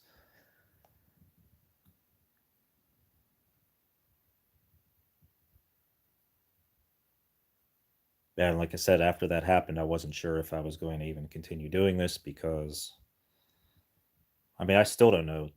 I've been on one, we went on one small paranormal investigation at an old farmhouse not too far away from where we live out by Pittsburgh, that just opened up for paranormal investigating. I went there with my niece and my sister, and I'm not sure how. I mean, basically, the core group that I started investigating with was my sister, niece, nephew, that's Eric, and my friend Brian. And I'm not sure where everybody's at right now, if they want to continue doing this, if they don't want to, and I'm not really pushing that issue at all. But I'm definitely staying with my investigating with Three Souls Paranormal. I love, working with them as well. But it's just a lot when you lose somebody, not just on your team, but also a close family member as well. And there's been several times here tonight where,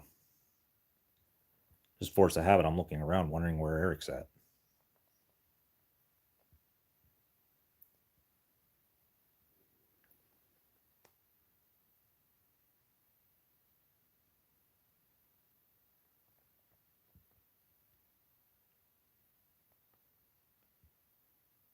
But I'm going to actually like this SB11.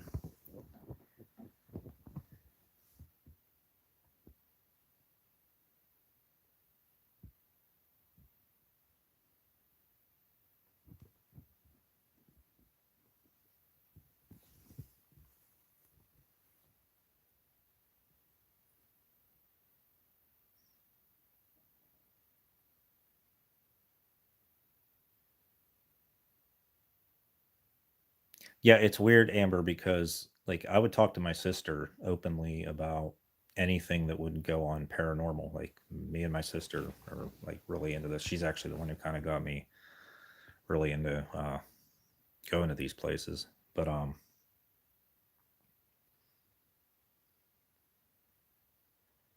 really haven't really asked her much about paranormal since my nephew has passed. And I don't want to really push the issue because it's, in the grand scheme of life, the paranormal research is a passion of ours, but there's a lot of other stuff that unfortunately goes on that we can't control.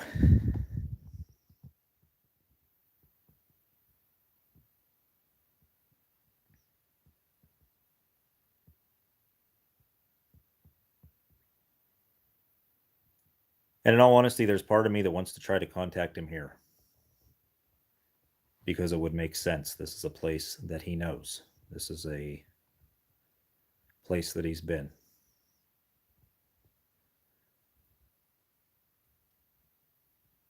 But I don't know if I don't feel like I can come to do that.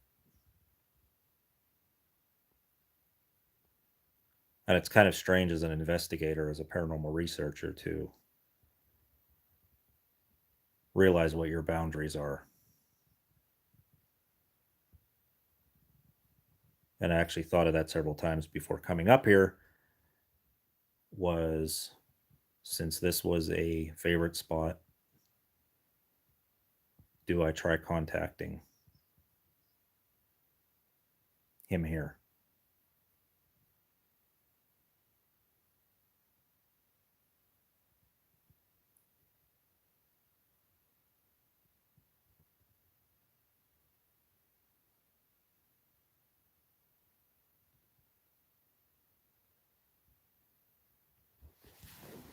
Yeah. Yeah, exactly.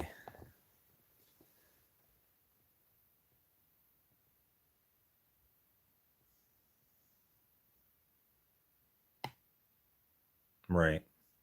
Yeah, you kind of, I mean, a lot of paranormal research is just go with your gut, go with your gut instinct. And yeah, I agree, Amber. It's like when the time's right, you will know and listen to your body. And that's probably when it's going to be the right time if you're ready then.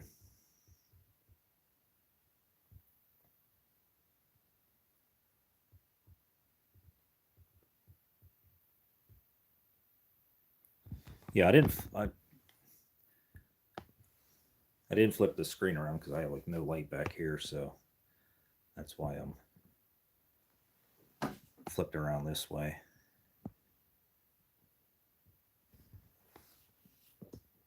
The house seems kind of quiet. I'm not going to lie right now. It does. It seems really quiet here.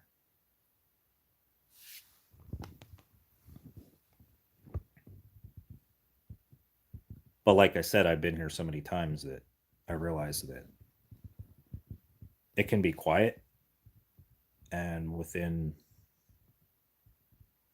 a few minutes, it can pick up.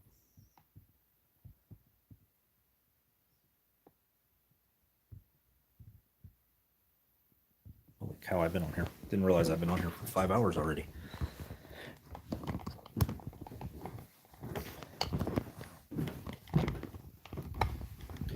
Well, let me grab this here. I'm really liking the SB11. Like I said, my friend Brian has had this for pretty much not that long after it came out, but we haven't used it a ton. I'm actually really liking it. Oh, you know what? This is cool. I forgot I had my millimeter on. So what we can do is do the spirit box down here in the living room.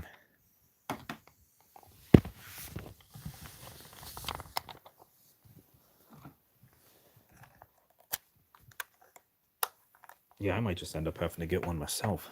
I didn't realize how nice they are.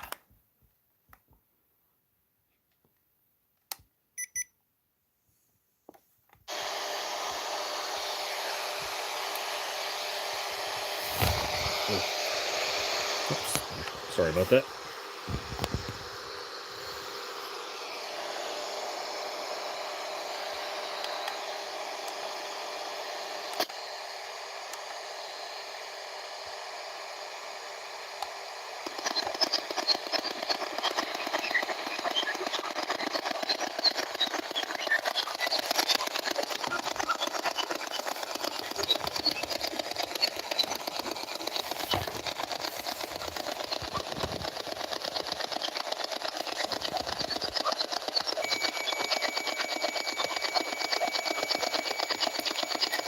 All right, thanks, Nicole. Appreciate you. Everything tonight. Appreciate your support. I'll see you tomorrow night. Have a good night.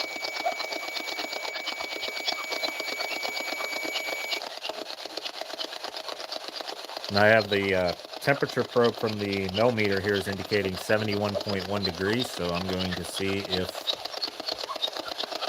the air temperature is actually changing on both instruments.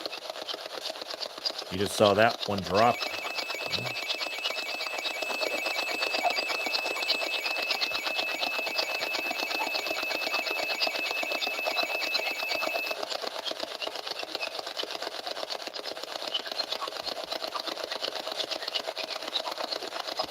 We're still at 71.1 on the millimeter.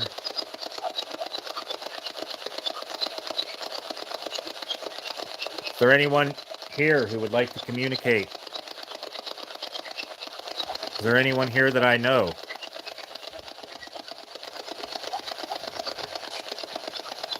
Perhaps there's somebody new here.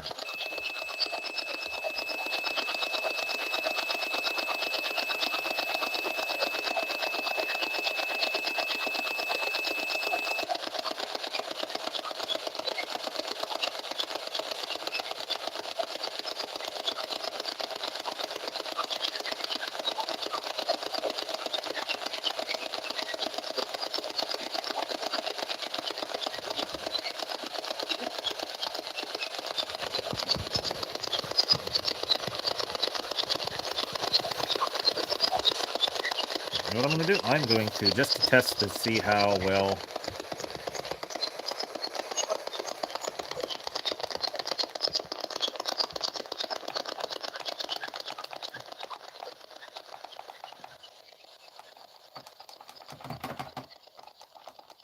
I'm going to shut the volume all the way down on this.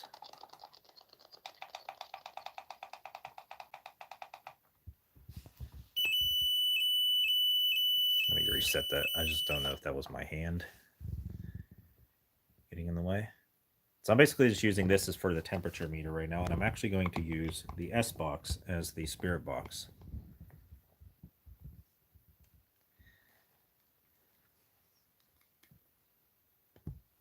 S box. Scanning FM.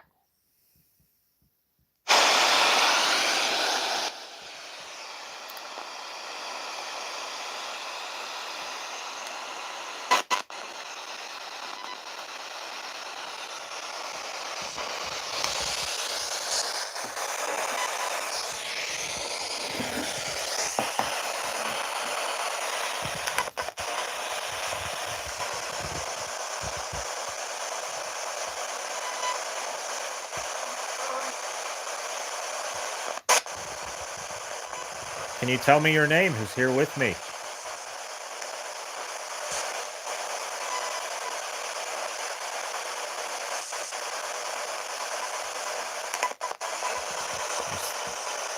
Can you make the temperature go up on one of these devices?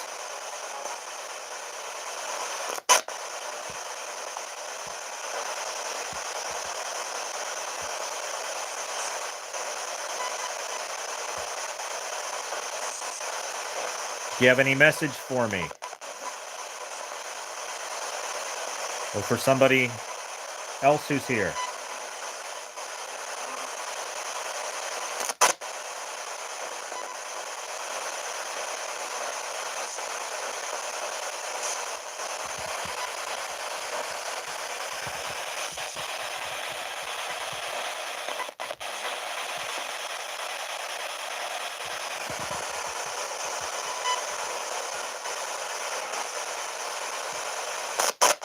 I'm not getting very many stations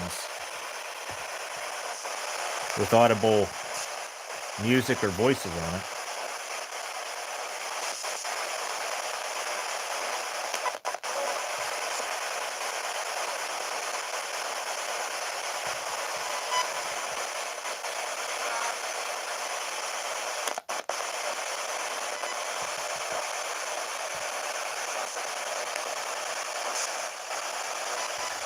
I am at Hinsdale House in New York. I reset that. That was my own here.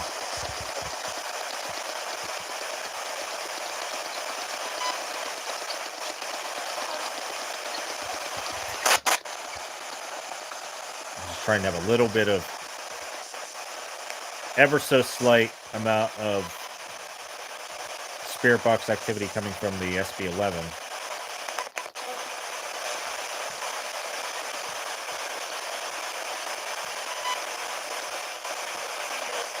Yes, this house is very active. Cleveland, 351. This room, actually, that I'm in, do you know anything about this house? Because I probably know way more about this than I probably should.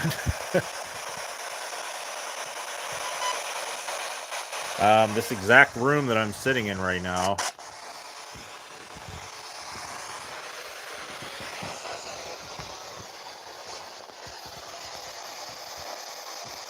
Okay, that's not me. That was not me. You know what I'm about to talk about? I'm just going to leave the spirit box going, but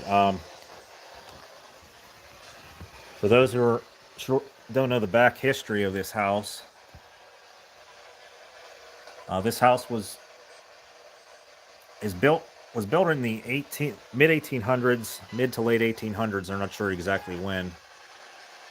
There was a family that moved in here in 1970. There's actually a picture of the lady on the wall here. That's the current owner, Daniel, on the left, who purchased the house. He's a paranormal researcher. And the lady there in the purple sweater, her name is Clara Miller Dandy. Well, now it's Clara Miller. She was the wife and mother of the family that lived here, the Dandy family. They had a lot of crazy paranormal experiences that occurred here in this house. And the wall here was signed by Mr. Paul Kenyon, who sat here in this room during the exorcism of April 13th, 1974. Oh, I never realized the time was on there. 8:42 p.m. Wow. So this room actually had an exorcism take place in it in April of 1974 to try to rid the house of the evil spirits that were terrorizing this family here.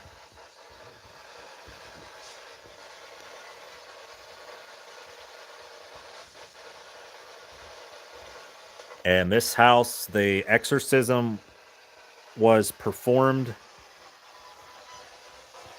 by a priest at nearby St. Bonaventure University.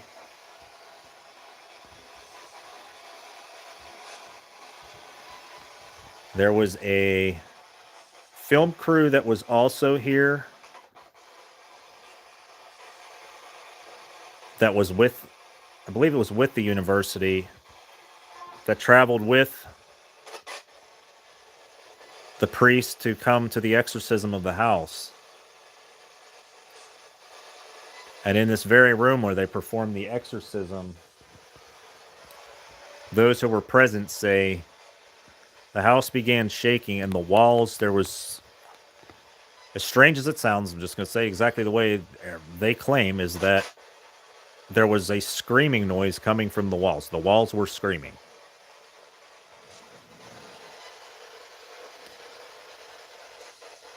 And they said that this was captured on video, that there is by the film crew that was here, by the just people filming the exorcism. Nobody knows what happened to that footage, though.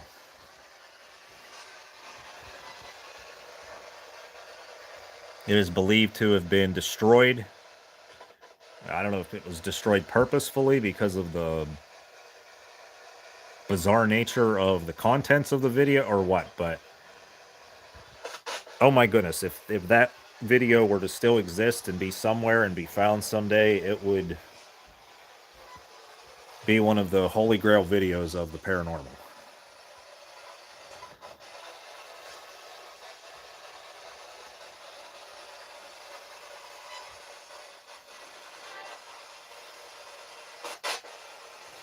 That's one of those, if if there was a YouTube back in April of 1974, I'm sure somebody would have put it up there and we would have had it for eternity, but unfortunately that video has never been unearthed.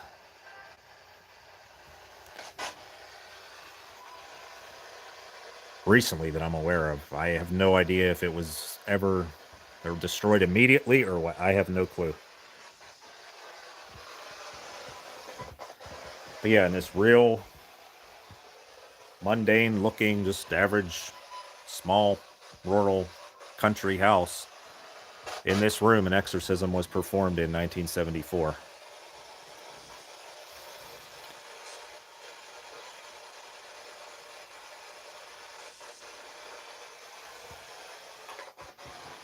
I'm not hearing much at all coming through the spirit box. Do you have any message for me?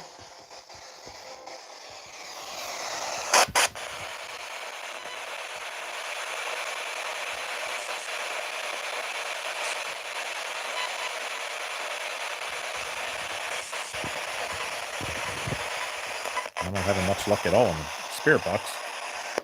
Now, this is in Western New York, in rural Western New York. That's hard words to say together. Oh,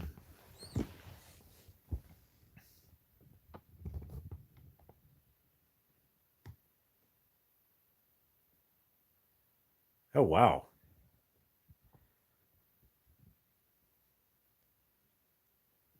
Got a ghost on film.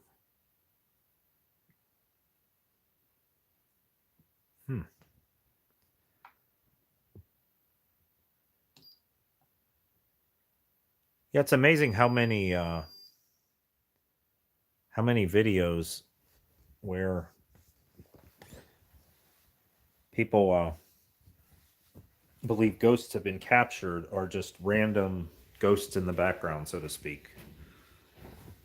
Like, I think there's probably more videos of paranormal occurrences that were just randomly captured than of groups actually doing research and trying to find them. But I guess we still got to try.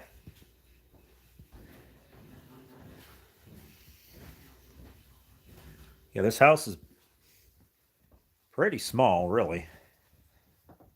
This actually used to be a separate bedroom right here. You can kind of see where the change in the wood is right there. That was a wall. You can see on the floor as well. This is where the doorway was to go into the bedroom. And this was one of the children that was up with the Dandy family, Beth.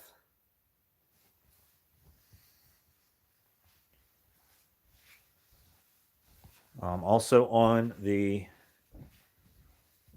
bottom floor of the house, the main floor of the house, there was the oldest child was Mike. And this was his bedroom.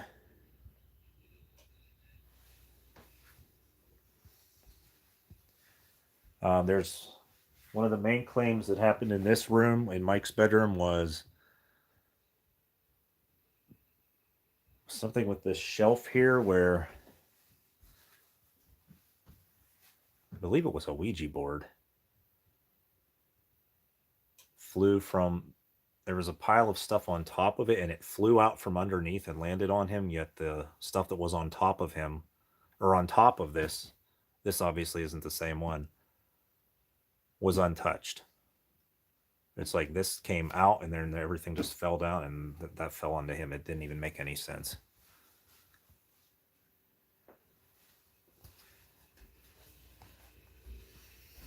But yeah, this is pretty much the house. The upstairs here.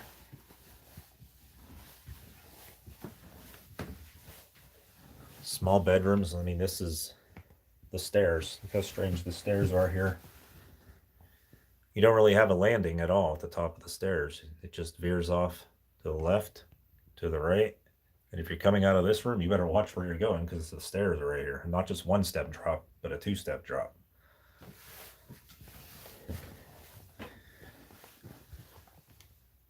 This is Laura's room. Now, Laura was the child who seemed to be affected by the negative energy in this house the most. Laura seemed to be really tormented. I mean, there's no other way to say it. She seemed very tormented by the spirits here. To the point where she actually said out loud to her mother that she was going to die early. Like, die young. And her mom said her mother said that really seemed strange coming from her daughter. Her daughter seemed fine until they were at this house. And the stuff began, all the weird, strange paranormal activity began. And sure enough, she did pass away. I think she was only in her early 30s. But this room here, I went over this earlier, but if anybody's here who wasn't here earlier, this room here is supposedly the most haunted room in this entire house. Mary's room here. Mary was another one of the children that was here from the Dandy family. Mary would experience paranormal activity in her sleep while she was in here. And it got to the point where it was so bad that she didn't want to sleep in here anymore. So she actually slept elsewhere in the house. But they still kept hearing things up here. They still kept hearing as though somebody was up here. The stuff that Mary was going through while she was trying to sleep. So they sealed this door off because they didn't know what the heck was going on here. Sealed this door off. And the noises did not stop. The family would go to sleep at night. And whatever was in this room continued to make noise as though there was somebody or some being in this room, even when nobody was in here.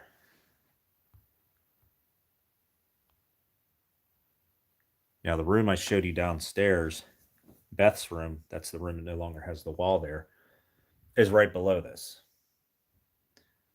And Beth would hear all night long, even though this room was sealed off and nobody was up here, would hear footsteps, would hear bangs, would hear like people walking on the floors as if somebody was in this room.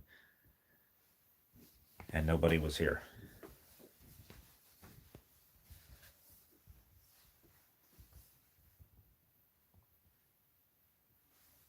This was the, I guess you could call it the master bedroom that the Clara and her husband Phil had. It's a relatively small house. They were just trying to get away from the hustle and bustle of life in the city. They had previously lived in Buffalo, New York. And Clara wanted her children to be able to go live somewhere in the country and get away from the city life.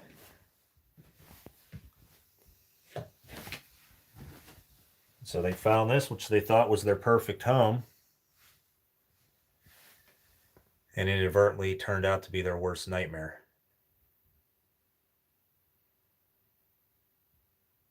The family lived here from 1970 through, I believe it was October of 1974.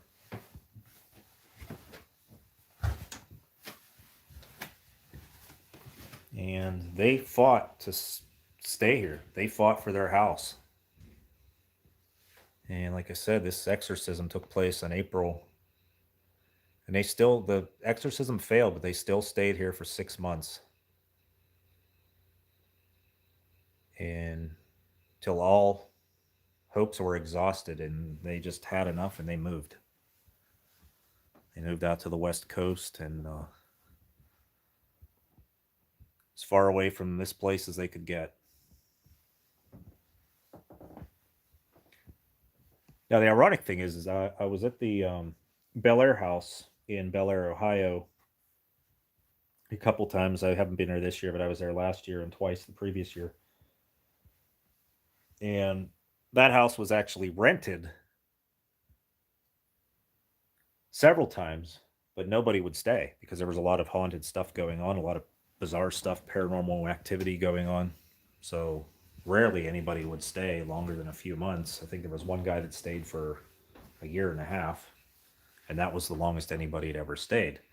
So when paranormal activity occurs, and it's on a really high scale, people usually don't stick around. This family fought for what was theirs. They did not leave this house until all hope was exhausted, until they used every option they could come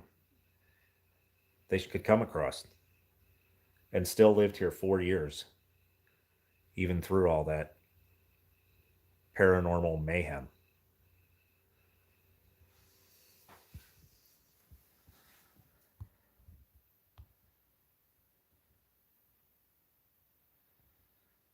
Now, one of the creepy stories here as well, there's a pond. Yeah, I did see you in here earlier. I'm assuming you don't really know the backstory about this house, but there's a pond that's outside this window. I'd say it's not like right outside this window. It's a good distance away. Let me see if you can see that light over there.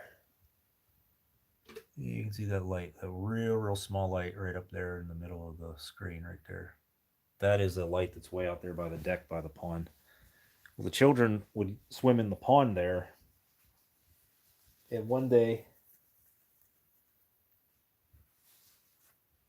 the family saw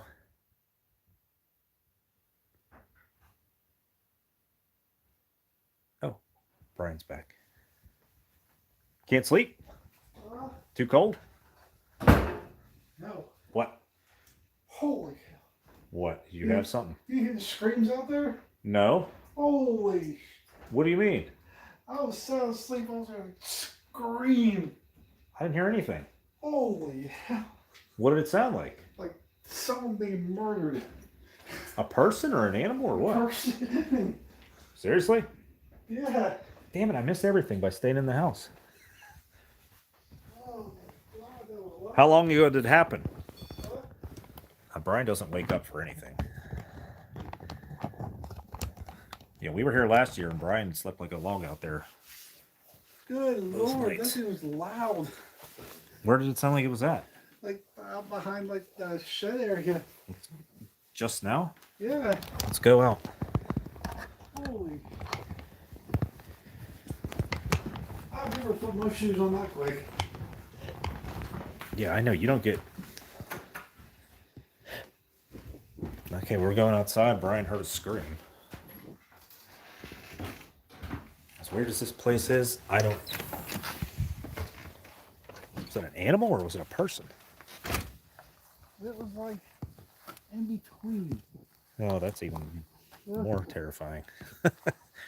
So he heard a scream between a person and an animal. Oh my god, I never wake up. Yeah, Brian was asleep in that tent. Yeah, the house tends to get hot, so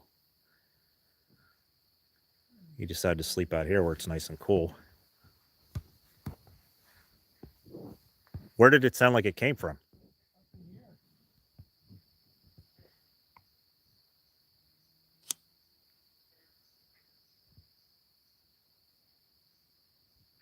Of course, we have no audio out here, but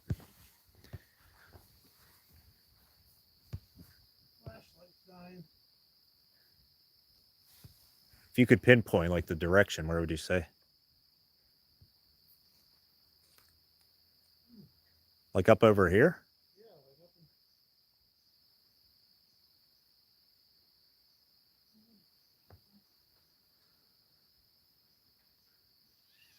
in... You gonna go back to sleep? No. No? I have a flashlight.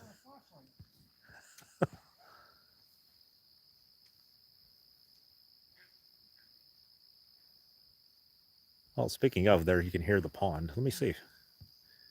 Yeah, you can kind of see the pond. Wow. This flashlight works really good. That's the pond over there where the... Yeah, I'm not sure. There's all kind of wildlife out here, so it really could have been anything. Yeah, during the day, the children were out here at the pond, and the mother and the children saw a lady in white dancing, what they said was dancing around the edge perimeter of the pond.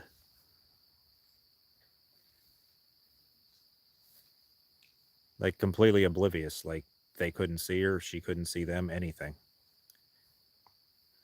And then she just disappeared after a few minutes. I forgot you had to get a battery.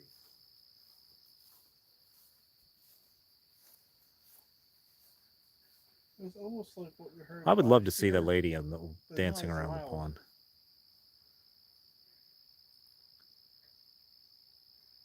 I wonder if the lady's ever like just randomly dances around the pond, even when nobody's here. Yeah, because as weird as it sounds, the way they said they saw that at least twice in the book that she wrote. And when I say book that she wrote, a lot of people may think, oh well, one of the reasons why I believe everything that they've said in the that the Dandy family said was, she wrote down this stuff in basically like in a journal, and then eventually wrote a book on it several years down the road. But this family had absolutely nothing to gain by fabricating any of these stories. Like they had nothing to gain. This house, their house, they were just a normal family until they moved into this house, and this house basically turned their entire life upside down. So you get a lot of people, a lot of naysayers would say, "Oh, well, they were just out for it for, to make a buck," but I mean, this family gained nothing. And like I said, Clara Miller only wrote the book several years later, just to share with the world that the experiences were that they had here. Alright, I got my battle axe ready.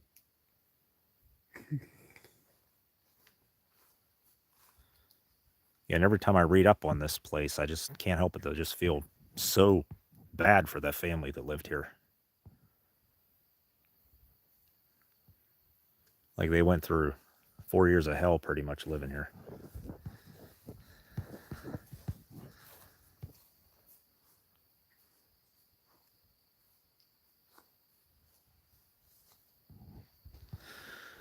All right, so we didn't hear any Bigfoot screams, but well, so what did it sound like?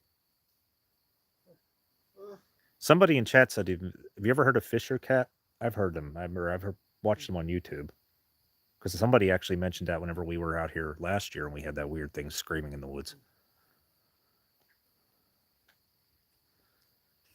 Wasn't even a what else? I know there are certain foxes that have a really like a almost human sounding scream. It was loud, whatever it was.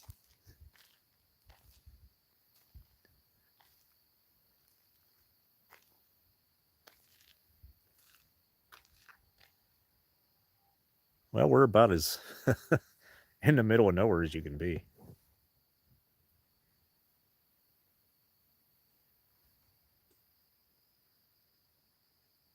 What was that? Brian, did you hear that? You didn't hear that?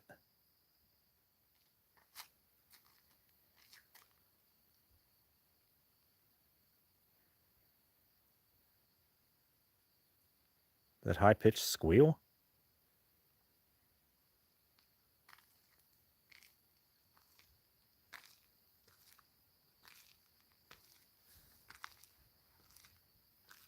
Yeah, this is it. It's just Brian and me. That's all that's here.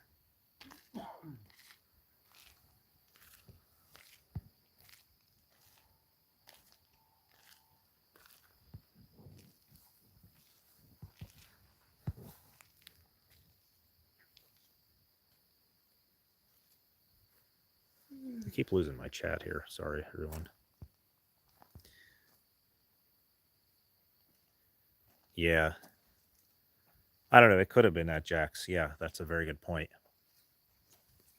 Yeah, he said there's fisher cat and certain type of foxes. I know I've heard foxes that, or I've heard that before, where they're having second thoughts about sleeping outside. Huh? Having second thoughts about sleeping outside. That was just so close. Yeah. That was closer than what we heard last year. Oh yeah. Well, we heard last year was pretty far away. That was way over on the other hill.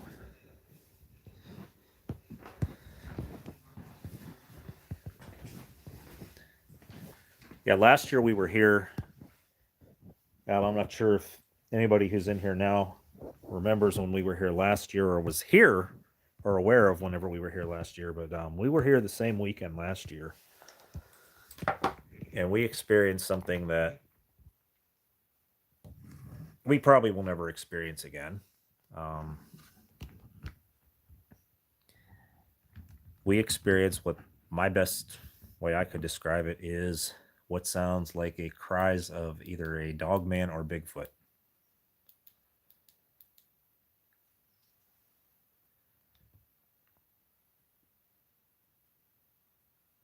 And that was very similar to what just happened because I was sitting in here in chat here, and then Brian comes in and just like he did when he heard the scream outside.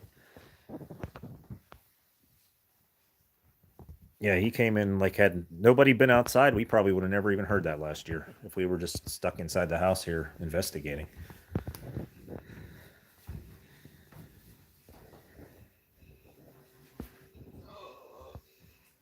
What was that?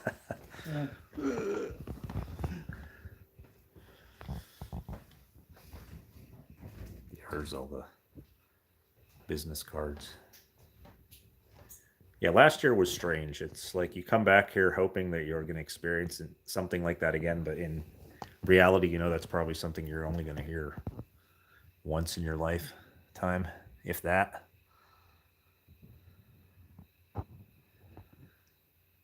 Yeah, and I told the lady whenever we checked in about it here, and I played the video, some of the on the YouTube video I have from it, some of the audio from it, and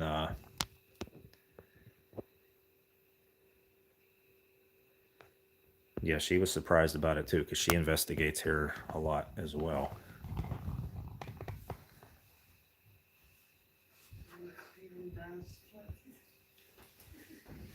You gonna go back outside? Oh yeah, if you got more padding. That just scared the crap out of me. Yeah, that would. I was sound asleep. The crazy thing is, I didn't hear anything. I didn't hear a thing. Good for you. There's one winning ticket. That one winning ticket in the Power or Mega Millions. Nice.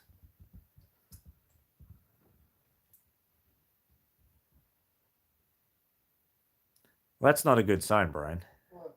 If I didn't hear that screaming, then I'm not going to hear you screaming.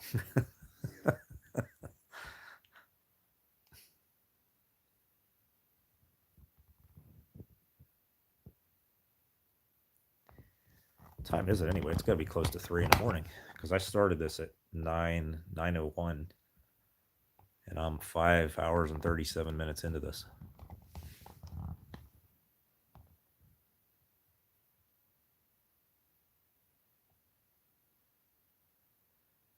Yeah, one of the crazy things about this place as well is I know there's the big thing about 3 a.m. and the witching hour. A lot of times we've had strange stuff happen late evening or early evening, random times of the day. Last year, remember we were outside and we just heard random voices coming from the woods out there.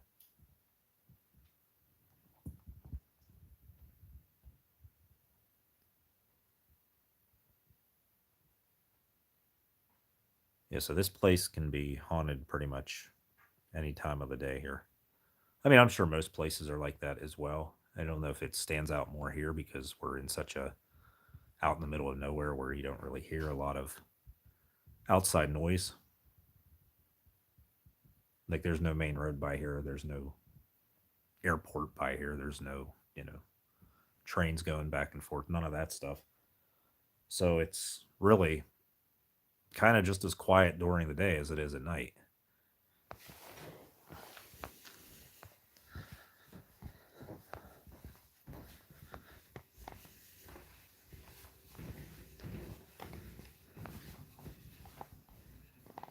Check my camera here, see if that's still going.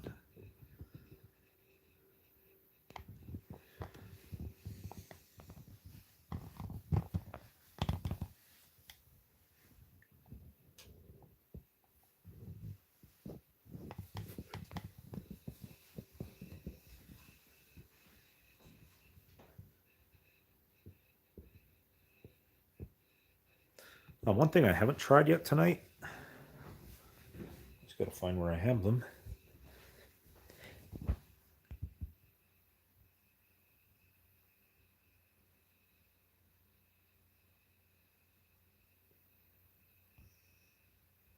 Yeah, it's really it's isolated here. It's very isolated here. Yeah, and last year I have no idea what that was that we heard screaming in the woods. But when you have something like that happen, it almost seems unbelievable as it's happening. Like it's happening, it's really occurring. Yet it almost doesn't feel like it's possible that it's actually happening right there in front of you.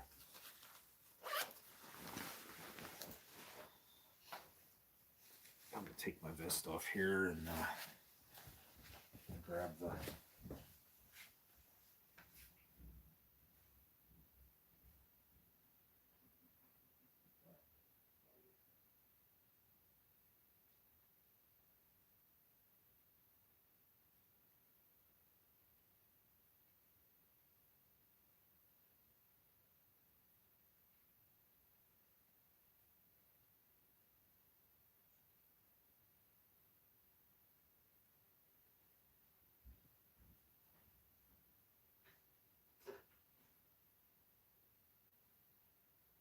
Right back, do a quick battery change here.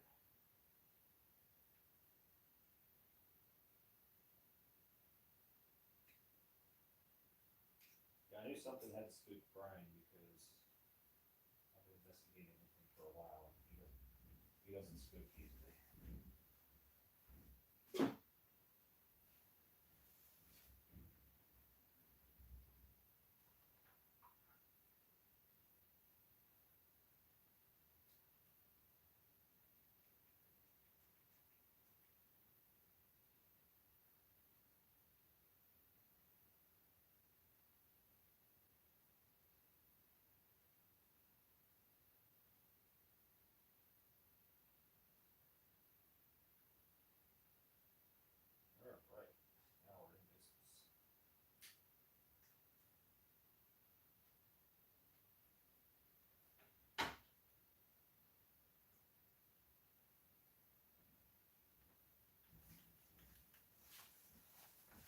see where I'm at on the.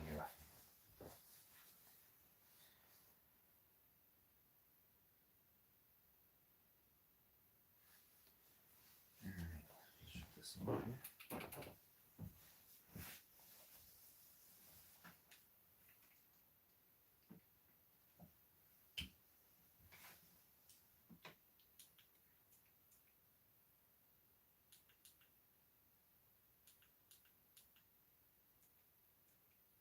Go with blue and red. Oh, this I like the. Oh, this is nice because now I have somewhere to press my elbows.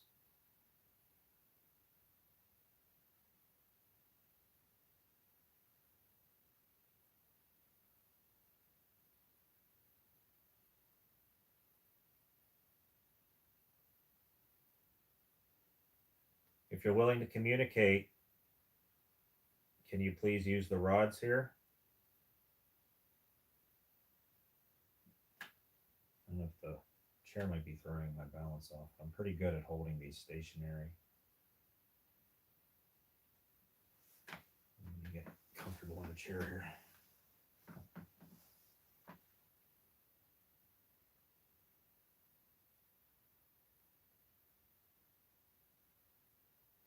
If there are any spirits here who would like to communicate or are open to communicating through this method, can you please come forward and cross the rods for a yes?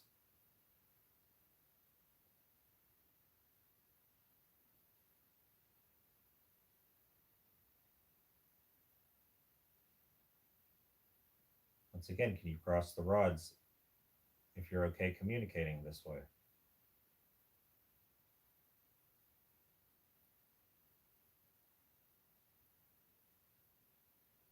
If you don't want to communicate like this, can you spread the rods further apart, out from each other?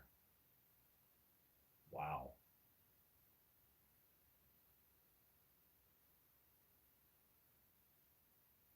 Can you reset the rods?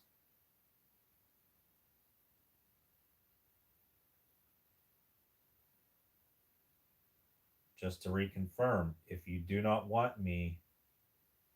to communicate with the rods, can you re-straighten them out? Set them forward again.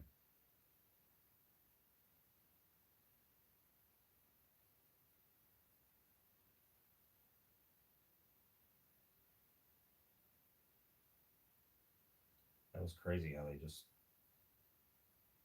flew apart.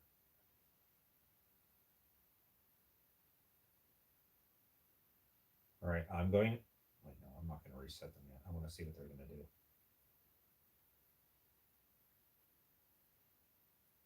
Can you reset the rods towards the front? Point them straight away from me. Both of them.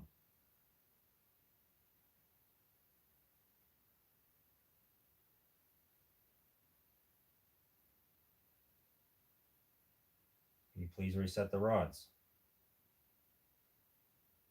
What am I hearing? Hearing something behind me right now.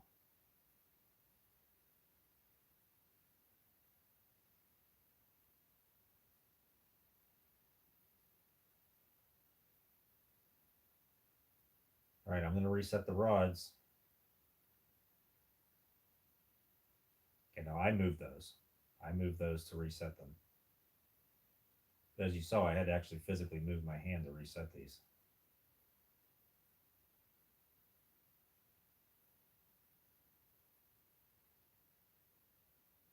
Just to verify, if you want to communicate, cross the rods. If you do not want to, spread them further apart. Keep going.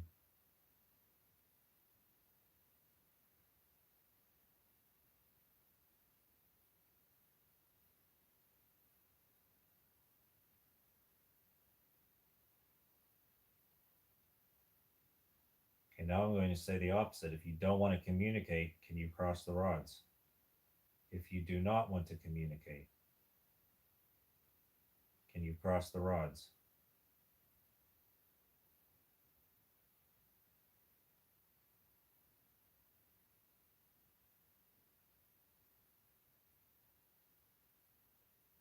If you want to communicate, can you spin them around towards me?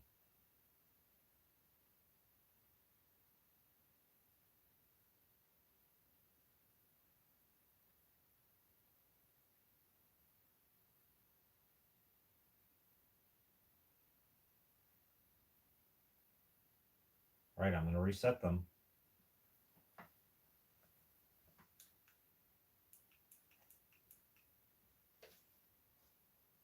Switch colors up here.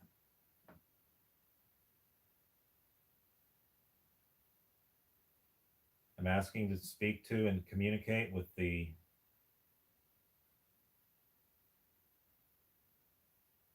spirit that was just here with me.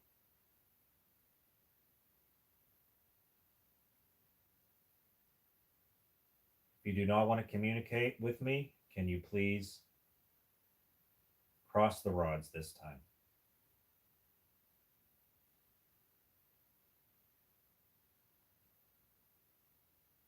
You have to cross the green one too.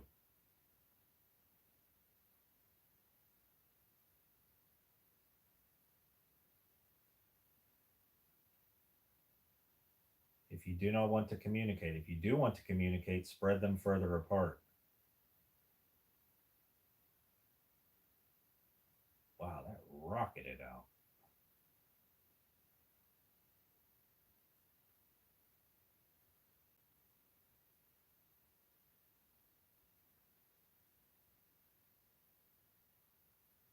Can you move the green one to cross the rods?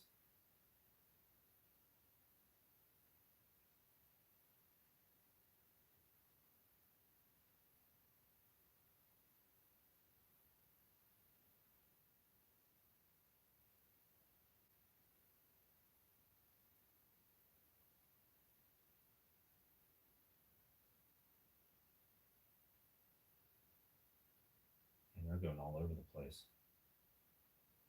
That's weird because usually if you're not getting any activity, any direct contact, they just sit still. Can you stop the rods right there?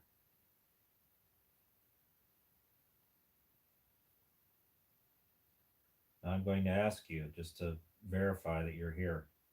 Can you move only the green rod, whichever direction you want to?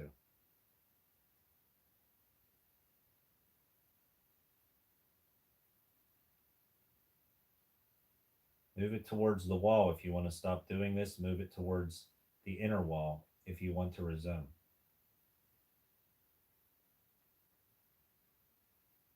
It doesn't like these.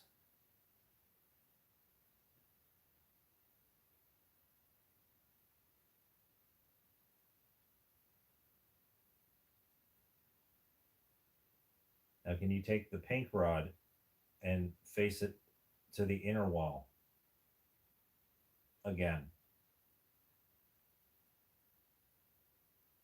If you do not want me to communicate and you want me to stop doing this, face the pink rod towards that wall.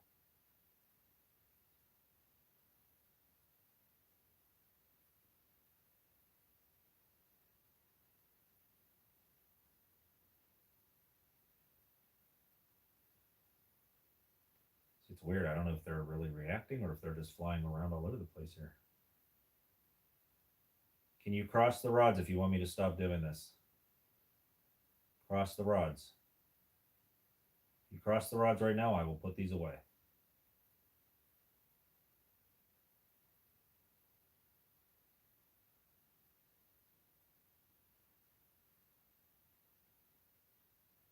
Is somebody sitting over there? It's pointing right to the couch.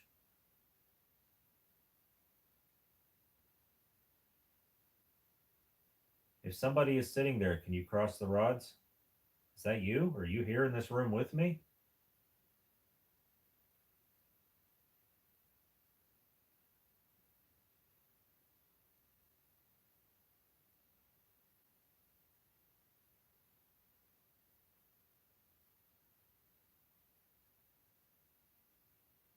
Are you sitting right there on the couch?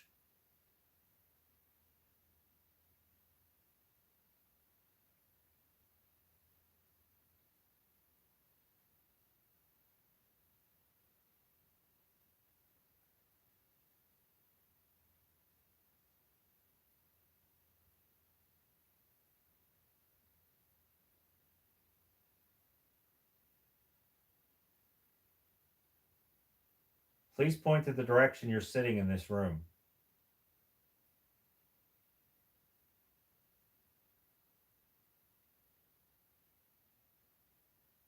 you're sitting on the couch, can you point in that direction? I don't know how to even say this, but there was a spot on that couch that got very blurry, and it was almost like this figure was forming sitting on the couch.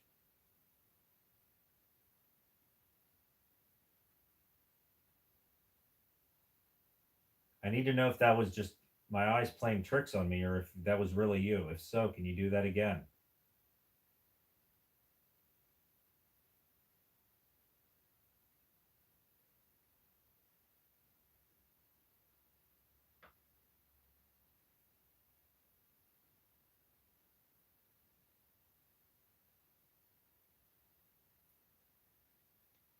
All right, I'm resetting the rods.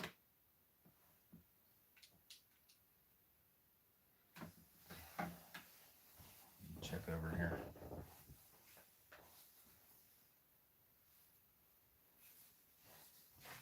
I don't know, that was strange.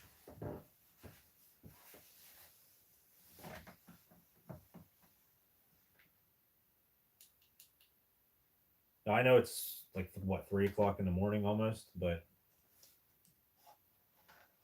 I've been working nights for my job for the better part of 20 years. So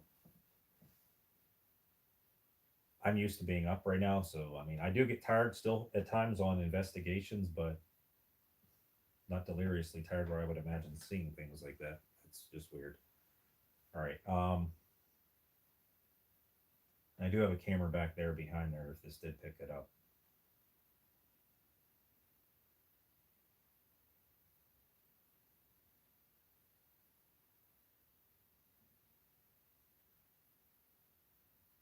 What did I just see over there on the couch?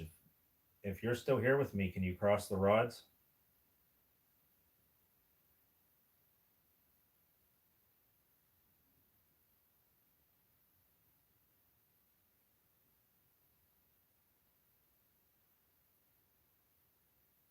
If somebody else here? If somebody else is here, can you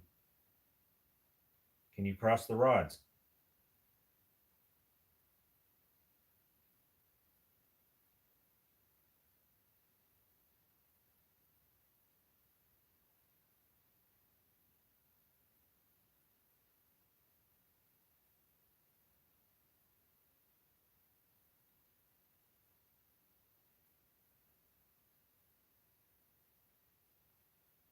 Can you point to the position you are at in this room with both rods? Point both rods to where you're at.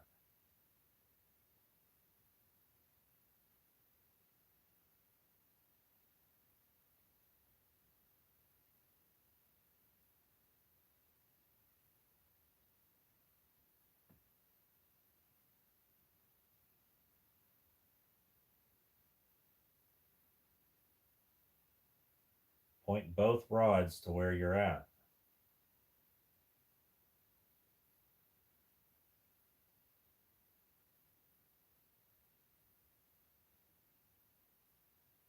Are you in me?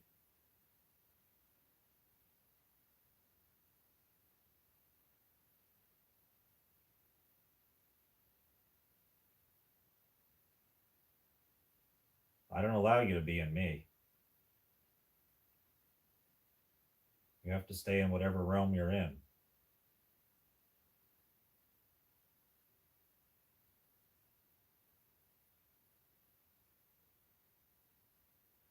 If you're mad at me, can you cross the rods?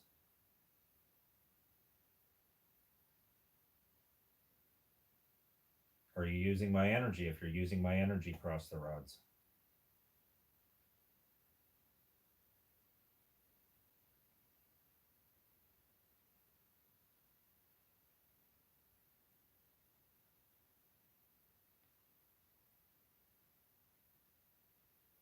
Please point to what direction in the room you're at. Point to where you are.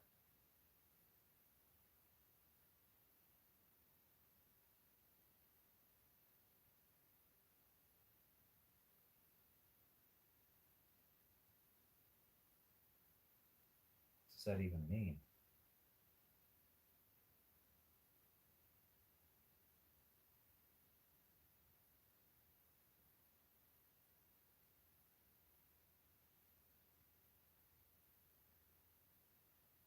Can you point the rods straight out from me?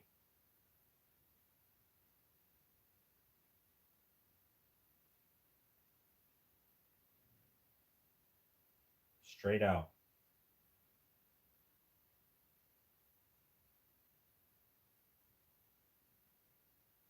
Both of them.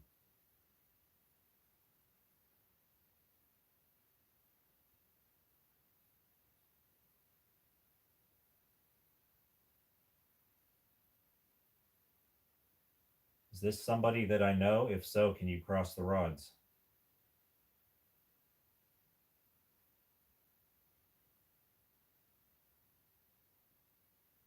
So I don't know you?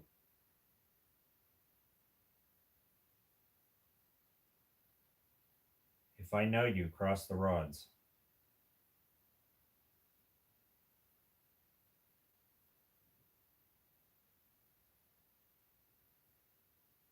Are you trying to harm me? If so, cross the rods.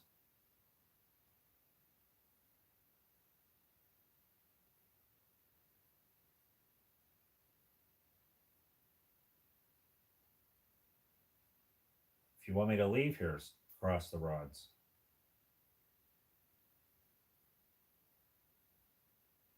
Okay, I'm going to try this one more time. Point to the direction in the room where you're at. Guide me to you. Use these rods to show me where you're at.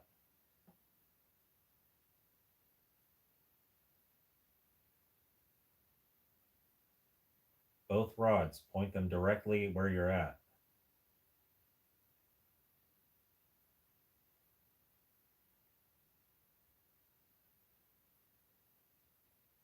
Both rods.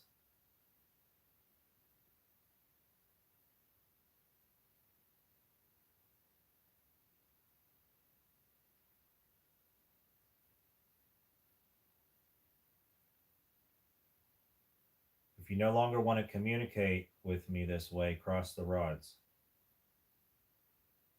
This red one is like locked. Oh, I spoke too soon. I don't think I've ever seen a dowsing rod just lay there that long. Just locked in position like that.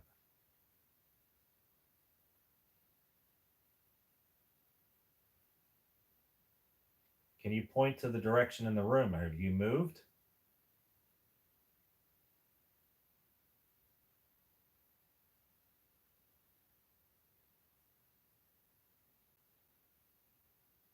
Okay, you reset the rods. If you want me to stop doing this, can you spread the rods apart? Or if you want me to continue, can you cross the rods?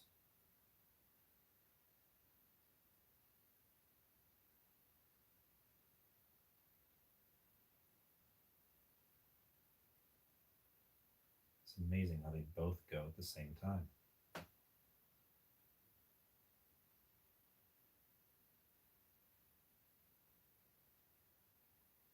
Can you point them back at me if you want this to stop? Point them back at me.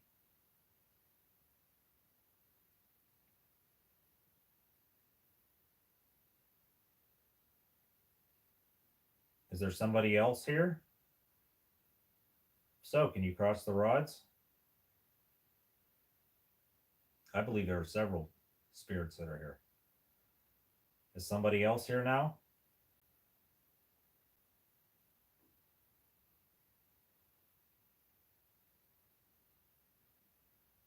If somebody else is here, can you cross the rods?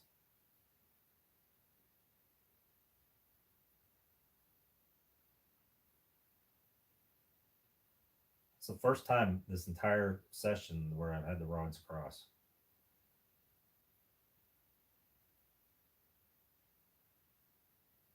Once again, if there's somebody new here with me that I haven't talked to yet, this time can you spread them apart?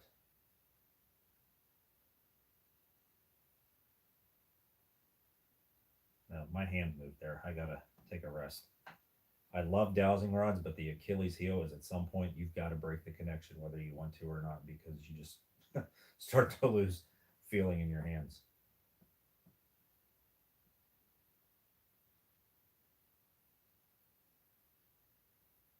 Sorry that I broke the connection there. Are you willing to communicate again? If so, can you come back and cross the rods to let me know that you're here?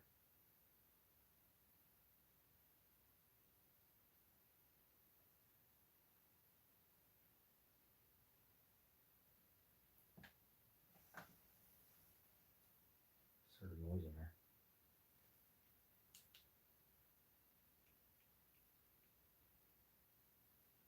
Sort of banging noise in there.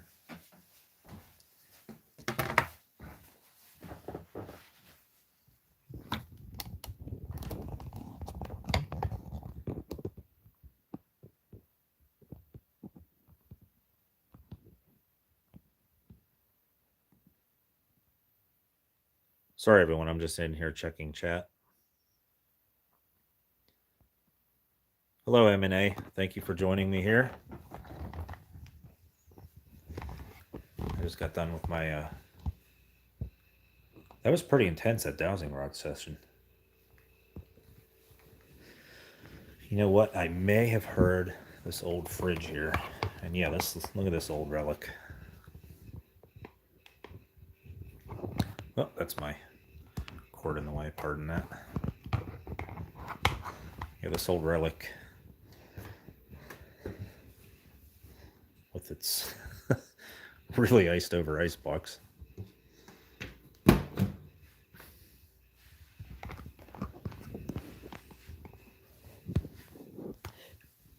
I'm in the house all by myself. Yeah, Brian went back out and went to sleep, so I am inside one of the most haunted houses in the country all by myself.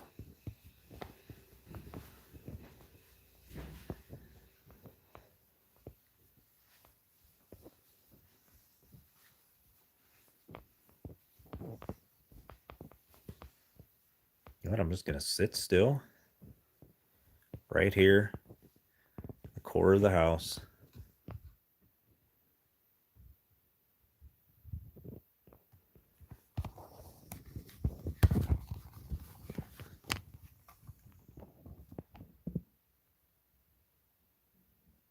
Pardon me, that was my stomach. It wasn't a demonic growl, that was my stomach. All right. I'm going to sit still here. If you wish to communicate with me further, can you make a noise in the house to let me know where to go?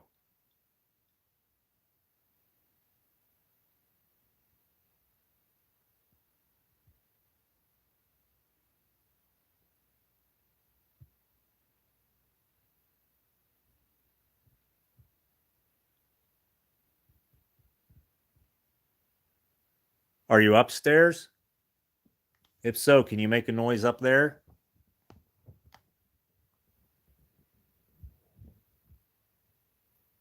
And that is the upstairs bedroom right there.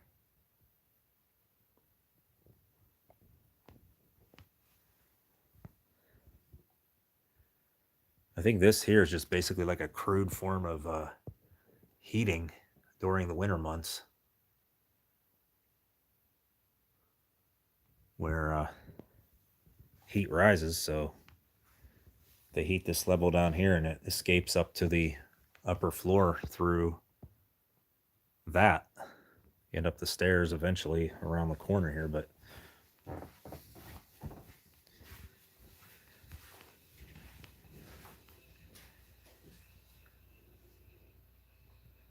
now, I have never noticed that on a paranormal investigation. I don't know how many people are even, it says I have 3 people in here. I don't know how many people here have actively investigated.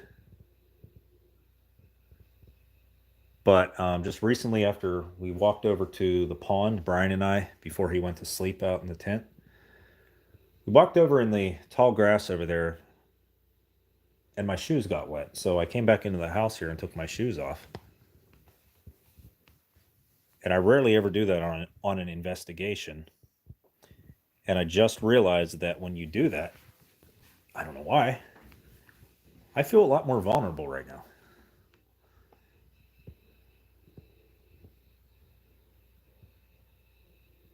Which isn't necessarily a bad thing.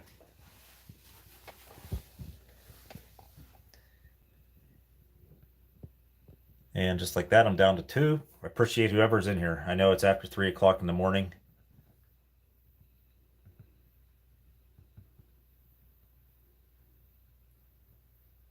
All right, I'm here by myself in the Hinsdale house.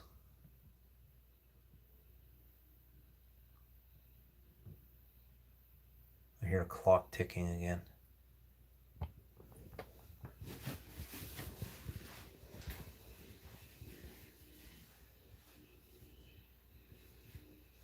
Please give me a sign of your presence.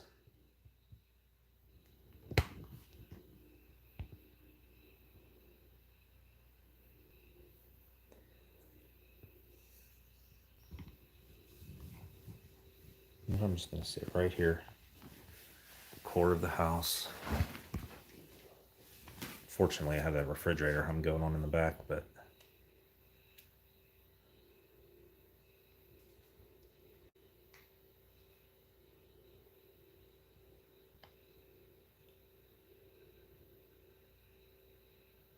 if there's anyone here, please come communicate with me. I'm not hiding from you, so there's no reason for you to hide from me.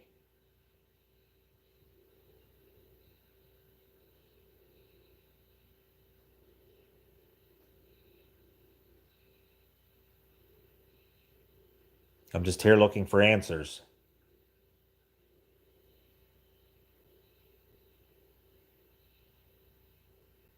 I've got even more answers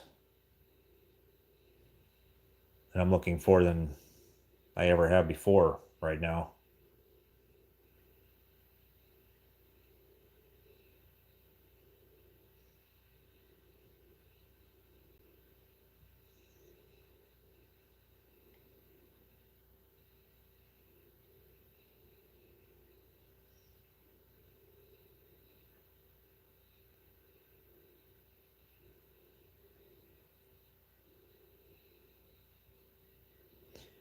I believe I'm going to go try the spirit box again. I know I'm already at 6 hours and 10 minutes into the stream here. I said sometimes I'm falling asleep already during an investigation, but I'm wide awake right now. That was me. The cord accidentally touched the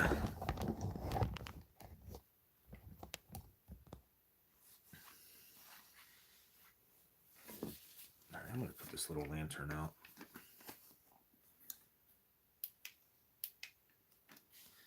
All right, let me flip this around here.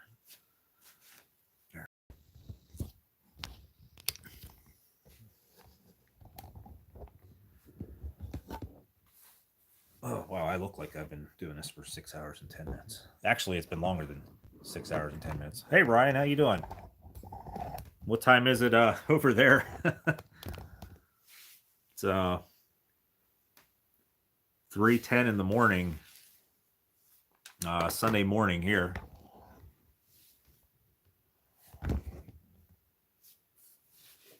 Yeah, good to see you here.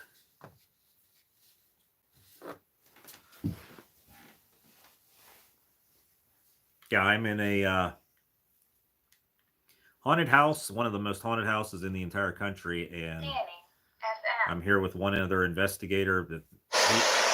He's actually outside asleep, and I'm in the entire house, have the entire house to myself. So we're just about to try a spirit box session.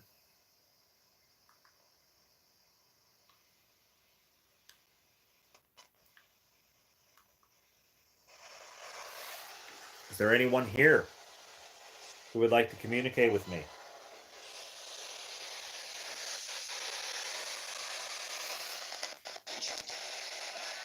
If so, please tell me your name.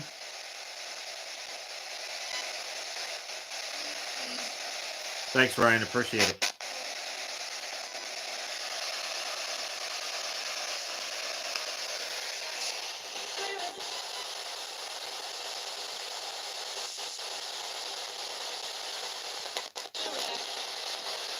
Do you have any messages for anybody or anybody who's watching?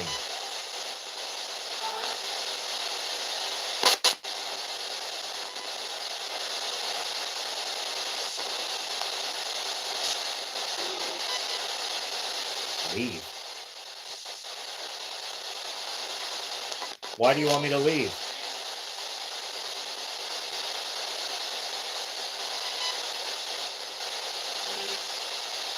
Said leave again.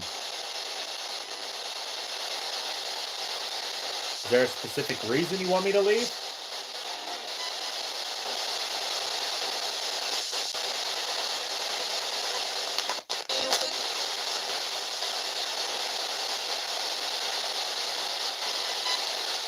Is something about to happen in here?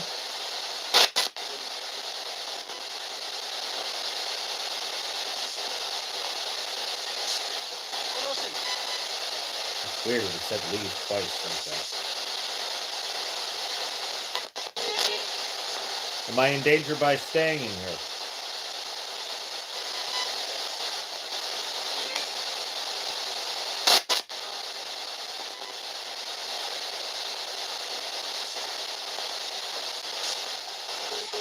Did you mean for me to leave or for somebody else to leave?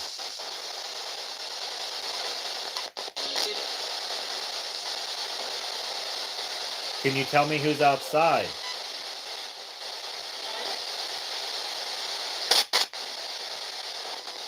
I swear it just said my investigator's name, Brian.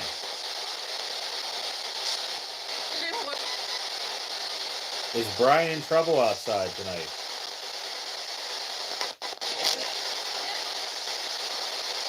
Is he in danger by sleeping out there?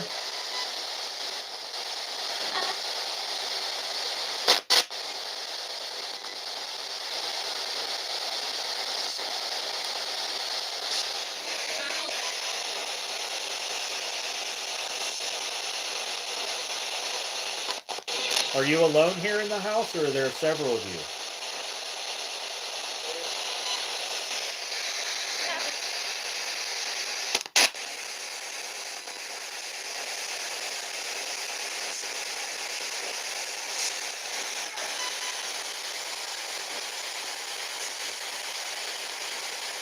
If there are several of you, can you tell me how many? Can you give me a number?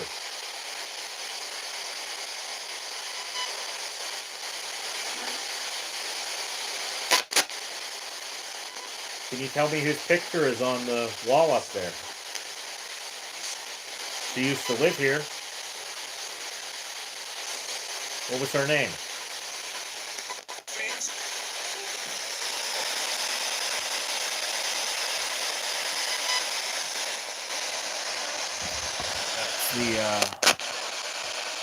There's a photo of the lady that used to live here back in the 70s whenever the worst hauntings in this house occurred.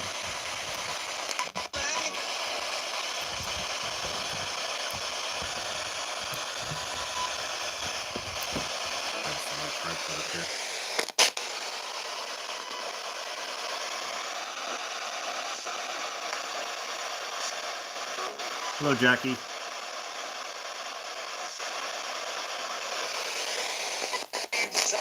Yeah, it's 3:17 in the morning here.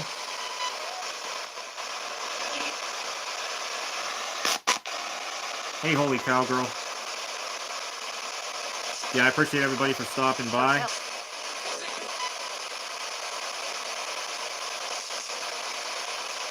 I am at Hinsdale House in Hinsdale, New York. Rural upstate New York. This is about as rural as it gets in New York State.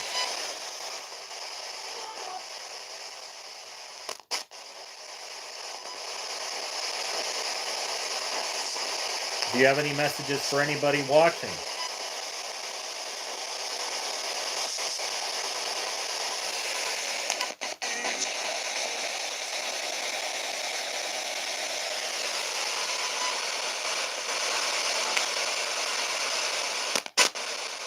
Well, as strange as it may sound, we've actually had most of the activity has been outside. Which happens a lot in this place, as strange as that may sound.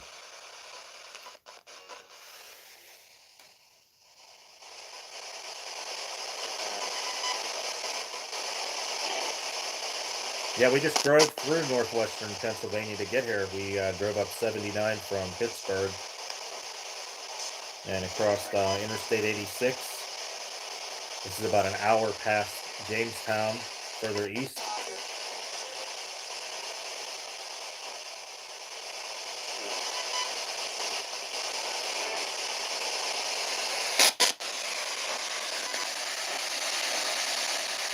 Can you tell me your name, please, so I know who I'm talking to? My name is Mark.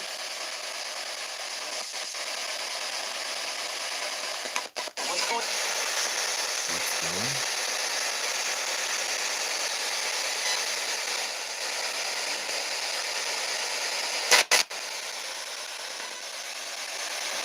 Are you okay with me being here, doing this?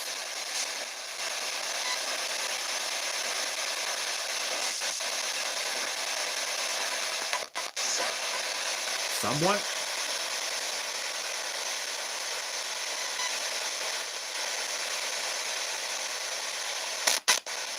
Yes, this is the house with the strange sounds coming from the forest. Yeah, this house is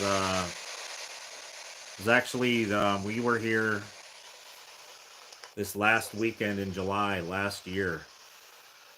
Yeah, it has a pond as well. Yeah, there's a pond as well. Yeah.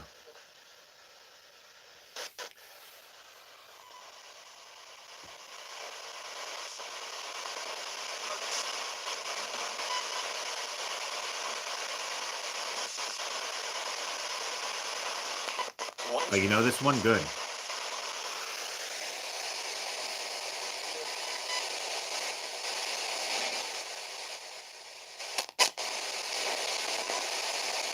Are you fine with me being here doing this?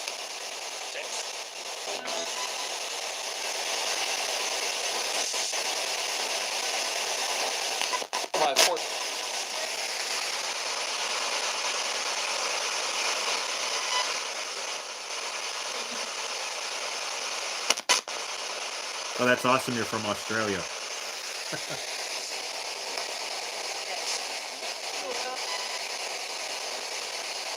Spirits, where are you from? Can you tell me where you're from?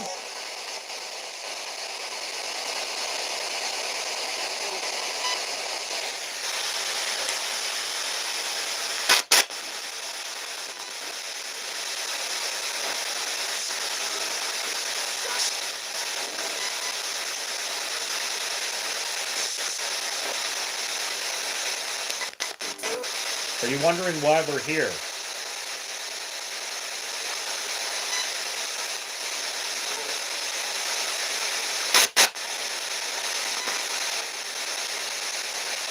Do you know why I'm here?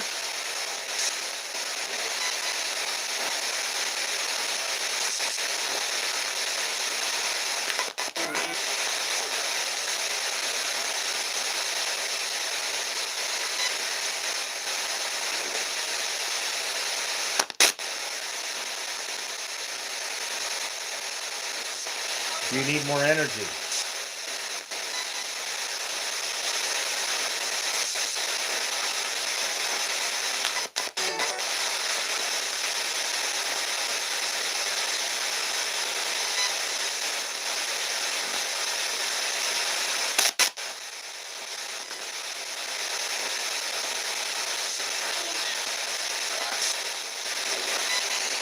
All right, you know what? I'm going to give you another tool to use. I'm going to go back to the SB11 spirit box, which I'm just learning how to use.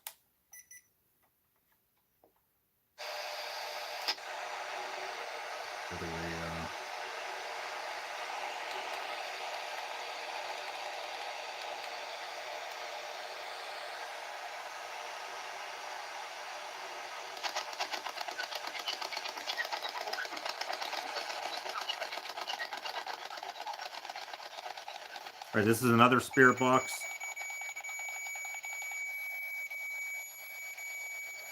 Let me take the temperature off. I'm going to reset the volume as well, so they're on even.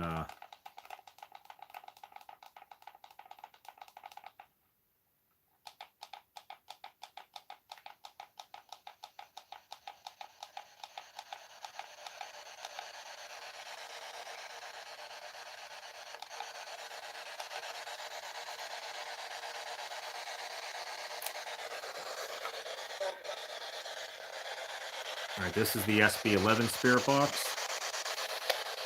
It also has a temperature probe temperature sensor, and I'm going to turn that on now.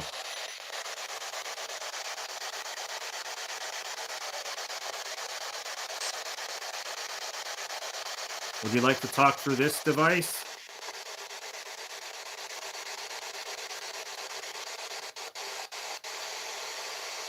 Oops, I hit the wrong button.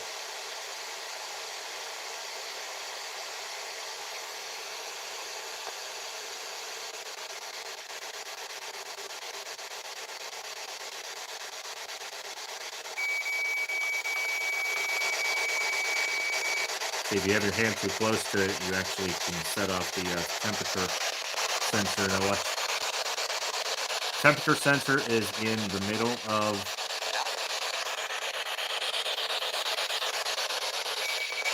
see how it just went off from sensing my temperature? So I hit the reset button.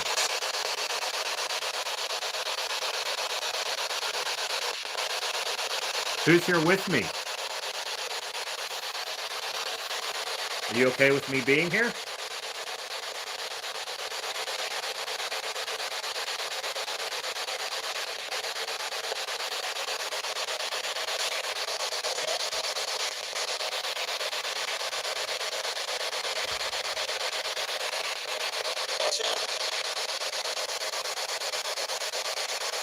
I've never heard of that one. That's interesting. I'll have to try that. It's amazing. Oops, that was my yeah, this temperature sensor is very, very sensitive on here.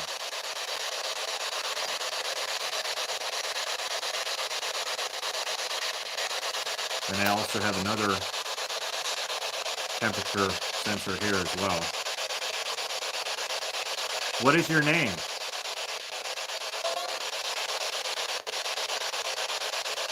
Did you just say my name?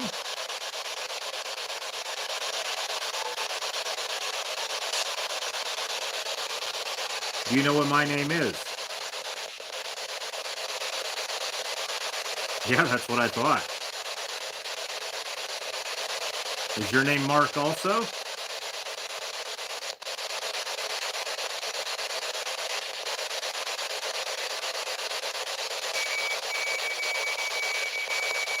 I'm nowhere near that temperature gauge.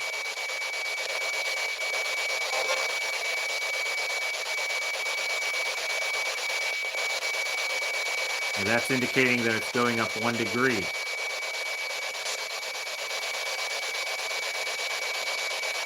This has gone off several times here tonight, but the temperature has only gone up instead of down. Which is strange because as the night gets cooler outside, it should, if anything, be going down, the temperature should be. Can you tell me your name? Since you said mine.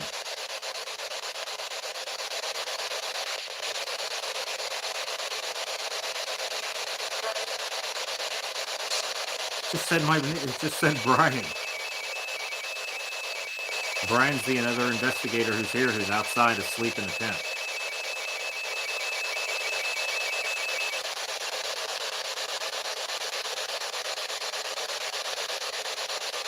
Since you're into saying my name and Brian's name, can you tell me the name of somebody who was here last year but isn't here right now? I had 2 other people with me. Can you say one of their names?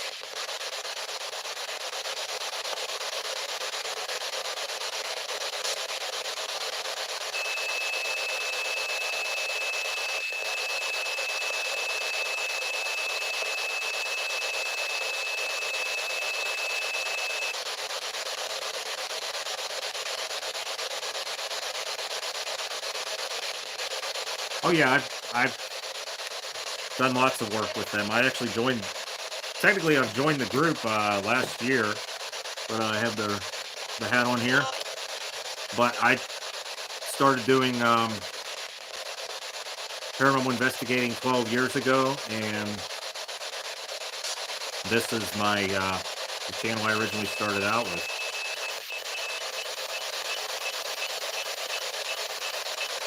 I thought Brian came inside.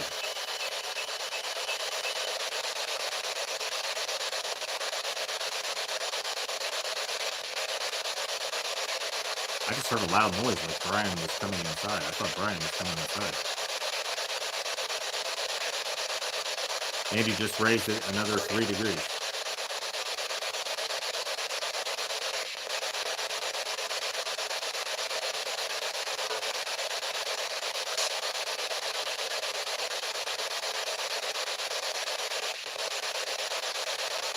Yes, Stephen and Frank are actually coming here tomorrow night. They will be here with me tomorrow night. They're actually traveling up. It's probably 3:30 in the morning now. They're back at home asleep, and when they get up, they're coming straight up here. 'Cause we're here for 2 nights.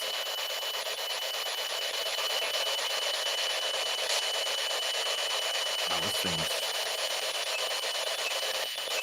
Did you just jump 2 degrees?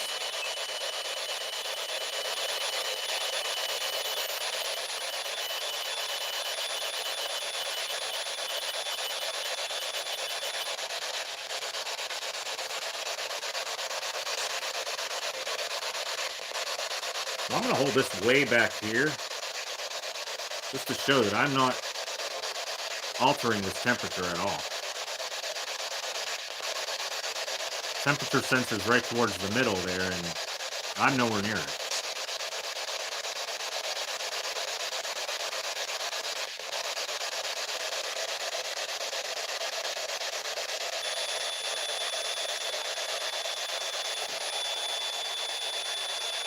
And that's weird because this has actually gone up slightly too, but it hasn't gone up 4 degrees.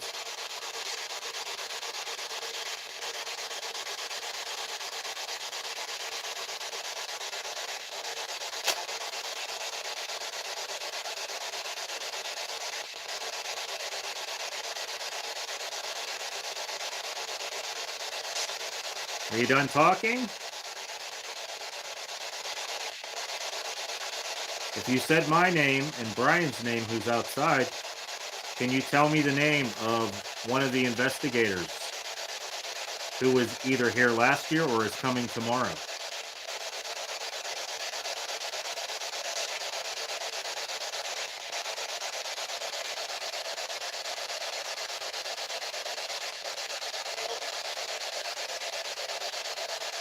You can use my energy if you need to. I didn't hear... Something started to come through there, but it didn't. I'm going to reset that, see if it continues to climb. And that's accurate because it just read 70.6.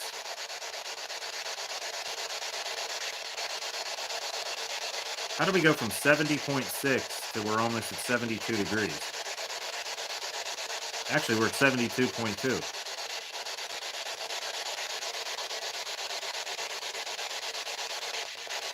So the temperature is rising right now. Oh yes, Frank's awesome.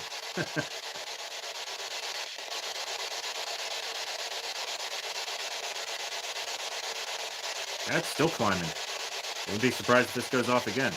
And like I said, it's getting cooler outside. So if anything, the temperature in this house should be decreasing and getting cooler, not warmer.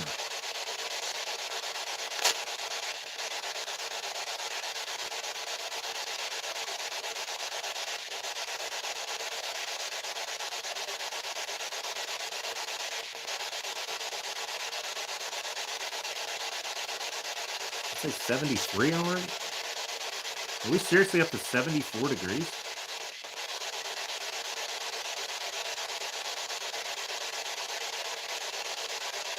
Okay, Terry. Yeah, when I started out, everybody called me Haunted, and nobody knew my name. So I don't mind that either.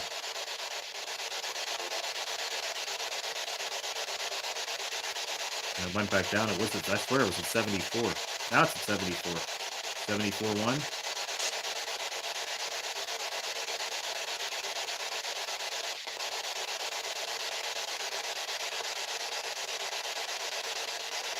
Can you make the other number go up on this meter that I have in my hand?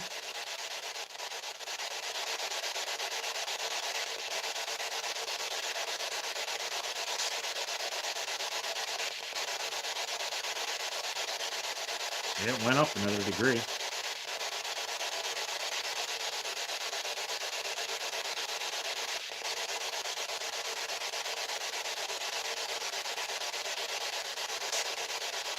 It does feel like it's getting warmer. Right here, it feels like it's getting warmer, but like I said, I really don't have any explanation for it.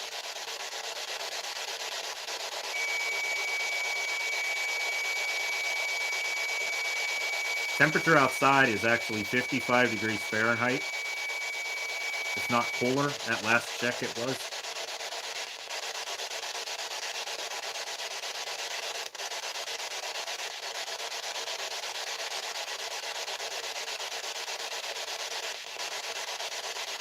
Yeah, this is crazy that it's jumped this much. That's a full, it was on 70 degrees whenever I turned this on. 70.6. Just like 3 or 4 minutes ago. Now it's at 74.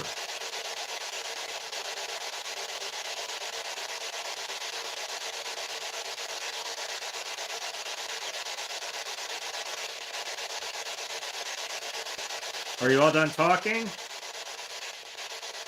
Do you have any other messages before I sign off here?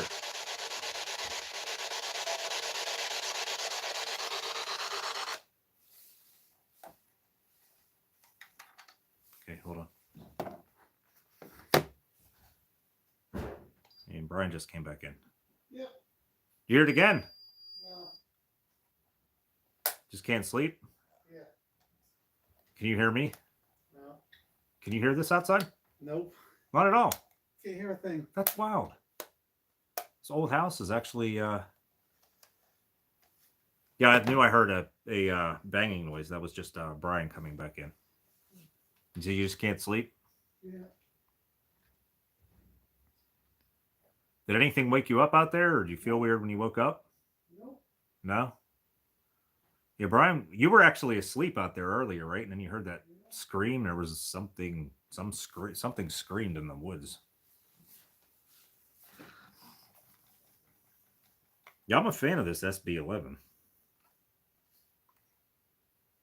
Now that I actually got figured out how to use it.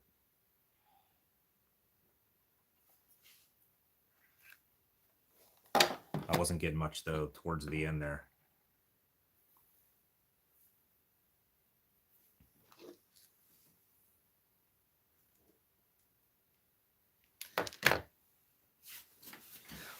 Be right back here. Let me grab the...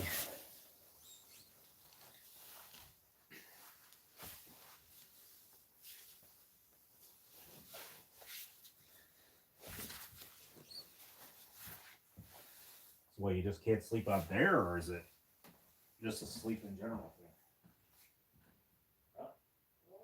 So you just can't sleep in general, or sleep out there? On the ground. We need to move the tent or not? We need to move that tent or not? Hey, house is bad at all.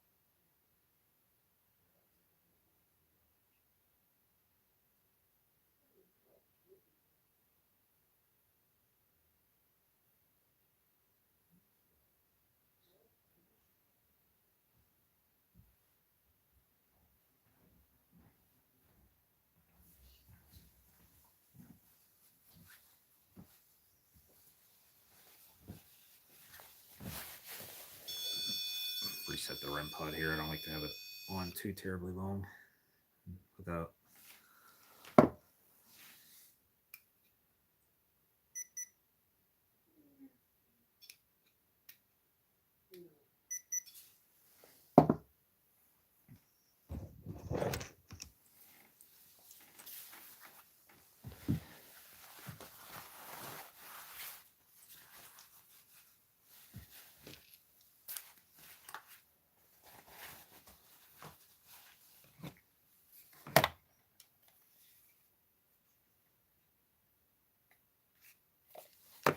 Grab a drink real quick.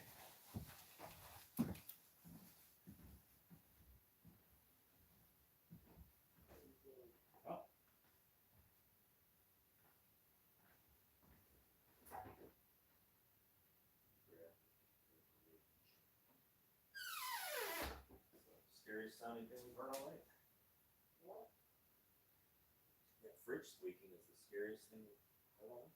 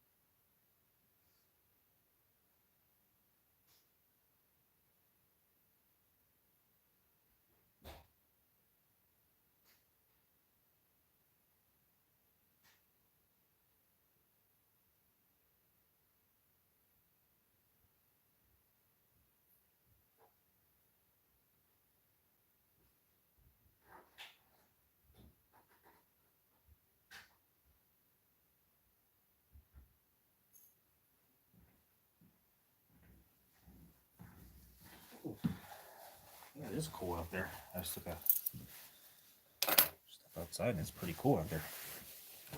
I'm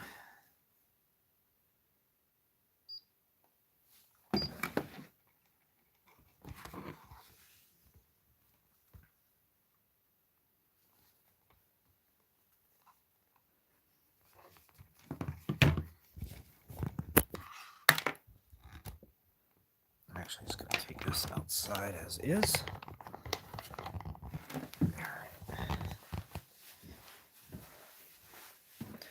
Let's go see how cool it actually is outside. I'm curious to see what the temperature actually is outside. So I'm gonna take the millimeter out. Just outside here real quick.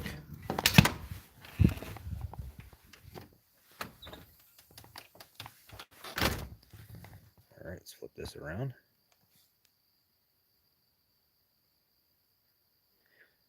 Standing outside, get a base rating of the air temperature here.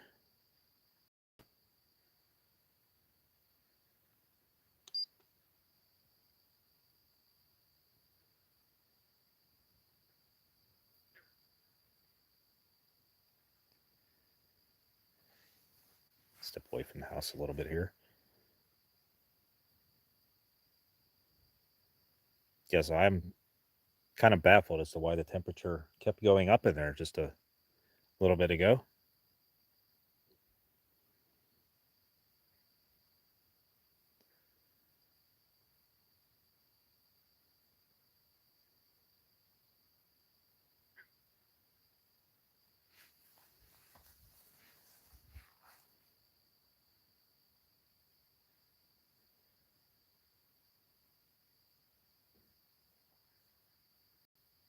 Yeah, as you can see, then it's about 56 degrees Fahrenheit out here.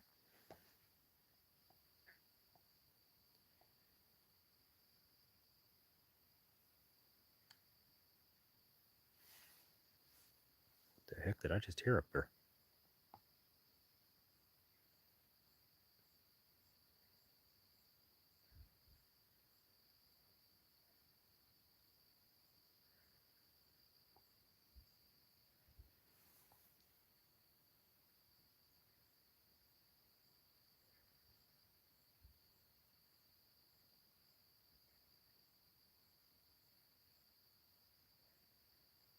Yeah, there's all kind of frogs out here.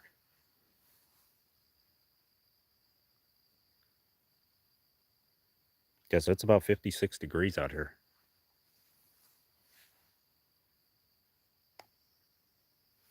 This is the outside of the house. I haven't been out here in a while to show anybody who's just recently joined us here.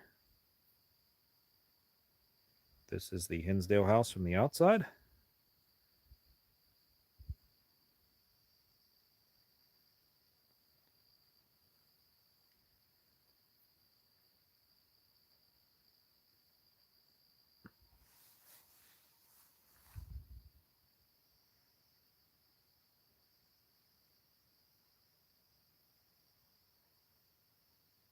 What the hell am I hearing?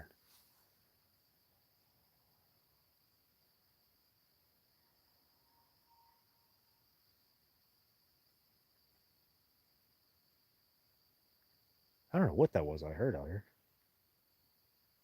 Now, I don't know if the few here are in chat, who I appreciate being here, by the way. I mean, I know it's late here. I'm not sure what time it is in your part of the world, but thank you so much for tuning in here. When we were here last year, the same weekend, well, it's now July 30th here now.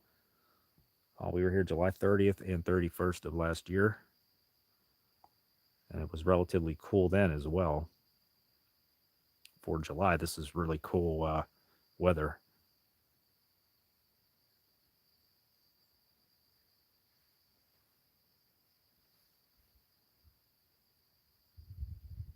It's actually chilly out here. I'm just in t-shirt and shorts.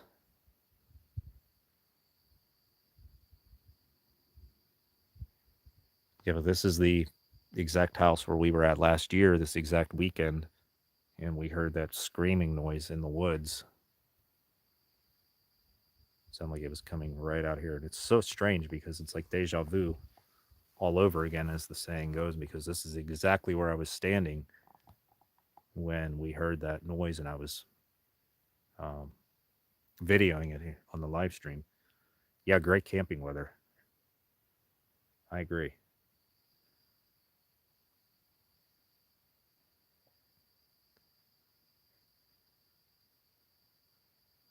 Well, that's why I like going live here, especially this late in the wee hours of the morning. You have a lot of people try to stay on as long as they can, and they get tired, and you never know who's going to show up from what corner of the world.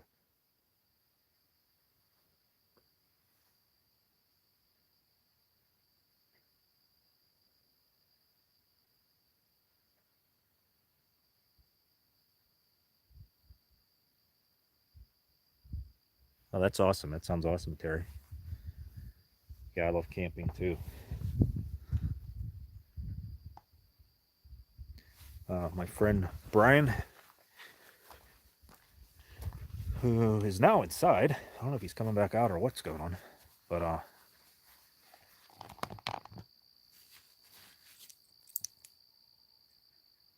was actually out here asleep. See the tent where he had set up.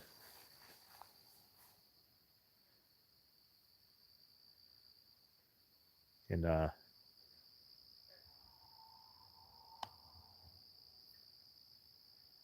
said he heard something scream. He thought it was a person or an animal or in between, something up over the hill here.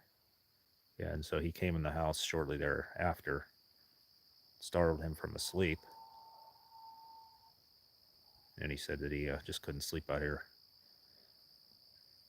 I don't know if the tent's not on a level spot or what, but he's probably just going to sleep inside tonight.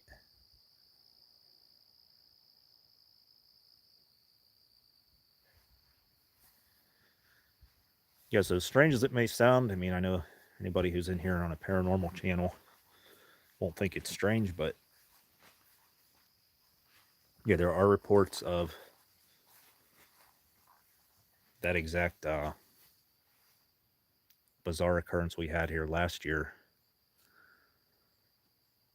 There are reports of creatures like that out here, whether it be Bigfoot, Sasquatch, Dogman, some kind of cryptid creature.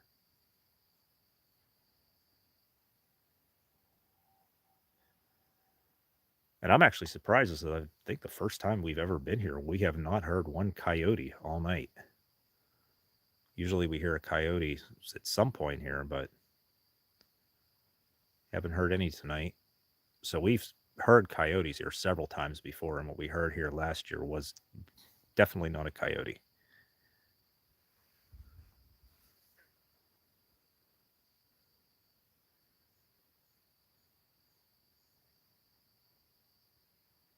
All right, I'm going to head back inside here. Like I said, I just wanted to get a baseline reading of our temperature.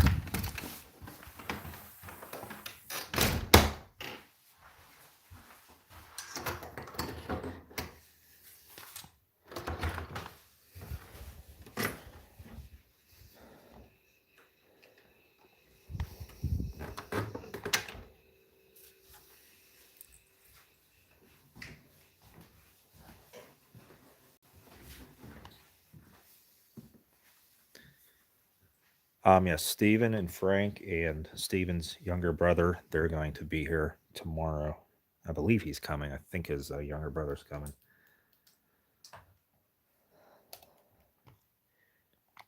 And they should be getting up here in a few hours and starting their journey here.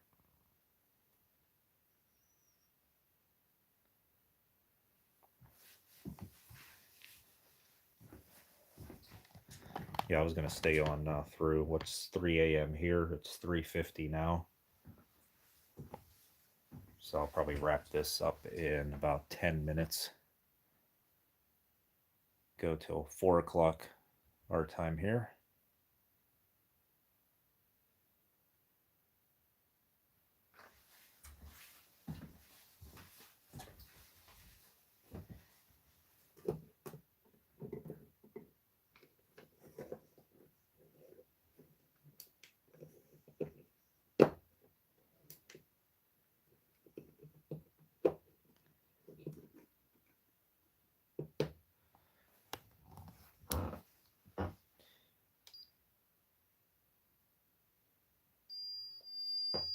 It's weird. We've had the REM pod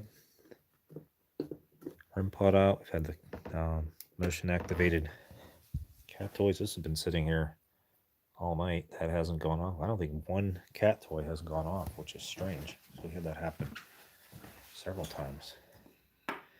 Now, these were my extra ones I was going to put in the basement.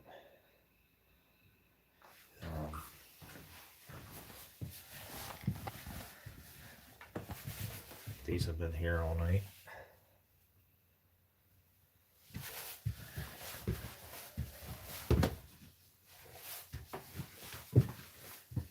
Check my recorder here.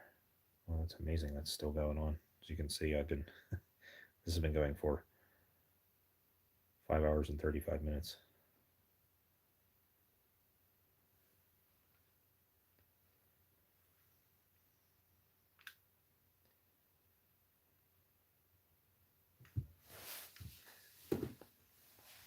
And I've got cat toys up here as well.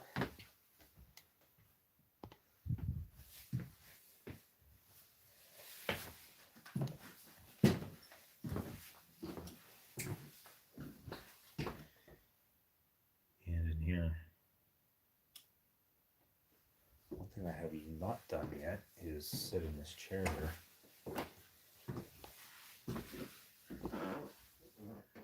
This creepy closet that is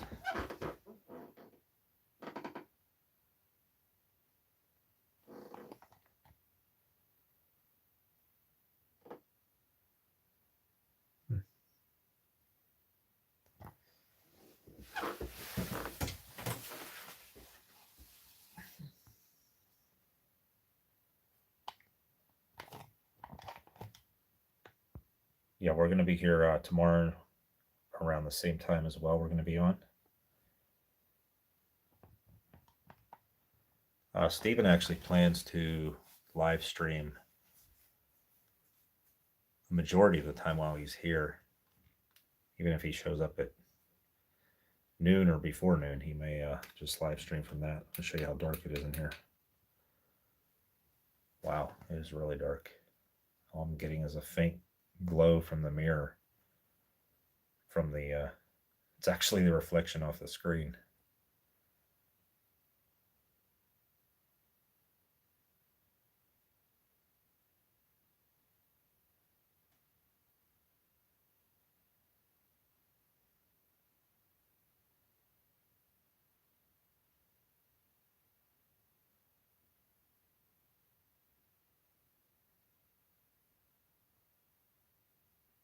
Can you make a noise out there?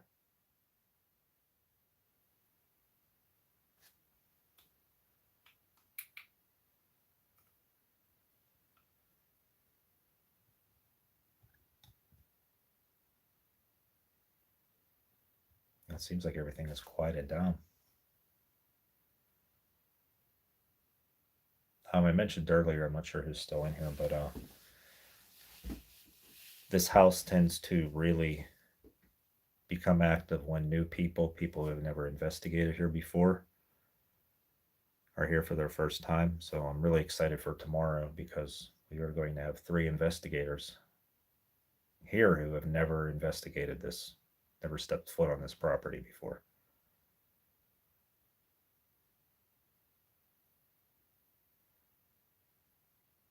And when that happens, it seems like whatever's here likes to make its presence known to those who've never been here. Yeah, it's an awesome location, Jax. It is.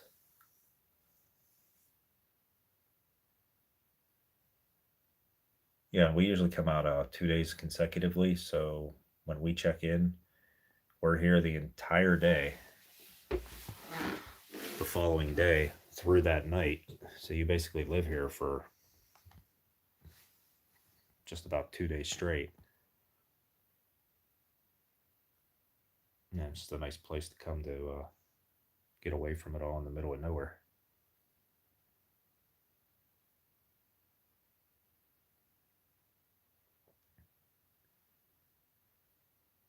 Yeah, I'm going to probably wrap the stream up here at 4. I'm actually probably still going to investigate some. I'm not really even tired. I've actually slept in this bed before. This is, once again, Mary's room, one of supposedly the most haunted room in the entire house. At least it was back in the day of the family that lived here. Was this that creepy music box?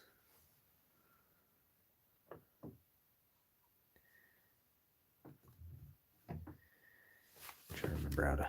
There we go.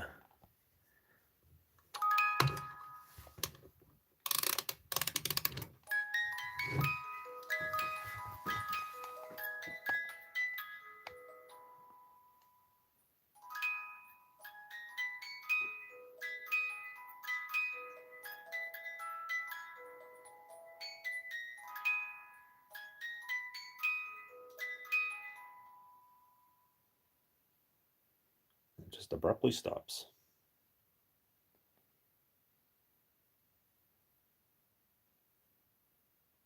I guess it's not really a creepy music box. It's actually, I think that's one of the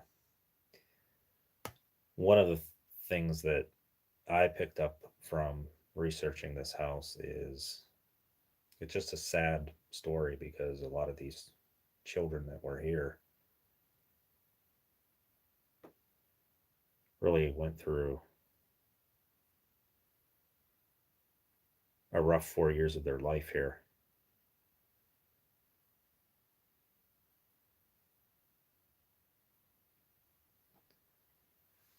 And there's a lot of negative energy that seemed to follow them around really for the rest of their lives.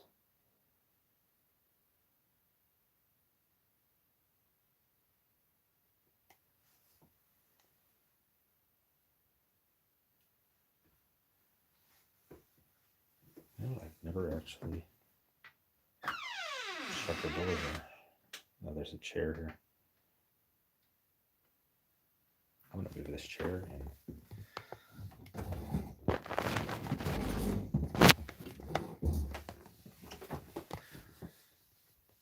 I don't think I've ever seen this room with the door shut.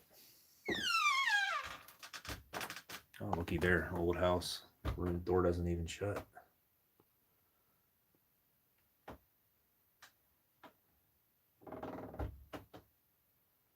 Wonder if that's the secret here to getting activity. Yeah, you can tell this is like, look at that old style door latch. You can tell this was the door that would have been here in the 70s when they latched this shut. Yeah. You want any evidence that this door was actually shut? Take a look at this.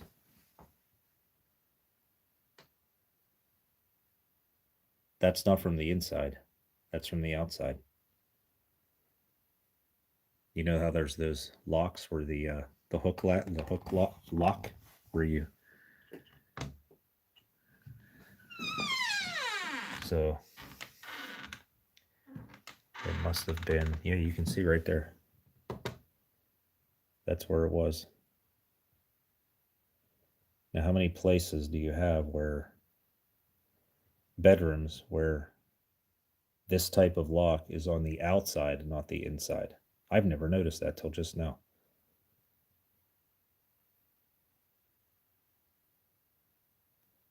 So instead of the lock being on the inside of the door for a privacy lock, they had this lock on the outside of the door to keep this door shut, to seal this room off. And it's still here to this day. Nearly 50 years later.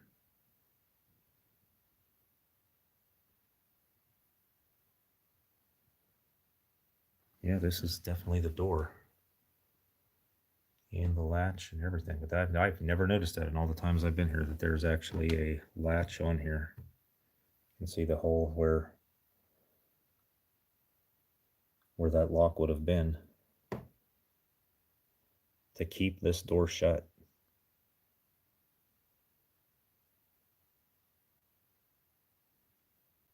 I mean, in hindsight, it looks like they tried to lock their child in the room, but that's not what happened. They were trying to keep whatever spirit energy was here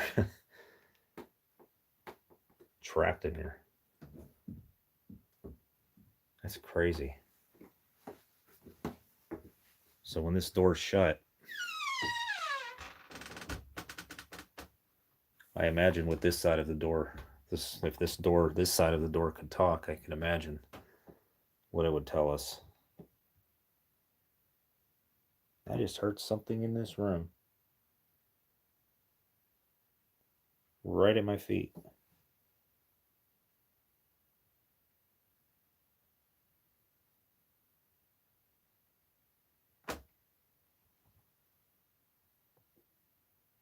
That's incredible, because if you look at this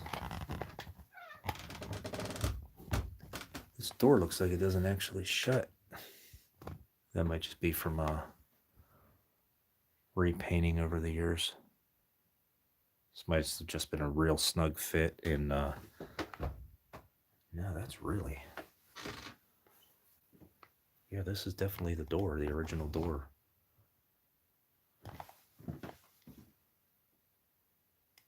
Where there may, no, this definitely looks like it.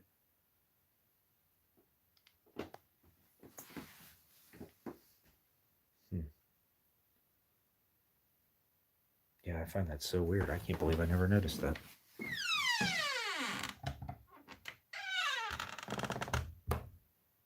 To lock the door from the outside.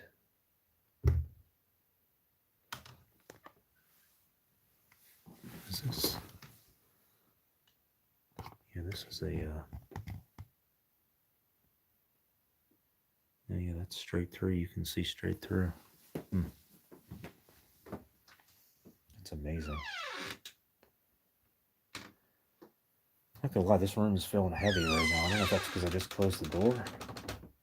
I wonder if that's the key to getting activity in here, is close the door. Because if you think about it, when they close the door, that's when all the activity happened. I can't, wow. It feels extremely.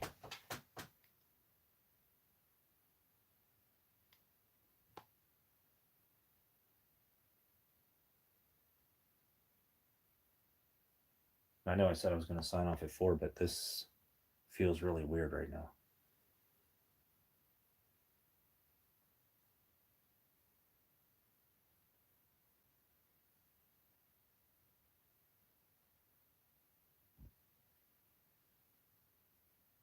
I swear I'm hearing noises coming from below me.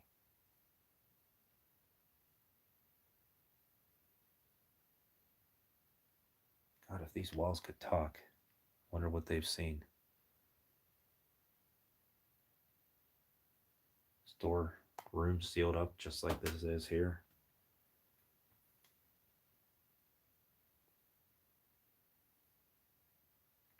But still banging and footsteps and stuff moving around. Just like a live human was in here when nobody was.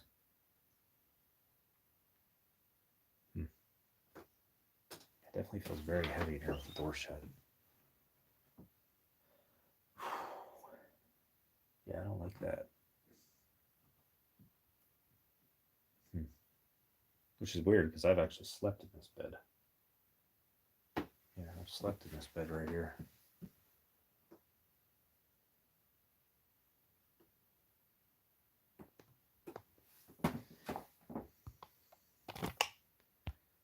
Yeah, my chat went away. Sorry about that. I had to Yeah, that is very bizarre. And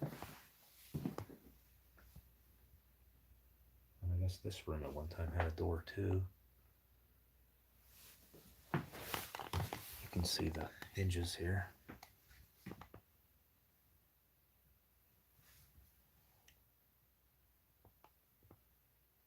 That is so strange.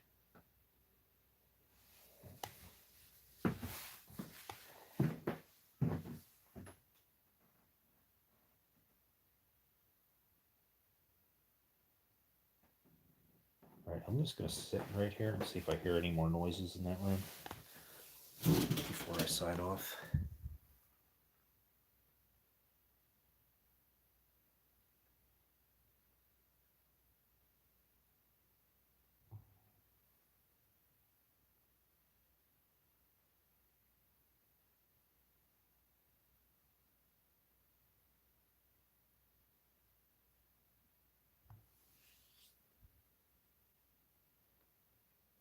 No.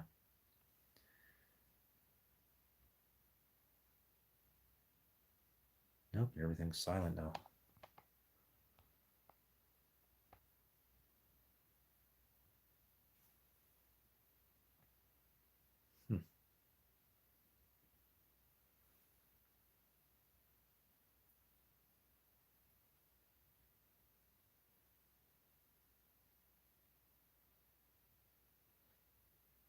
All right, so like I said, we're going to be here. This is now only night 1 of 2.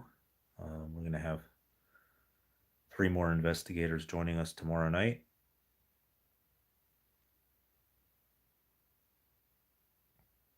Actually, during the day tomorrow, so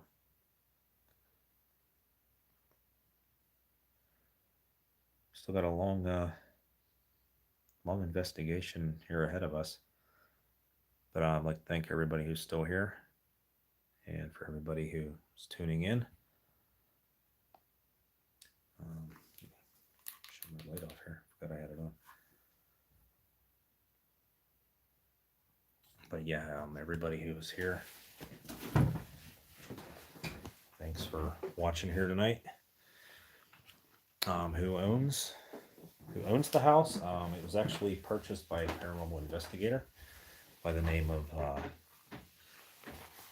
Daniel Class, who lives about an hour and a half away in Buffalo. But his group came out here and investigated this house, and he kind of felt a connection towards it. If he wouldn't have bought this house probably would have been torn down by now. So he basically saved the house, and now has it open for investigators to come and investigate.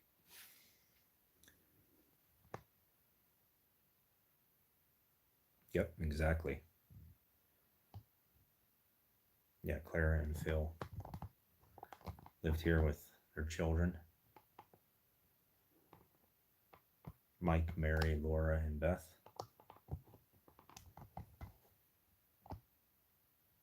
And like I said earlier, I really got to give them a lot of credit because they endured a lot here over several years to still fight for their house.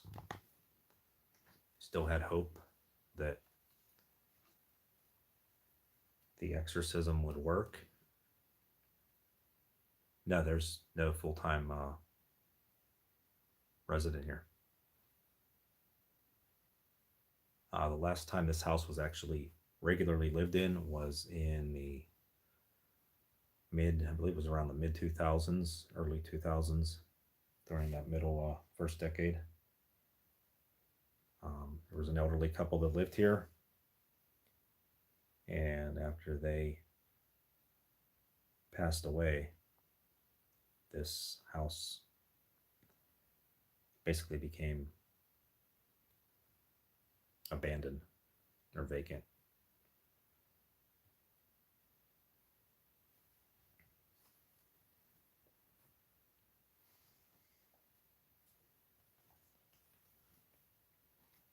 Just making sure I have all my gear here set up.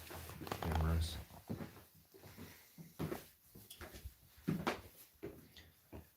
Oh yeah, that what I showed you earlier. That here's the floor. You can actually see down to that table I was on earlier. That's the REM pod that was downstairs on that table in front of the couch. Like I said, I think they have this here as like an old old heating vent or just a primitive. That was weird. My light. Okay, I don't know what the heck happened. I don't know what the heck happened. I don't know what the heck happened. I don't know what the heck happened. I don't know what the heck happened. I don't know what the heck happened. I don't know what the heck happened. I don't know what the heck happened. I don't know what the heck happened. I don't know what the heck happened.